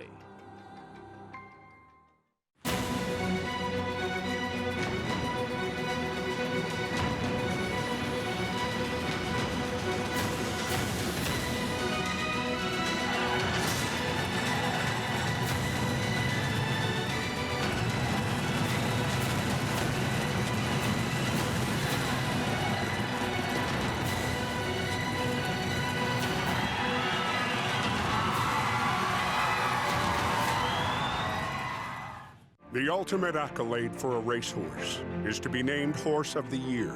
To be enshrined to the Hall of Fame is to achieve immortality. As a stallion, genetic immortality is defined in 2 words: breed shaper, plain and simple. 2-time Horse of the Year and Hall of Fame inductee, Curlin, is just that. Breed shaper, Curlin, the classic sire. For a time, as many as 350 Major League players converged in Hot Springs, Arkansas each spring to prepare for the upcoming season. Ownership felt they needed to boil out the alcoholic microbes. Hot Springs was known as a place that had therapeutic waters, and they came for that reason. And then the ball players turned out to love it because they really not only did get in shape, but they had a great time. By the 1930s, nearly half of all major league teams had, at some point, used Hot Springs as their spring training base. Plus, about half of all prominent ball players visited Hot Springs individually. Babe Ruth used to visit Hot Springs to work his way into shape, a place to prepare for spring training. In fact, the Babe even used the hot healing waters to recover from influenza. This wall at the Gangsters Museum of America in Hot Springs represents the long list of Hall of Fame baseball greats who trained here.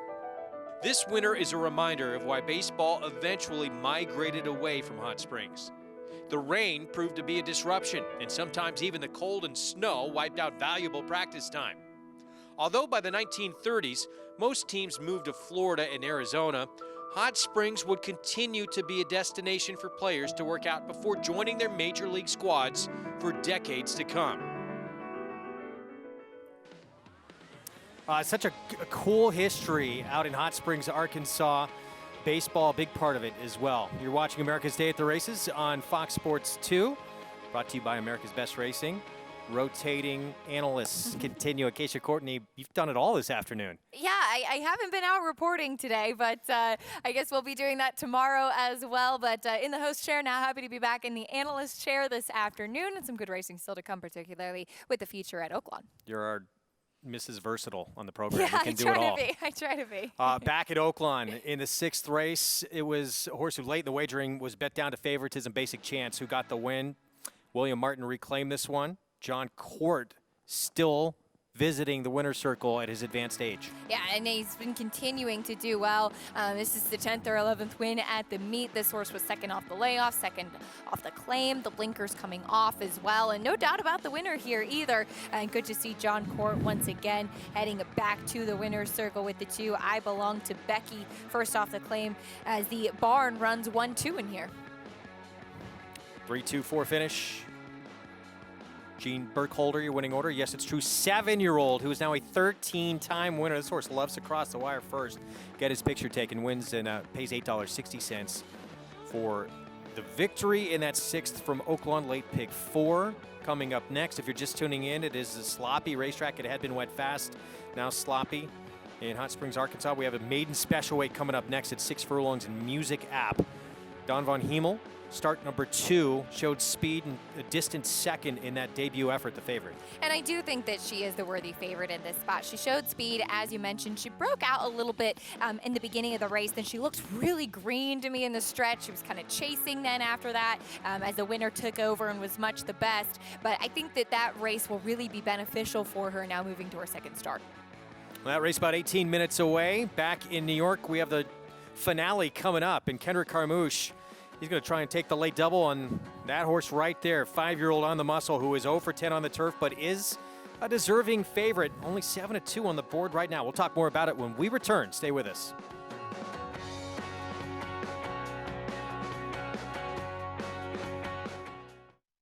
The Run Happy rally continues. With more and more winners each week, Run Happy now ranks among the top of his crop. Already with multiple stakes horses this year, including the sensational Nicky the Vest, winner of the Gander Stakes at Aqueduct by an amazing 11 lengths. From coast to coast, the more they run, the more they win. In a lifetime of chance, this is a chance of a lifetime. Priced for incredible value at only $10,000. Call Bernie Sams right now and book your mare today. Eclipse Champion Run Happy, standing tall at Claiborne Farm. For 3 generations, the Bond Racing Stable has held to a simple philosophy. If you take care of the horses, they will take care of you. That guiding principle drives every aspect of operations at the family's Songhill Farm and Racing Stables. From breeding to breaking, racing and retiring, our commitment to our horses is reflected in everything we do. Now you can join our Grade 1 winning team with racing partnerships starting as low as $3,000. Bond Racing Stables, 3 generations of thoroughbred excellence. Coming on strong. Minute to stardom. On top, coming down to the final 16th, opening up a 2-length lead. My love for you. Wild About Star, shining big here in Berry 1. Oh, why did I wrong? Gaining late on the far outside, Guitar Tribute, who's storming home. Go, Guitar Tribute! My love for you. Coming on strong.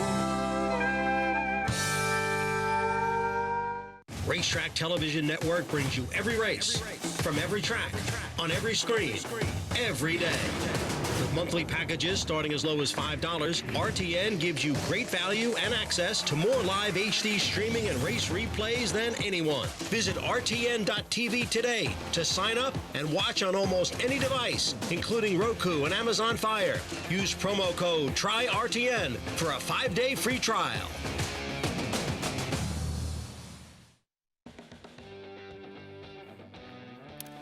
Back on America's Day at the Races, and a beautiful view of lower Manhattan and the Freedom Tower, covered in the clouds right now on this Friday afternoon. I believe we're supposed to have a sunny Saturday, I think. I think there's a little bit of rain in the forecast in the morning, not much, but then it's supposed to clear up. That's what we hope. Here's today's weather again. We were talking about Saturday. Big 5 World pays to the favor right now. Mitch wanted to show today. Thank you, though. It's a beautiful. I could look at that all day long. Yeah, absolutely. Over $1,500 to On the Muscle right now, who, was 7-2 when we went to break, 5-2 favorite. Now, for more, let's head downstairs to Mig. Yeah, Greg, let's start with the one horse. Ouch, ouch, ouch. Was claimed last time by trainer Bob Caceres. Talked to Bob about him. You know, they had the idea, wanted to try this horse on the turf, and he does have a turf sprinter type build. Very strong hind end. Does have the right kind of foot and pastern to him.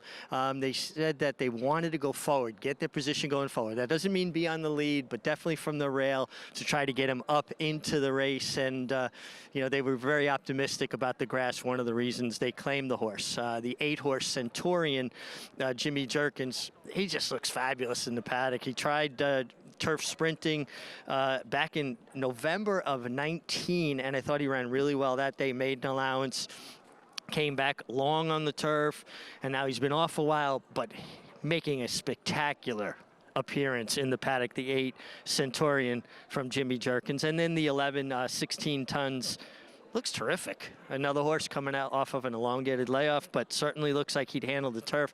Definitely more of a turf foot on him, turf look to him. So those are the ones that kind of really caught my attention here in the paddock, and check them out on the racetrack and see if any more horses kind of stand out when they warm up. All right, Mick, thanks. Yeah, we'll get back to you for that. Here's our favorite. 3-1 On the Muscle has had a lot of opportunities to try and get it done in dropping into 30 maiden claiming last time out. Still couldn't get it done. Did have a bit of a wide trip as well, though, into the lane. That was at the fairgrounds we're showing you. Yeah, and that was the first time with Mike Stidham as well, or first time back with Mike Stidham, I should say. But second, off of a layoff, I guess that you could kind of be a little bit forgiving about that. My biggest concern with him is that even towards the start of his career when he was with Mike Stidham, he had been exposed already for 30 and 40,000, hadn't been able to win there. He was just second best last time out. He ran fine. Maybe he just meets the right field today. And he does have a little bit of natural speed. I would hope that he would be forwardly placed as he was closing last time. Sometimes, Greg, horses like this, and I'm not saying that the goal with him would be to try to wire the field in here, but he can be forwardly placed, and you don't want to rely on horses at this level to pass horses late, because clearly that's not something he does well. Yeah, and that's the man who's going to be aboard. Kendrick Carmouche looking to take the late double. We know how dangerous he is on the front end. I don't know. Last couple of starts from this horse has been nowhere near the lead. He used to have speed, but in the last couple of starts, that has not been the case. Finale of the popular Kentucky Derby Bankroll Builder promotion this Saturday, where you can earn a $20 bonus for the Kentucky Derby. To qualify, bet $50 to win on any horse in the Arkansas Derby at Oaklawn through the NyraBets app, and you'll score a $20 bonus. Win or lose, does not matter. Go to nyrabets.com for all the details. That, of course, coming up tomorrow. We're going to have live coverage, and it's going to be a lot of fun to see if Concert Tour can get to Kentucky undefeated for Bob Baffert. And I think that would be a really just extra interesting layer to the Kentucky Derby scene, because then both he and Essential Quality will head to the Derby starting gate, both undefeated. Obviously, with Essential Quality being the juvenile champion, he overall has the stronger resume and has had a few more races. But it would be interesting to have the two of them undefeated heading into the first Saturday in May. Yeah, not nowhere near the kind of hype with those two horses, but you have the Rock Your World, who's perfect so far too, but only the one start on dirt, but it was pretty good win of that Santa Anita Derby. Ouch, ouch. Ouch, ouch. Bob Glaceris kicks off the post parade. Yeah, this one is by Arch. There is a little bit of turf influence in there, first off the claim. And I liked hearing what Richie said, that they claimed this horse with the intention of trying him on the grass. Kendrick looking for the late double on the muscle. He's second off the layoff today, second time back with these connections. I think that this could potentially be a good spot with him. I'd like to see him a little bit more forward. I like this horse a lot today. Confectioner's only turf start way back June of last year. He had a horrible break, and he made up a lot of ground. Yeah, he's going to be another one that needs to break sharply in here. Hey, he's a long shot, and he hasn't had many turf tries. Bourbon Rising, first time on the grass. Yeah, this one is by Uncle Mo, which is versatile, but he's out of a mare who did finish once in the money on the grass. Let's see how that transfers. Maddie's Marauder 15-1, Louis Cardenas. Well beaten last time, his first time in a claiming race, but that was he's off a layoff now, comes back as a gelding. This one could be forwardly placed. Blinkers come off Kentucky Knight, new gelding. Yeah, blinkers do come off, but looking at the type of warm-up that he's getting and just how he's run before, I'd imagine he'll be the main speed. Centurion at 10-1, blinkers off as well. The barn does not have good numbers off of the layoff, but he is dropping in class, and he's going back to the turf. His 2 turf tries were, again, significantly tougher. Tom Albertrani sending out Thruster with Trevor McCarthy. I know he's a long shot, but I've always liked this horse on the turf. In fact, he was running against a little bit tougher 2-back and then going longer as well. Ratchet, he debuted on grass against Better. Against Much Better. He's by American. I think he'll appreciate getting back to the turf, and this could be a good spot to see what they have. 16 tons first on grass. The dam did produce 3 turf winners. And there's some pedigree in there as well. He's the half to Grade 1 winner, Sippican Harbor, who won the spin away. Let's see how he handles the turf and off the layoff. A lot of changes today, but he does have Linda Rice at the helm. Camouflaged Kisser 0 for 10 on the turf, like the favorite. He's had a lot of chances as well. He has run some races, though, that would suggest that he could grab a share in here. Can you make a case for this also eligible, Loaded Joe? I don't think so, but I think anything can happen. I mean, back in November, he did run second at this condition, sprinting on turf. Let's see what happens. Today, he does get in on just 7 days rest. 3 minutes from this nightcap on our Friday card here at Aqueduct. Let's check in again with Mig. Yeah, Greg, just kind of interesting. The one, ouch, ouch, ouch. It's a little bit of a different warm-up for the 6 furlongs on the turf. They go back up towards the quarter pole, and then they come back this way. Nick Juarez on ouch, ouch, ouch. A little bit confused, turned to go off the right way. Kind of made a little bit of a wrong turn there. Hopefully he won't make any wrong turns in the race. Big price for Ouch, Ouch, Ouch, who I do think is going to run better than his odds. But my pick is going to be the 8. Couldn't get past how well turned out this horse was on the racetrack for Jimmy Jerkins. Just making a really nice impression. Looks very fit. His 1 turf sprint against Better, albeit a long time ago, was very good. So number 8, Centurion for me. And I am going to say goodbye as it starts to kind of drizzle here. I'm going to get some cover, guys. All right, Mig, stay dry. So he's going to see how this one plays out. And he is going to go with Centurion, who, yeah, from the outset, he loved the look of this horse in the paddock. And I think that really speaks volumes about him. And like I said, his 2 turf tries were both, again, significantly tougher. He didn't run the step in his own dirt try down at Gulfstream. He drops in class coming back. And just looking at him here, I mean, looking back at my notes from start of 2020, he's really grown up a lot, which you like to see as well. But I think that he's interesting. He's definitely sharp on track. He comes back. He could be very fresh and taking that significant drop. But 5-2 on the favorite, and you can make the argument all On the Muscle has to do is repeat what he did in his last race, and maybe with a little bit better racing luck and trip, he wins this race. Oh, absolutely. He's definitely the horse to beat by far. I just think that this is a nice race because, look, you're going to get a price on pretty much anybody else. So I took a shot once again with Thruster. He's on the smaller side. I've always thought he looks physically like a turf horse. He's out of a multiple stakes winning mare who won on grass. He's the Have to Fear No Evil, who is a 3-time turf winner himself. And I just think given his physicality, he'll appreciate going a little bit shorter. 11-1 on Mig's selection there. Centurion for Jimmy Jerkins for Centennial Farms. Yeah, I thought this race was one of the reasons to play this late pick 5 today because I thought there were so many options at prices in here. And even the 11, 16 tons, I mean, both Richie and I like 10-1 shots on there, and 16 tons is taking some attention at 7-2, but I think that he's a big player. You mentioned the pedigree. The dam's been a good producer.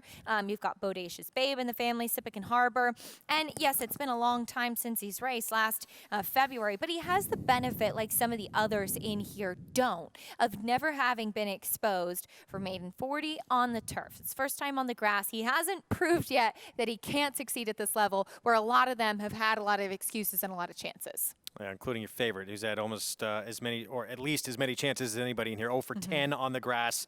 Was at an easier 30 maiden claiming level Fairgrounds last start. It was, to be fair, off the bench, off about a 7-month layoff. Did not get it done. And now the 2-1 favorite here on the finale of this Friday card as you look at the 4 Confectioner. Waited a long time to get him back on the grass. Yeah, they certainly did. And he ran on the turf at Laurel, too, for $25,000 and with previous connections. So I'm sure that it might have been in the back of their mind all the time, but he was picking up checks in some of those dirt races. I'm not sure the thought process about it. He'd had several in Maryland and New York that were rained off. Let's see how he handles it today. But he, too, has had a lot of tries. He got slammed and sandwiched out of the gate in that turf debut, I should say. And he really started to run late in the race. And he was 3-1 that day, too. 32-1 on him right now for his second turf start. We'll see how it plays out. Nightcap here at Aqueduct. John Imbrial with the call.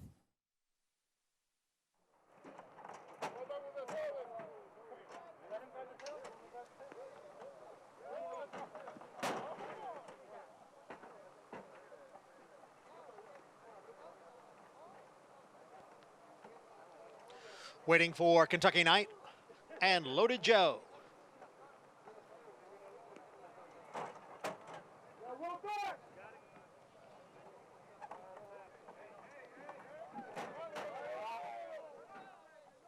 They're all in.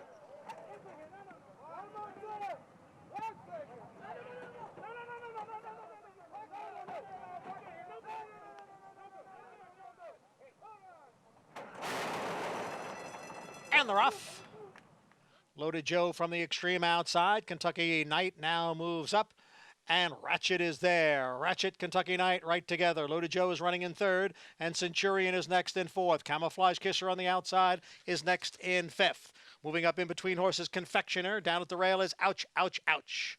Then it is Bourbon Rising. Alongside is Maddie's Marauder. A length and a half to On the Muscle and Thruster. And then it's a break of 5 or 6 lengths back to 16 Tons, who trails the field. The quarter went in 21-3.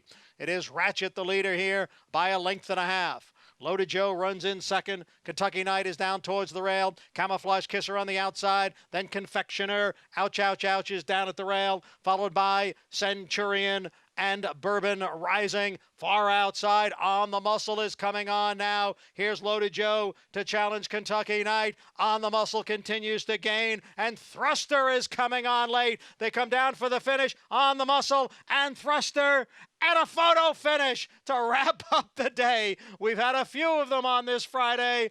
Another photo, this one in the finale, between Thruster and On the Muscle. Photo finish to close out this Friday card. Kendrick Carmouche on the 3 on the Muscle. Trevor McCarthy on the 9 Thruster. I initially thought it was the 3. I'm terrible calling this. Well, I hope you're wrong, because I picked the 9, and I think he was 10 or 11-1. 15-1 he went off at, and I just have liked this horse on the turf his last couple starts, and I stuck with him. So if he gets beat on the wire, which I think he might have, I think that just kind of sums up my relationship with this horse. Wow, 5-2 or 15-1, and it's just who got the better of the bob, and it looks like it may have been On the Muscle and Kendrick Carmouche, but let's wait and make it official.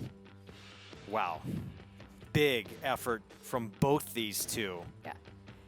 There have been a lot of photo finishes today. Johnny I is right. I certainly don't envy him, but making that earlier move was the number 3 On the Muscle, and he had plenty of pace to run at today. Very quick up front early on. There was a lot of pace to close into. Thruster was closing wide and running late under Trevor McCarthy, who's continued to ride well throughout here in New York. And they've got the camera on the 9, so I like it, 15-1. Well, we're going to show the 3 also. I got excited. Never mind. Yeah, we cut that right before the finish. We'll see if we can get another look at it, but not that that's going to determine it for us. Tough angle to make that call from. There's Kendrick. If it is a win for him, he takes the late double. He has been riding just lights out ever since the winter meet at Aqueduct that he won. He got that first Grade 1 win of his career.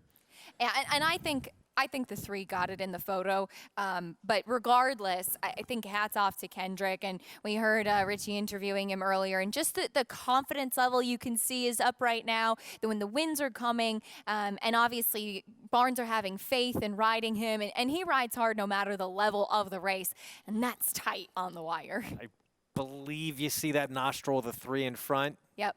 And it is unofficially posted on the muscle. 5-2 favorite. Big run from Thruster. Ran too good to lose. That's this game. Yes, it is. That's this game in a nutshell. 3, 9, 13, 7, 3-win afternoon for Kendrick Carmouche. You taking a look at the odds for the 7th at Oaklawn. Maiden special weight. 6 furlongs coming up. Music app been favored throughout for Donnie Von Hemel. Let's check in with Maggie Wolfendale.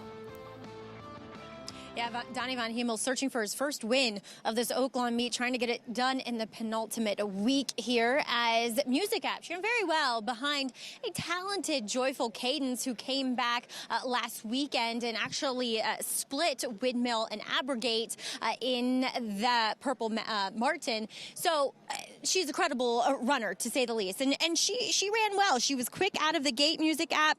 The winner came up the rail going into the first turn. So look for her to be on the front end. I was a little unimpressed with what I saw from her physically. She's just smaller, but she's athletic. She's light on her feet, and that right there suggests that she should be able to handle this sloppy racetrack in her second start. And I will say it was a quick, hard rain for the majority of the rain that we got, so most of it has come off the track. There's really not that much lying water on it. As we'll move on to some first-time starters, number 5, What's News for Steve Asmussen, daughter of Bernardini. The dam was a graded stakes winner, going long on the dirt, won the grade 2 forward gal. And ran well in synthetic, too. And the siblings were actually better longer. So I'm not sure about her going 6 furlongs first time out. I know she's taking money. I think that's based on connections. She lacks a bit of muscle mass, especially across that hind end, where she looks very, very fit. But number 5, What's the News? I worry that this might be a little bit on the shorter side, as number 6, Bayshore Foxes came in very, very fit for Phil Bauer. Really well prepared in all aspects, has been professional, too. Nicely on the bridle, big, strong hind end to her. And we'll see what she does as far as pedigree. But the interesting pedigree is number 7, Silver's York, by Arch. The full sibling was a 7-time winner in dirt sprints. Half to Camille Claudel, who's a better runner going a bit longer. But I didn't love Confirmation, but this horse warmed up really well on the racetrack, Greg. All right, a price right now, 15-1, as Maggie mentioned. Silver's York Jinx fires. The daughter of Arch, the favorite. The 2, Music App. Vic Stauffer with the call to kick off the late pick 4. And every other one.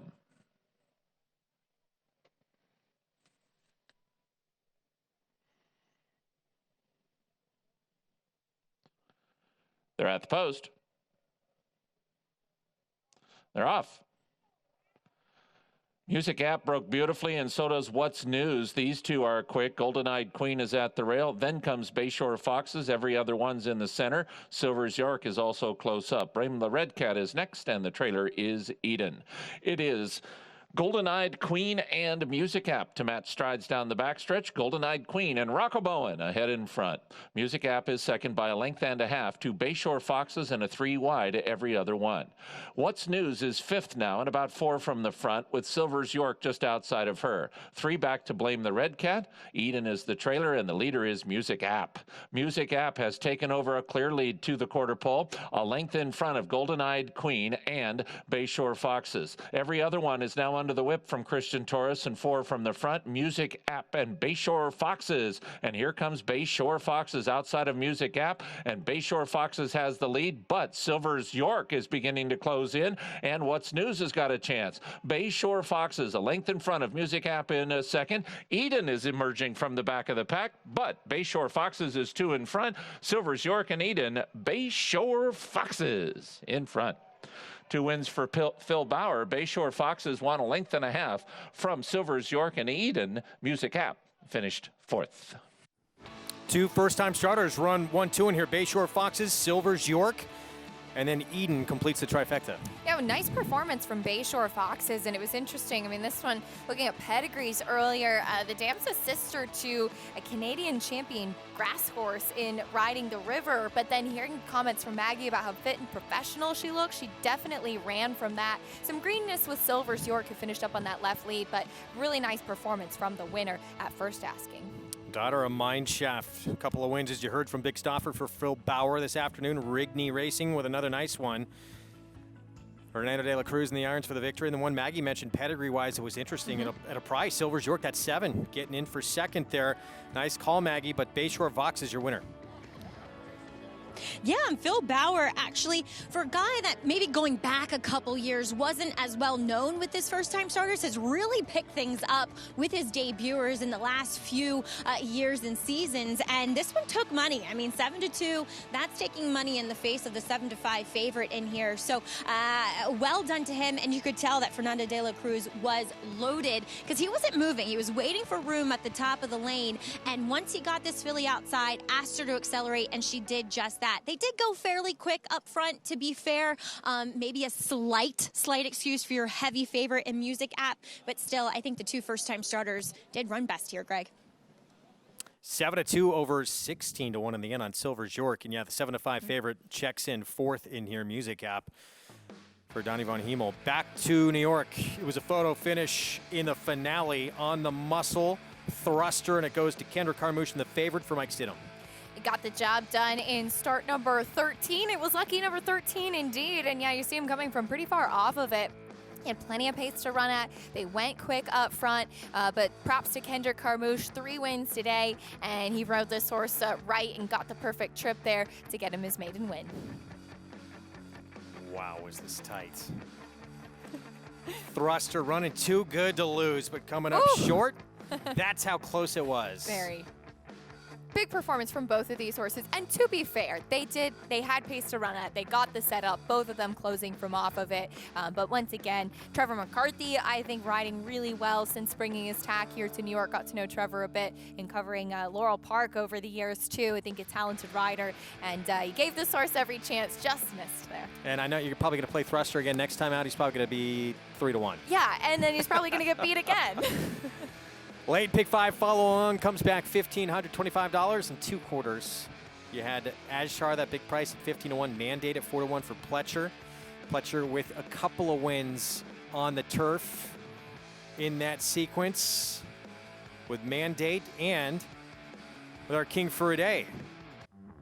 In the 7th, our King for a Day, it's brought to you by the talented son of Uncle Mo and Winters back, showing he has a ton of talent, especially when he's loose on the lead. Yeah, big performance from this horse today, and it was nice to see him get back to the winner's circle and do things the way that he wanted to. To be fair, there were a couple of no-shows in here, good governance, not perhaps the punch that we would have liked to see, but Winter's back is a talented horse, always thought that, and I think that he really appreciated getting to be on the front end like he was today. Wins for Waterford Stable, trained by Todd Pletcher. Kendra Carmouche, as we told you, board for that win. King for a Day stands at Irish Hill and Duchess View Stallions in New York, so congratulations. That was a big performance. That was a good field. I think was a little disappointing from good governance, but we'll see. That was a starting point back for him. You usually expect these Chad Brown runners like that to be ready to fire right off the bench, but second time out, maybe we'll see a better effort. It's true, and he's a tough gauge. I mean, he is a horse that's only run 4 times. He would run 2 races and then have a significant layoff, and he's kept some really good company. So I think it's tough to be too hard on him today. However, he does come from a barn in the likes of Chad Brown that can really have them ready to go off a bench. But I think watching him next time will really be the telltale sign as to what the year might offer. We just expect too much out of that barn because true. He's been so good. That's true. He set the standard too high. Impossibly high. Yeah. We're going to take a break. We'll be back. More coming up. We're going to talk final major prep on the road to the Kentucky Derby, and Bob Baffert got 2 shots in the Arkansas Derby. The undefeated concert tour. He will be a heavy favorite, and he has Hosier as well. He's going to take a 3rd crack at his stablemate.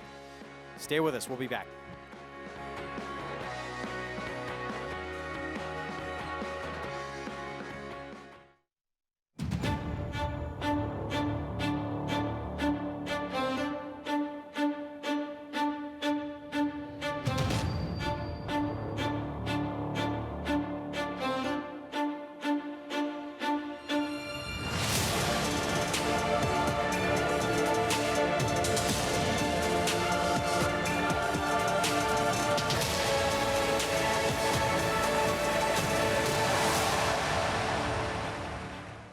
Be a part of the racing action Saturdays at Aqueduct with live money contests available online through Naira Bets. A $300 buy-in adds $200 to your contest account, while the other $100 funds the cash prize pool paid through 10th place. Follow along with the races on America's Day at the Races while keeping track of your leaderboard standings on Naira Bets. After the contest, your bankroll and prize winnings are shifted back into your Naira Bets account to start betting or withdraw. Register to play today at nairabets.com/contests.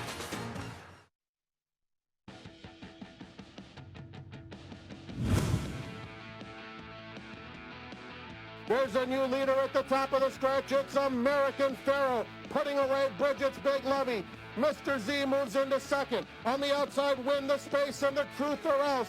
There's an eighth of a mile to go, and American Pharoah is putting on a show. He has not been asked the question, but everyone knows the answer. He is indeed the ruler.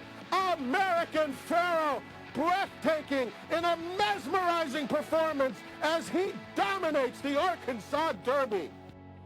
I love that call from Frank Miramonte. American Pharoah, he was just dominant. Bob Baffert going into this race, he was concerned that this American Pharoah would be able to rate it all. He had new tactics in here. It was not a problem. 1 to 9, and of course he'd go on to win the Triple Crown. I know, nothing was a problem for him, and it's fun watching that back, and indeed the ruler he was. It just wrapped up so easily the way that he did it, and I love how he finishes up with his ears pricked like that, just enjoying his job, just much the best ahead of everybody else. And I remember standing at the top of the stretch on that Belmont Stakes day and just hearing the roar in the grandstand. You felt like it was going to fall down watching him become the first Triple Crown winner since the 1970s. 1978, I think, was the last one before, right? Yeah, Victor 76. You know, we knew everything about it at that time when talking about the drought, and now we've had 2 Triple Crown winners since then. Nadal, American Pharoah, 78. Bodemeister, the Arkansas Derby winners for Baffert, and he'll have 2 shots at it coming up on Saturday, and all the talk is centered around Concertor. He's handled his stablemate Hosier on a couple of occasions. He's handled everybody he's met so far, but he has been asked to do a lot in a short amount of time. He certainly has. I mean, he didn't race as a 2-year-old. That was a conversation we heard a lot about a couple years ago with Justify, who didn't race as a 2-year-old. But look, he's done everything so easily, and he's handled everything that's been thrown at him. 6 furlongs, 7 furlongs in the San Vicente, then last time going a distance of ground with the mile and a 16th. So now he'll stretch out even more to the mile and an 8th, but he'll face a similar cast of characters as to what he did last time. I have no concerns about the distance for him. And yes, the question is going to be what happens as far as Caddo River, who may be more aggressively handled today, but Concertor undefeated as of yet, prancing around there. Typical kind of Bob Baffert on his toes, ready to roll appearance there. Yeah, wow. He ran them off their feet in the Rebel. We'll see if he could do it again at a mile and an 8th. The way he finished in that Rebel Stakes, it did not appear like this extra distance is going to be a problem, but you don't know until they do it. We will see. But right now, to this point, he's been absolutely rolling along. And again, with Baffert losing his main player for the Derby, life is good. Just like we saw last year with him losing a couple of horses along the way.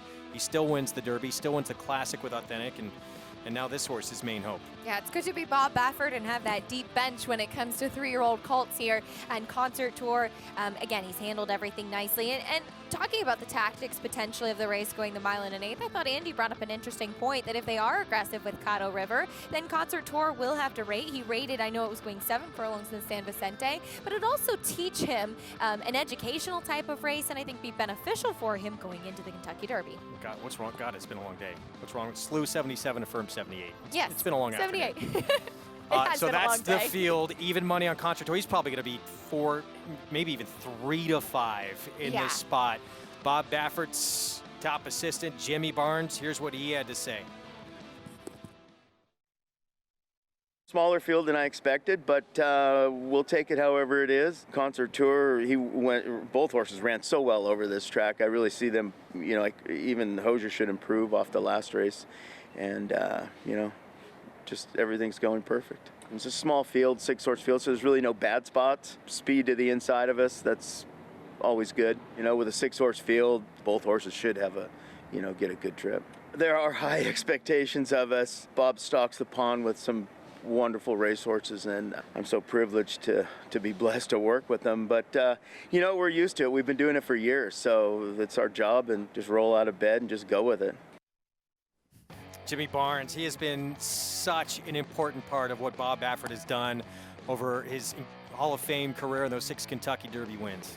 Yeah, just incredible what they've accomplished, and Jimmy a huge piece of that. You'll never see Jimmy Barnes far away. Of course, he was holding 3 rings in the paddock before the Kentucky Derby when he did end up flipping over and had to have some surgery after that. But I know he was right back at the barn the next day or a couple days thereafter. Concert Tour, those 50 points, likely good enough to get him in already, but he'd like to go to Kentucky the right way. We check in with Maggie Wolfendale now. And Maggie, it's not Bob Baffert who's the only Grade 1 winner in this field.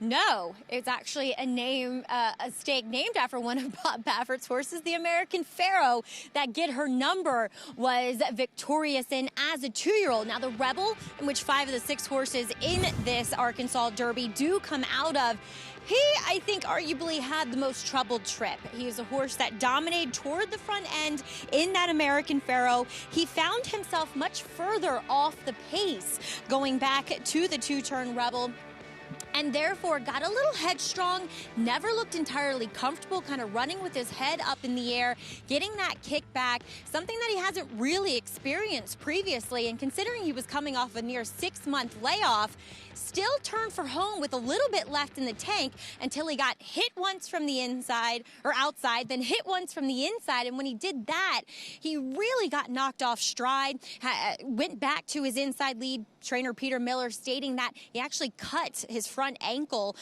with that contact that was made. So it was a rough trip. You would hope that he comes out of it well.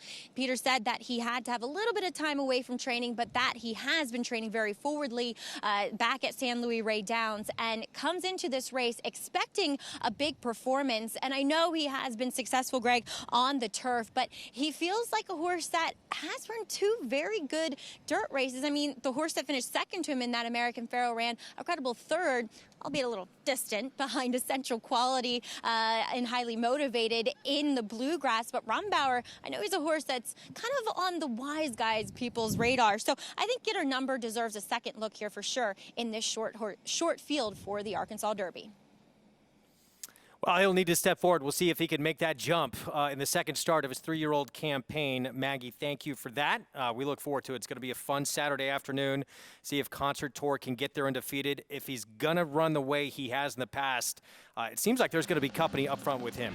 Caddo River, connections have said, as they tried to sit off the pace in that Rebel last time out, that's not the way this horse wants to run. No, and you could see it too. I mean, this is his win 2 starts back in the Smarty Jones, going a mile, but last time he just looked so uncomfortable, and he was fighting with Florent Giroux early on. He was throwing his head up. That's what we call being rank, being keen. And he doesn't seem like he's necessarily the easiest horse either, too. You know, he kind of runs with a little bit more of that higher head carriage in general, but he was so impressive.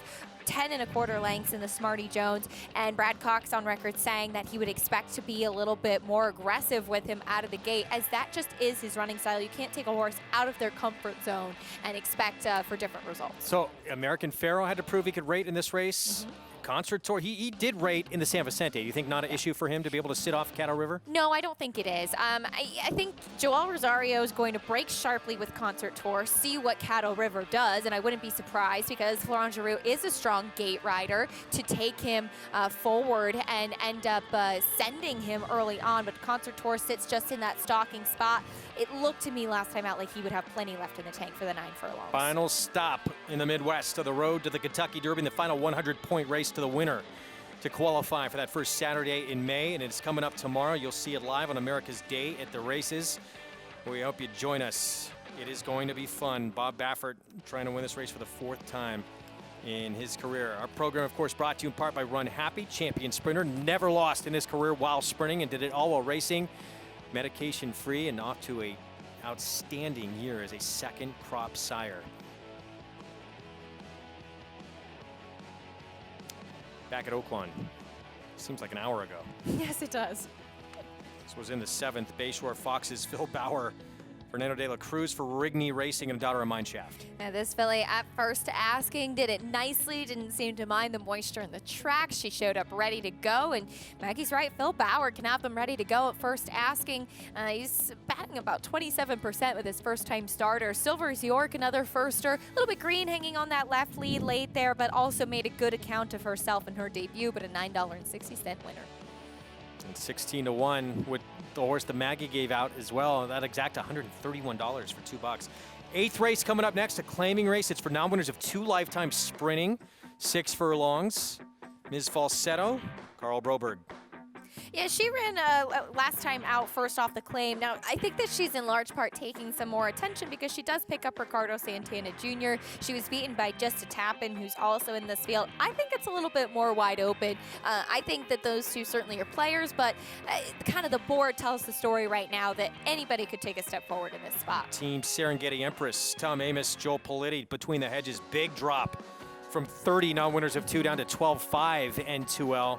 They're certainly going to take some money with that 5-year-old mare. As we get a look at Collude, another contender. We'll have the post parade from the 8th at Oaklawn when we come back here on America's Day at the Races. Stay with us.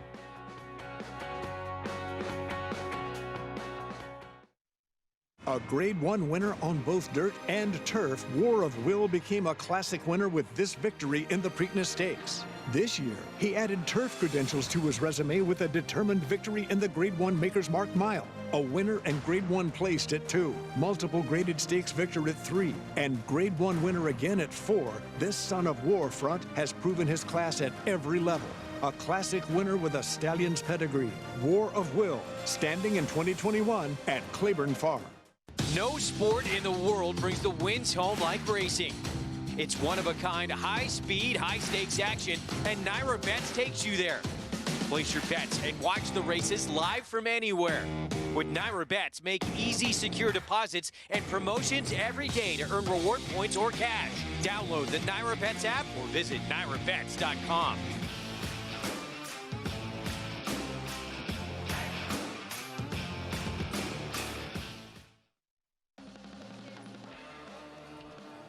Welcome back. You're watching America's Day at the Races with racing here from Oaklawn Park, brought to you by Naira Bets. Bet any track, anytime, anywhere with your Naira Bets account. Well, horses hitting the track for this race as we'll take a look at the 2 for our good friend Tom Amos, as Joe Politti owns this one, Between the Hedges, and she is a drop down, second off of a layoff. And last time watching that race, you know, she kind of was chasing outside, then she dropped back to the fence around the turn, and she just never really picked up the bit.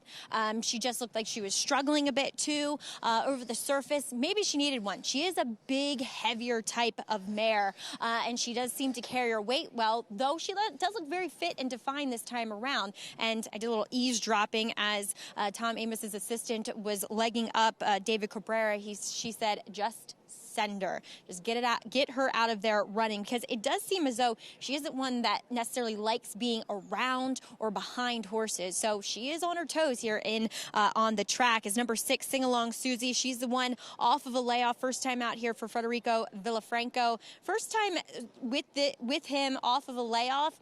Not great numbers, only 2 for 18 lifetime, low ROI, decent looking filly as she comes back, looks pretty fit, but also this kind of feels like a prep race for maybe longer distances. As I get it back to you, Greg. Maggie, thanks. I just love the name Between the Hedges out of Gwinnett County in Georgia, of course, and Stanford Stadium. Undecided Certainty, the 3, Robert Klein. Did have a win last time out, stepping up to face tougher now in that next condition. Kalaniki, Phil D'Amato.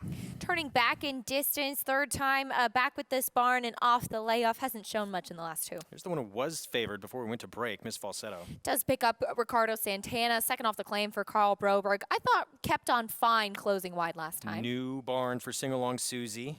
Has only ever raced at Laurel before, off a layoff, turning back in distance. It will be interesting to see what she does here. Collude at 12-1 for Kim Poole. Just seems sluggish out of the gate in her last couple. Hope she breaks a bit sharper today.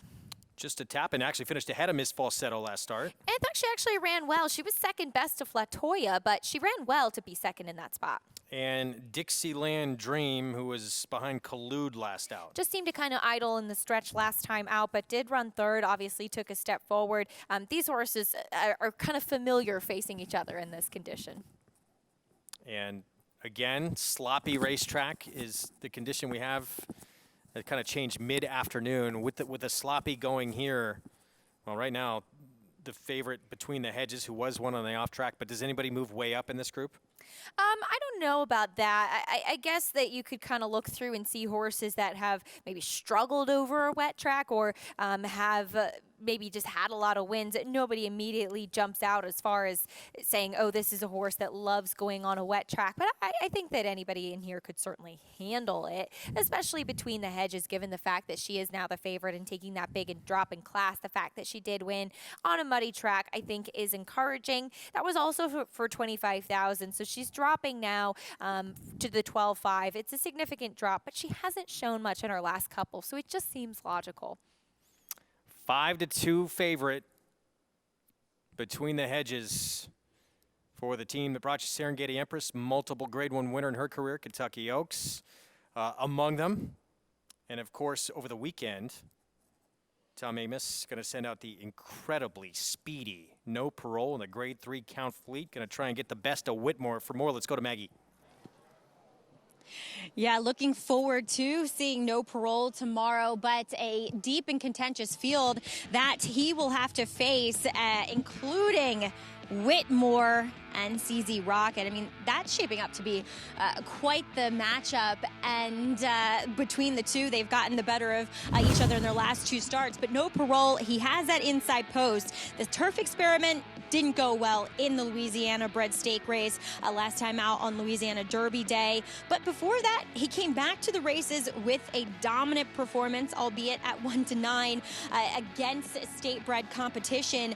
But his hand is forced from that inside post position, and despite this being a sprint race full of very talented sprinters, there isn't that much other really quick speed. I mean, we'll see what Empire of Gold does, we'll see what Strike Power does, but for me, it does feel as though that No Parole is the quickest of them. As Whitmore, he'll be hoping somebody does go with No Parole. But last time out, you could make the argument, and I'm not blaming Ricardo Santana, that maybe he did move a little bit early. Maybe Ricardo thought that he didn't want those horses to get away from him. And with CZ Rocket just sitting back and saying, all right, with Florent Drew, say, you go ahead. And he was the one who made that last and winning move to pick them all up. But Whitmore, he is the hometown hero, to say the least, here at Oaklawn, as Rob Moquette has just done a masterful job in preparing him and bringing him through 6 racing seasons. We are so lucky to still have a champion like Whitmore still running. We get to see him again tomorrow, Greg. Maggie thinks it's going to be fun. I mean, he's just incredible. He's a champion, in history on the line for him tomorrow. He has a chance, if he wins this race, to become the all-time winningest stakes horse in the history of this racetrack. That's amazing. And, you know, I know it's the Arkansas Derby tomorrow, and I'm excited about that, but I think I'm most looking forward to seeing Whitmore tomorrow. Like Maggie said, we're lucky to have him now as an 8-year-old, still running and still competing and winning at the highest level. That's not an easy task to do, to keep a horse sound that long and keep him happy in his training and just to manage him in the right way, and that's certainly what Ron Moquette and his team have done. But I do enjoy the kind of rivalry that's blossomed with CZ Rocket. It makes for a fun storyline too, and it's been fun watching the two of them throw it down on the racetrack. Whitmore got the one you want in the Breeders' Cup Sprint, but I know how much getting that record would mean to Ron Moquette and company with Whitmore. They badly want that Count Fleet and that stakes record at the racetrack. That'd be pretty special to have. So it's going to be a fun showdown. Race 11 on the card in that Grade 3 in the Count Fleet. And by the way, that's, of course, where Whitmore resides, in Count Fleet's barn. As we're a minute to post, and there is another look at Between the Hedges. Tom Amos, Joel Politti, And a big drop down in class for this horse, and as a result of that's why he's favored, deserves to be with who she's faced. And she is a mare by Union Rags. You heard Maggie mentioning that she's a big, heavier type. That's just a typical of the stallion. And sometimes you wonder with those bigger-bodied horses if they're going to handle a wet track. So the fact that she has one in the mud before, I think, is definitely a positive. The drop in class makes her a huge player, getting a good warm-up out there. And I liked what Maggie had to say about Tom's assistant saying just send her, because in the last couple of races recently towards the spring of 2020, she had a little bit of trouble getting out of the gate. So taking that away, just be sharp out of there, send her early on. I didn't think that there was a ton of kind of clear pace in here, so might as well just run away from everybody else at this level. She ran huge in the mud, very different from a sloppy racetrack, but she does have that on the resume. Let's go back to Maggie. Yeah, you know, Greg, just as far as the track condition, this isn't that sloppy. This is more like muddy sealed. There isn't that much line. So I'm not going to, you know, split hairs about the track condition with her. And it's interesting what Acacia said, because watching that last race too, if you watch it very carefully, she looks uncomfortable behind. I don't know what other way to say it, but she kind of had she was holding her tail kind of close to her, and she just never looked like she was fully extending and pushing off. And that also means a horse that struggles with getting out of the gate because they can't push off that well. I do not see anything whatsoever physically with her that prohibits her today from possibly being stronger behind there, moving better, because she warmed up nicely. She looks very strong. I like her. She's much the horse to beat. As number 5, Miss Falsetto, second time for the Carl Broberg barn. I thought she just kind of picked up the pieces, going the 5.5 first off the claim. She looks okay here on the track. Number 7, Collude, really fired up. Big long shot, but she was fired up throughout the entire preliminaries here. Maggie, thanks. Yeah, Collude the 7, 13-1 on the board. Walter De La Cruz as they load up in here, 9-5 now, lowest price we've seen on the 2 Between the Hedges. For our colleague Tom Amos, we're set for the 8th. Vic Stauffer with the call. Last to load, Dixieland Dream.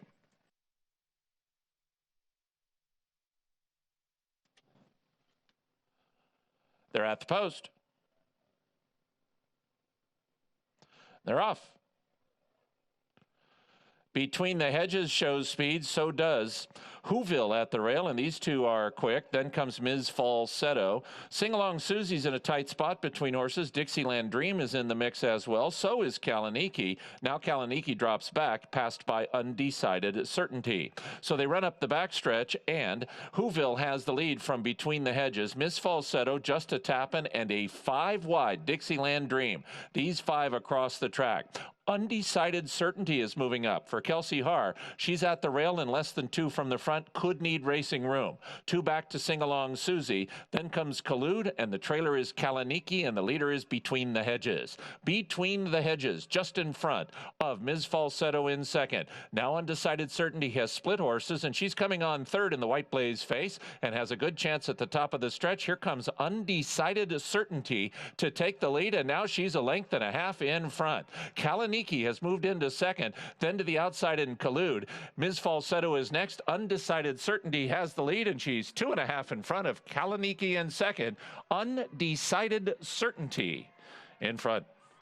Undecided Certainty won by 2. Kalaniki was second, Ms. Falsetto third. Maybe Sing Along Susie for fourth.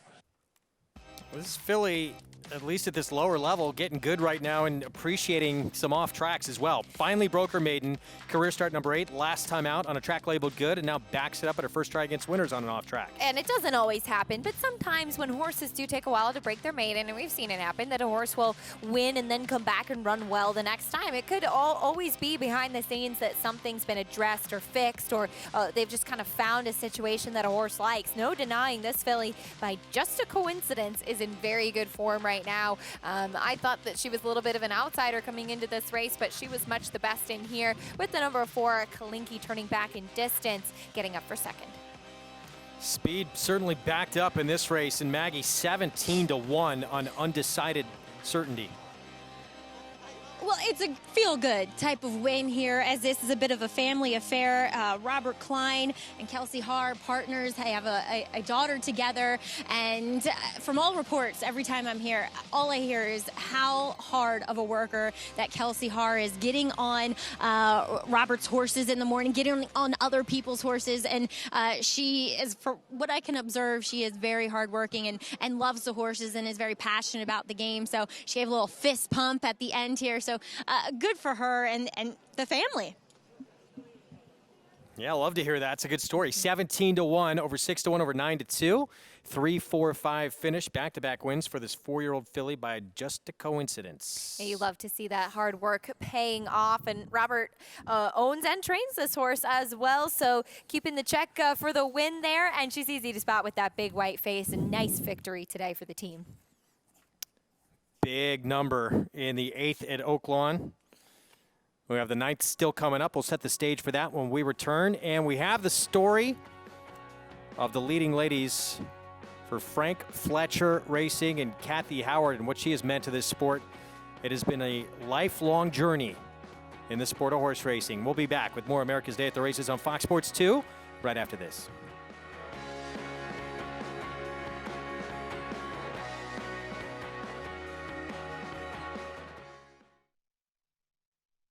Caraconti, a leading sire amongst his crop by percentage of stakes horses. Caraconti is off to a strong start at stud.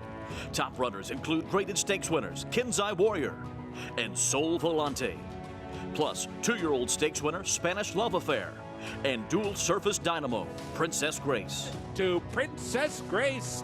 A rising star with graded stakes winners on both dirt and turf. Caraconti, standing at Gainesway.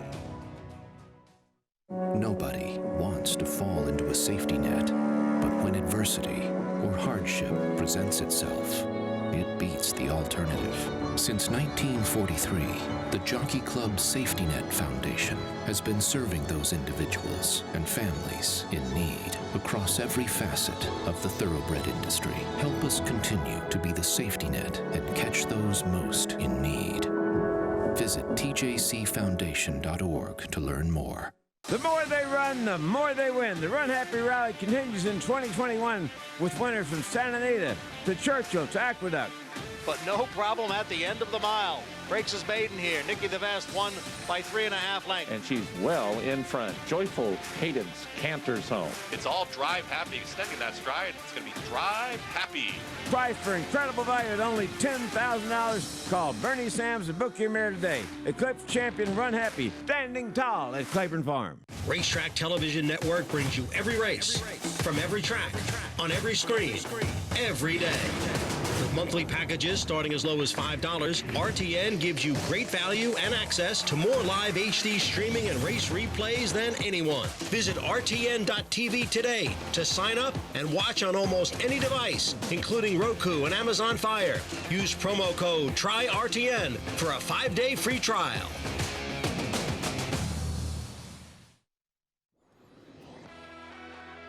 Back at America's Day at the Races on Fox Sports 2. Program's brought to you by legendary Claiborne Farm. 100 years of doing the usual unusually well. Good to have you with us as we come to the final few segments here of our Friday program. We still have another one coming up at Oaklawn, and this was a tough one to come up with in the 8th out at Hot Springs. Undecided Certainty at 17-1. A big price on this horse, but she was much the best. She's in good form right now, kind of zipping through her conditions. Broke her maiden last time out. Comes right back to get the non-winners of 2 condition today. And a feel-good win here for owner-trainer Robert Klein and Kelsey Haar aboard. In the second place was the number 4, Kalaniki, who was turning back in distance, but no doubt about the winner, Undecided Certainty. $36 return as she puts together back-to-back wins. 3-4-5 finish. Let's set the stage for race 9. Their feature on this Friday card, allowance optional claiming field. 2-turn mile and a 16th. Exotic West, Wayne Catalano.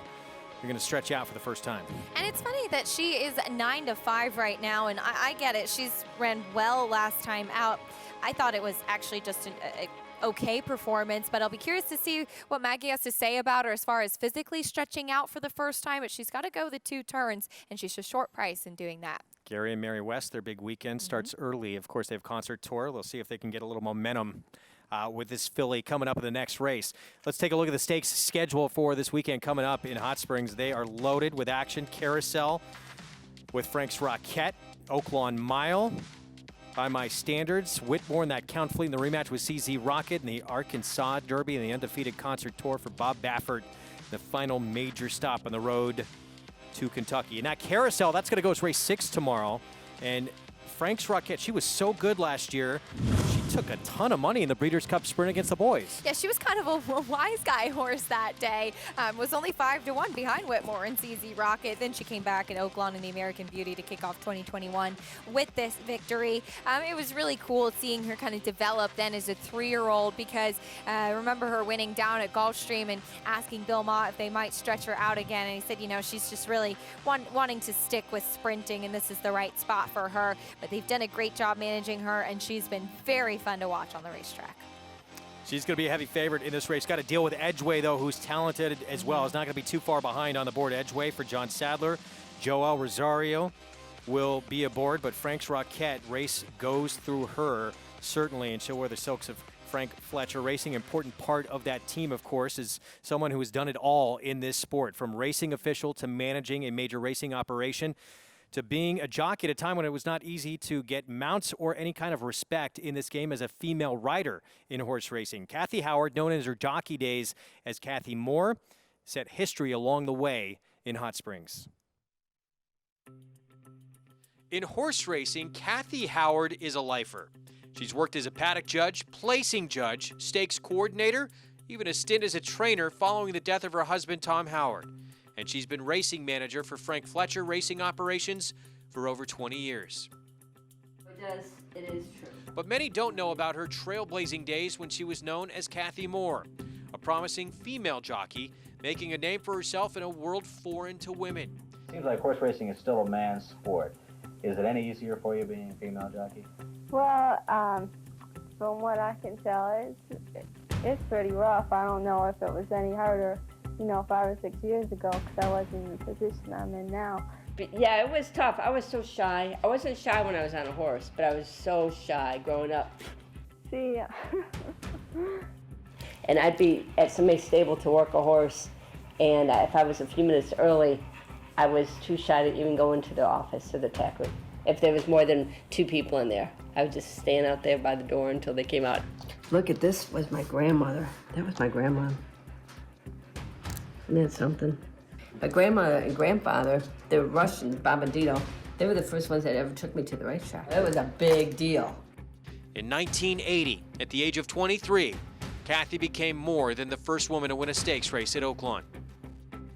Despite becoming the first female jockey to post an Oaklawn handicap victory, Moore didn't say anything about women's liberation and equal rights amended. I never said anything like that.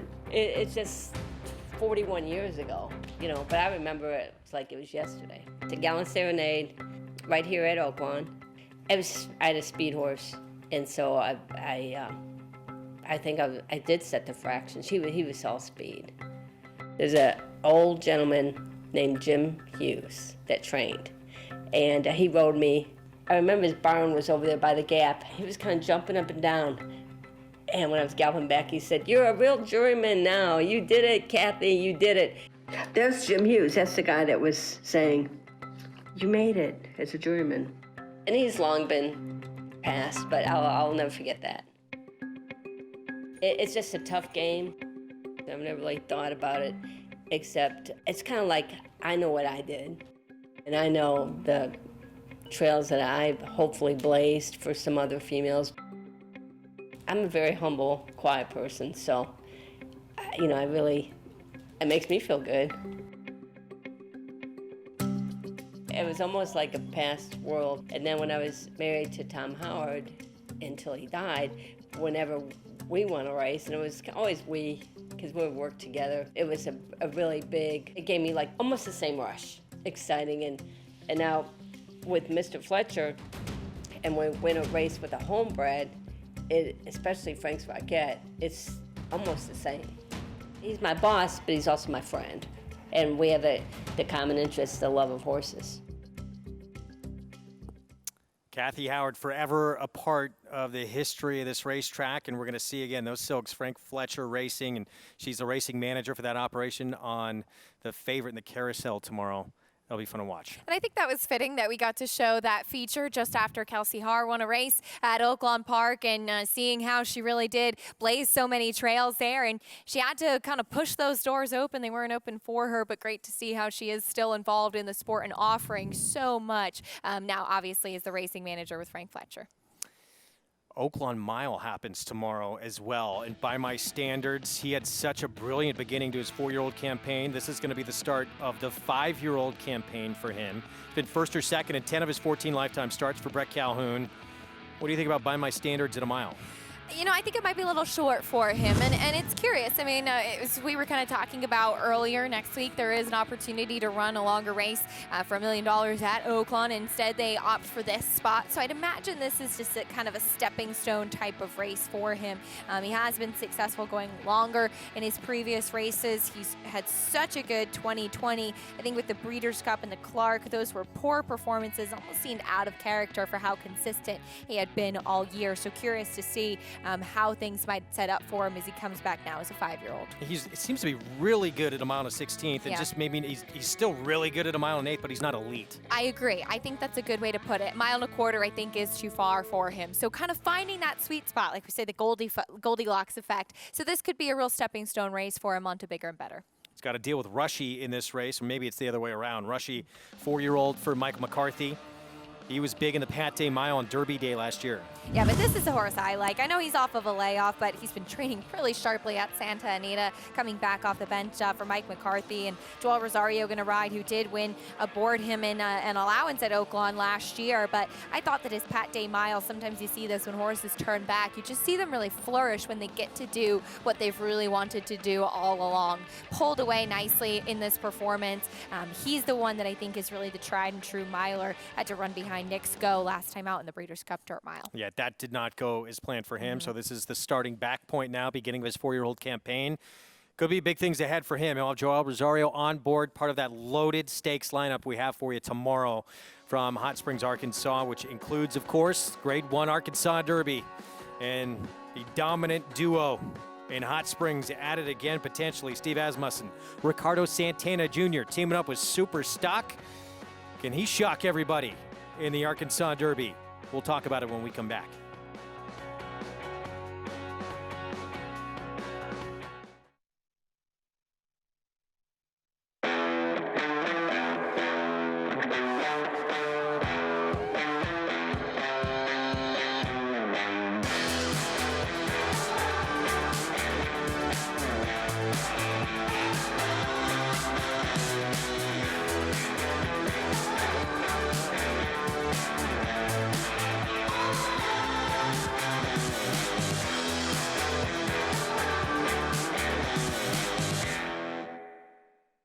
The ultimate accolade for a racehorse is to be named Horse of the Year.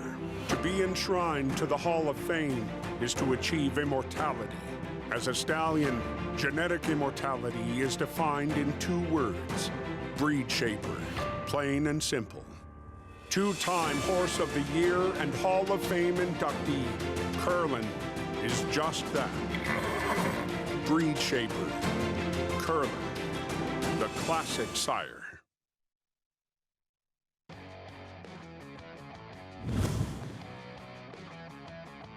They're into the stretch now of the Arkansas Derby, and the leader is still Gettysburg. 3/4, 1:10 3. Gettysburg has the lead. Creator will not get the job done. On the outside, here's Whitmore coming on. Big Changes is next, and Creator is flying. Creator now strikes to the lead. Down the outside, Sudden Breaking News is coming late. Creator of Sudden Breaking News. Creator's almost there. It's Ricardo Santana Jr. It's Creator to win the Arkansas Derby.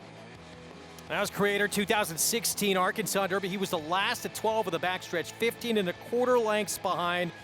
Third in that race, you heard the call, Whitmore, unbelievably, when it was on the Derby Trail. This was the first horse that WinStar ever sent to Steve Asmussen.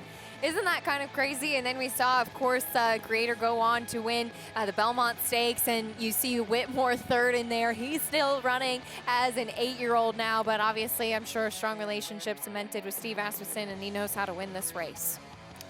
Basin, Creator, Curlin, Private Emblem. Last couple, Ricardo Santana Jr. aboard, and they're hoping they can make that 3 times. The case with Superstock. He's got a lot to prove. It'll be a second start back. He was no match for Concert Tour in the Rebel, but he ended his 2-year-old campaign on a high note. Yeah, he did, absolutely. I mean, he finished second by just half a length. Yes, as the favorite in the street sense. He was third behind Essential Quality in the Grade 1 Breeders' Futurity. He's multiple graded stakes placed. He does have to take a step forward today. Finished fourth at a big price last time out behind a Concert Tour. He's an interesting outsider for sure, but one thing I've learned is even when you think they don't have a chance, you can never really throw out a Steve Asmussen horse. No question. Third to Essential Quality in the Breeders' Futurity. He's got ability. In that race we showed you, we know he can run on that track at Churchill Downs, so they'd love to try and get him to Kentucky and at least have a shot. 6-1 morning line on Superstock, son of Dialed In. Meanwhile, look at the odds for this 9th coming up at Oaklawn. Mile and a 16th, allowance to optional claiming field, Exotic West, one of 3 on the board at 5-2 as we go to Maggie Wolfendale.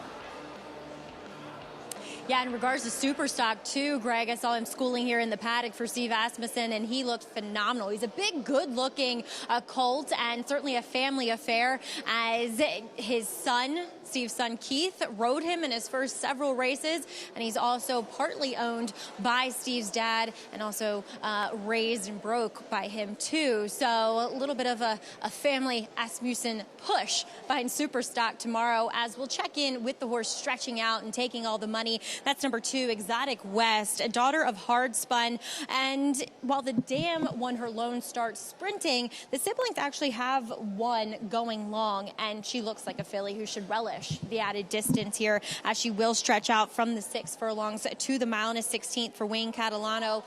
Big, scopy, has this massive neck on her and shoulder. I'm impressed, as you might be able to tell. Last time out, not the greatest of beginnings. She kind of had to be hurried towards the leader, saved ground, but she still stayed on nicely and just kind of ran that even type of race that suggests that she should have no problem getting more distance today. And I think the money that she had been taking earlier is meaningful. Is number 4, Soraya, private purchase for Joe Politti and Tom Amos out of her last start, which was won by a Joe Politti, Tom Amos horse, and little Tootsie down there at the fairgrounds in the slap. She was really far back in that race.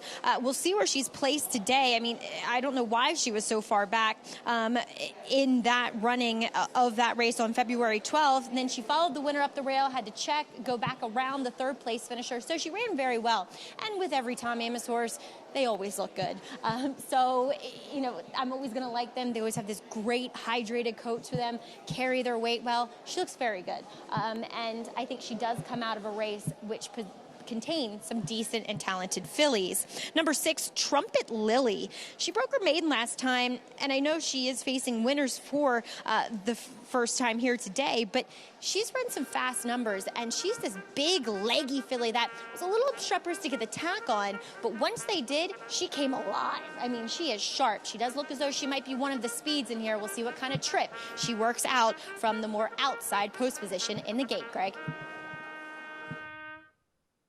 Maggie, thank you. That was the call to post you heard there as well, at least the tail end of it. Our post break here coming up. We're going to start off in a moment with Willful Woman. You go through this field, and again, Maggie said the track not truly sloppy, but we are dealing still with an off track.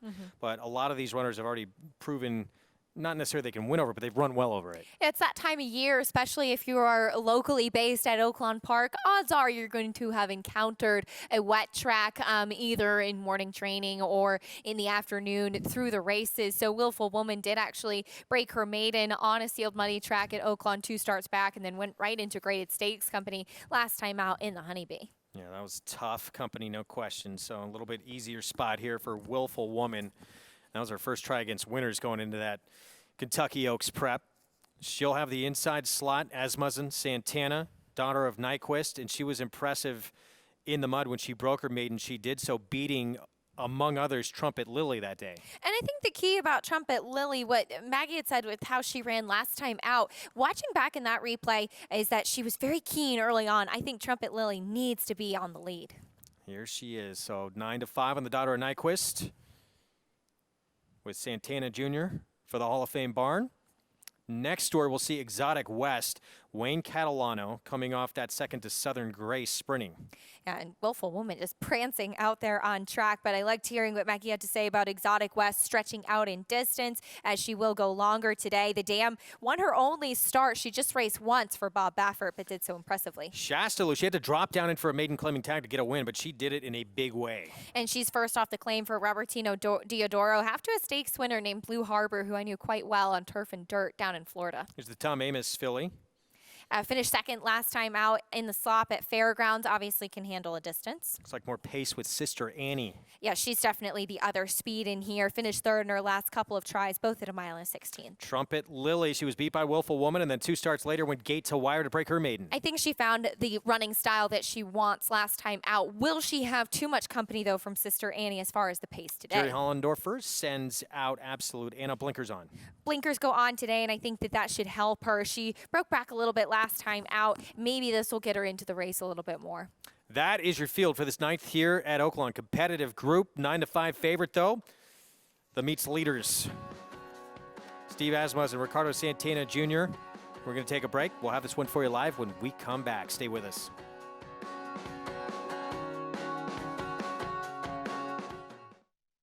This proven son of Giants Causeway has sired 6 millionaires, including Claiborne Farm stallion Lee.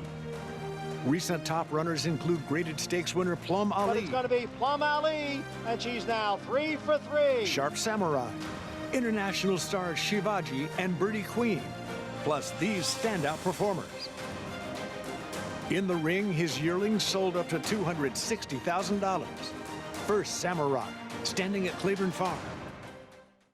It only takes 20 cents to take down an Empire. The Empire 6 is the 20-cent minimum bet with a 100% net pool payout every day at Aqueduct. The sequence is the last 6 races on the card with a 20% takeout each day at Aqueduct. Win big with 20 cents on the Empire 6. For details on the Empire 6, visit nyra.com/Empire 6.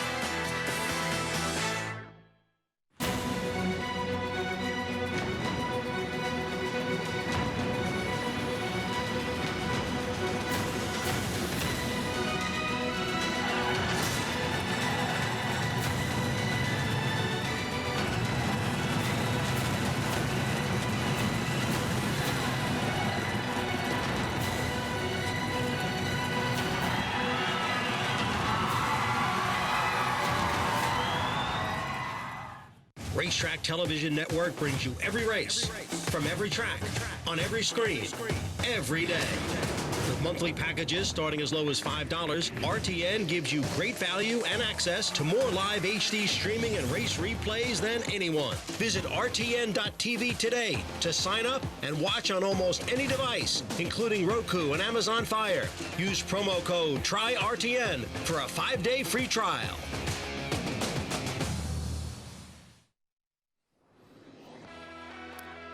We are back on America's Day at the Races, and I think I could say this as a guarantee. This show's so much more interesting when you play along with Naira Bets. Absolutely. You have some stock in the game. You feel like you're really a part of the action. Get signed up, started, see how much more you'll enjoy the program. Go to NairaBets.com. You can download the app as well. 100% deposit match of up to $200 when you use that promo code. Match 200. That's for new members only. Great time to get signed up and start up with the Kentucky Derby Triple Crown. Coming up, 9th at Oaklawn. On the way, we're 4 minutes to post. It is still the rail runner, Willful Woman, for Steve Asmussen, who's favored. Let's go back to Maggie. And taking a look at Willful Woman, I was suspect of her last performance. And I don't want to make too much of the Lasix argument, but Her lone win, and by far her fastest run, came while racing on Lasix, as she does go back on it today. She's not facing quite the caliber of horse that she was in the Honeymee, but too, I thought she had a little bit of trouble in that last race, going back to her maiden score where she just dominated over such horses as Trumpet Lily, who she'll face here again. But her last race in the Honeybee, she broke about 2 lengths slow, and then Ricardo Santana, wanting to get her in the game, kind of rushed up around the turn. She got slightly headstrong behind the early leaders and then was just absolutely done going around the far turn. So sometimes inexperienced fillies like that, they just react negatively when things don't necessarily go their way. And I wanted to see how she warmed up. She's moving absolutely perfect over this surface. So I like that about her. She's this tall, leggy filly. She definitely wants to run a distance of ground. So I don't love taking the short price of 8 to 5 on her that she is currently. I'd rather go with a horse like Exotic West, but I can't fault her in any way. As number 7, Absolute Anna, lost a ton of ground in her first start going around 2 turns. There's pedigree that suggests that she wants to go long. She's built a little bit more like a sprinty type. She's very stocky. I mean, she's about as robust as you can get and ask a 3-year-old filly to be. Blinkers do go on. I'm wondering if she got a little lost in that last race, as she did lose so much ground going wide, and Connections just want to focus her in, get her a little bit more attentive, as it is just a shortcut blinker. But she made a great impression, as she currently sits at a big price of 10 to 1, Greg. All right, Maggie, thanks. Yeah, big number up there. Biggest price on the board on Absolute Anna for Jerry Hollendorfer. 10 to 1 right now, and I think what Maggie was saying about adding the blinkers for focus really could help her. It's not always just to add some speed. Here's a look at Shastaloo, daughter of Claiborne Stallion Algorithms. She is coming off, it's going to be a much tougher spot, obviously. Dropped in for maiden 30. It did win, but she won by 11.5 so impressively. Robertino Diodoro, he claimed her that day and immediately having her face tougher. On Algorithms, they love a wet track, so any moisture in the track today I think should be no problem for her. She did win really impressively last time out. Yes, she will be tested for class this afternoon. And it's interesting, I mentioned the horse that she's half to stakes winner, Blue Harbor. He ran on turf, he ran on dirt, and he was just this big, solid type of horse. David Fox had him for the majority of his career down in Florida, and he was just kind of a horse that showed up every time type of individual. So let's see if little sister Shastaloo can live up to that, as she will try to make it 2 wins in a row. Meanwhile, here's a look at Trumpet Lily, gate to wire score. That was a mile last time out. She's the one who was beat by Willful Woman a few starts before that on that muddy track, but then rebounded in this spot with an 80 Beyer speed figure. And again, they sent her to the lead early on, and even though she was forward, you could tell all along she wanted to do more, and Francisca Arrieta did a good job in kind of rationing her speed, and actually the 6 to 5 favorite came and headed her, and she switched leads and pulled away and was able to hold off another closer. So I thought that was a big performance from her. Again, I think just tactically speaking, the presence of Sister Annie in here is going to make things interesting, because both of them look like they want to be on the front end. I'm going to try and go an extra 16th of a mile this afternoon. That win coming at a mile last time out at Oaklawn for Trumpet Lily. She is 6 to 1 on the board. But, wow, that is a lot of money on Willful Woman. Well, you do have the Steve Asterson, Ricardo Santana factor. You also have the point that she comes out of a grade 3 try last time out, was facing significantly tougher. Will Secret came back and was 3rd in the grade 1 Ashland. We saw Pauline's Pearl, also for Steve Asterson, come back and win the Fantasy at Oaklawn last weekend with an 89 Beyer speed figure. So she was facing so much tougher than what she's going to find today. She's also one who maybe she didn't win going the mile and a 16th, but she won by open lengths to break her maiden, and she did finish a good 3rd at the distance a couple starts back at Churchill Downs. It was bizarre. Yesterday, it's something we never see at Oaklawn, but we saw Steve Asmussen and Santana Jr. win at big prices with horses that were legitimate, could have been first or second choices on the board and were being ignored for some reason. Well, maybe the betting public saw that yesterday and said, well, I'm not going to let them get away today with Willful Woman. I mean, look, I think given her class and all the points Maggie brought up about her and her maiden win and back on lay 6 today and just what she's done over this track so far, she is the one to beat. But that's a very short price on her. I think Exotic West is a big player, as she certainly has a lot to work with here. And she, too, has faced graded stakes company out in California. Loading up. Last live action we're going to bring you on this Friday afternoon, Willful Woman. For the Hall of Fame barn of Steve Asmussen and Ricardo Santana Jr. in the irons, the one to beat from the rail. Vic Stauffer with the call.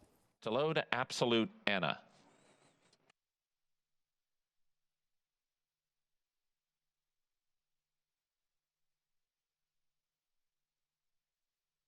They're at the post.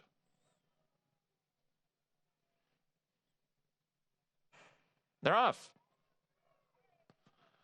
Trumpet Lily broke well, so did Exotic West and Willful Woman. These three are quick. Sister Annie and Shasta Lou are just in behind those two. Paces fast early. Soraya second to last, and the early trailer is Absolute Anna. It's Exotic West to the back stretch, and she's cleared off now. Exotic West, a 2-length lead on Sister Annie and Willful Woman. Now moving up on the outside is Trumpet Lily, and she takes second, 1.5 lengths behind the front-running Exotic West.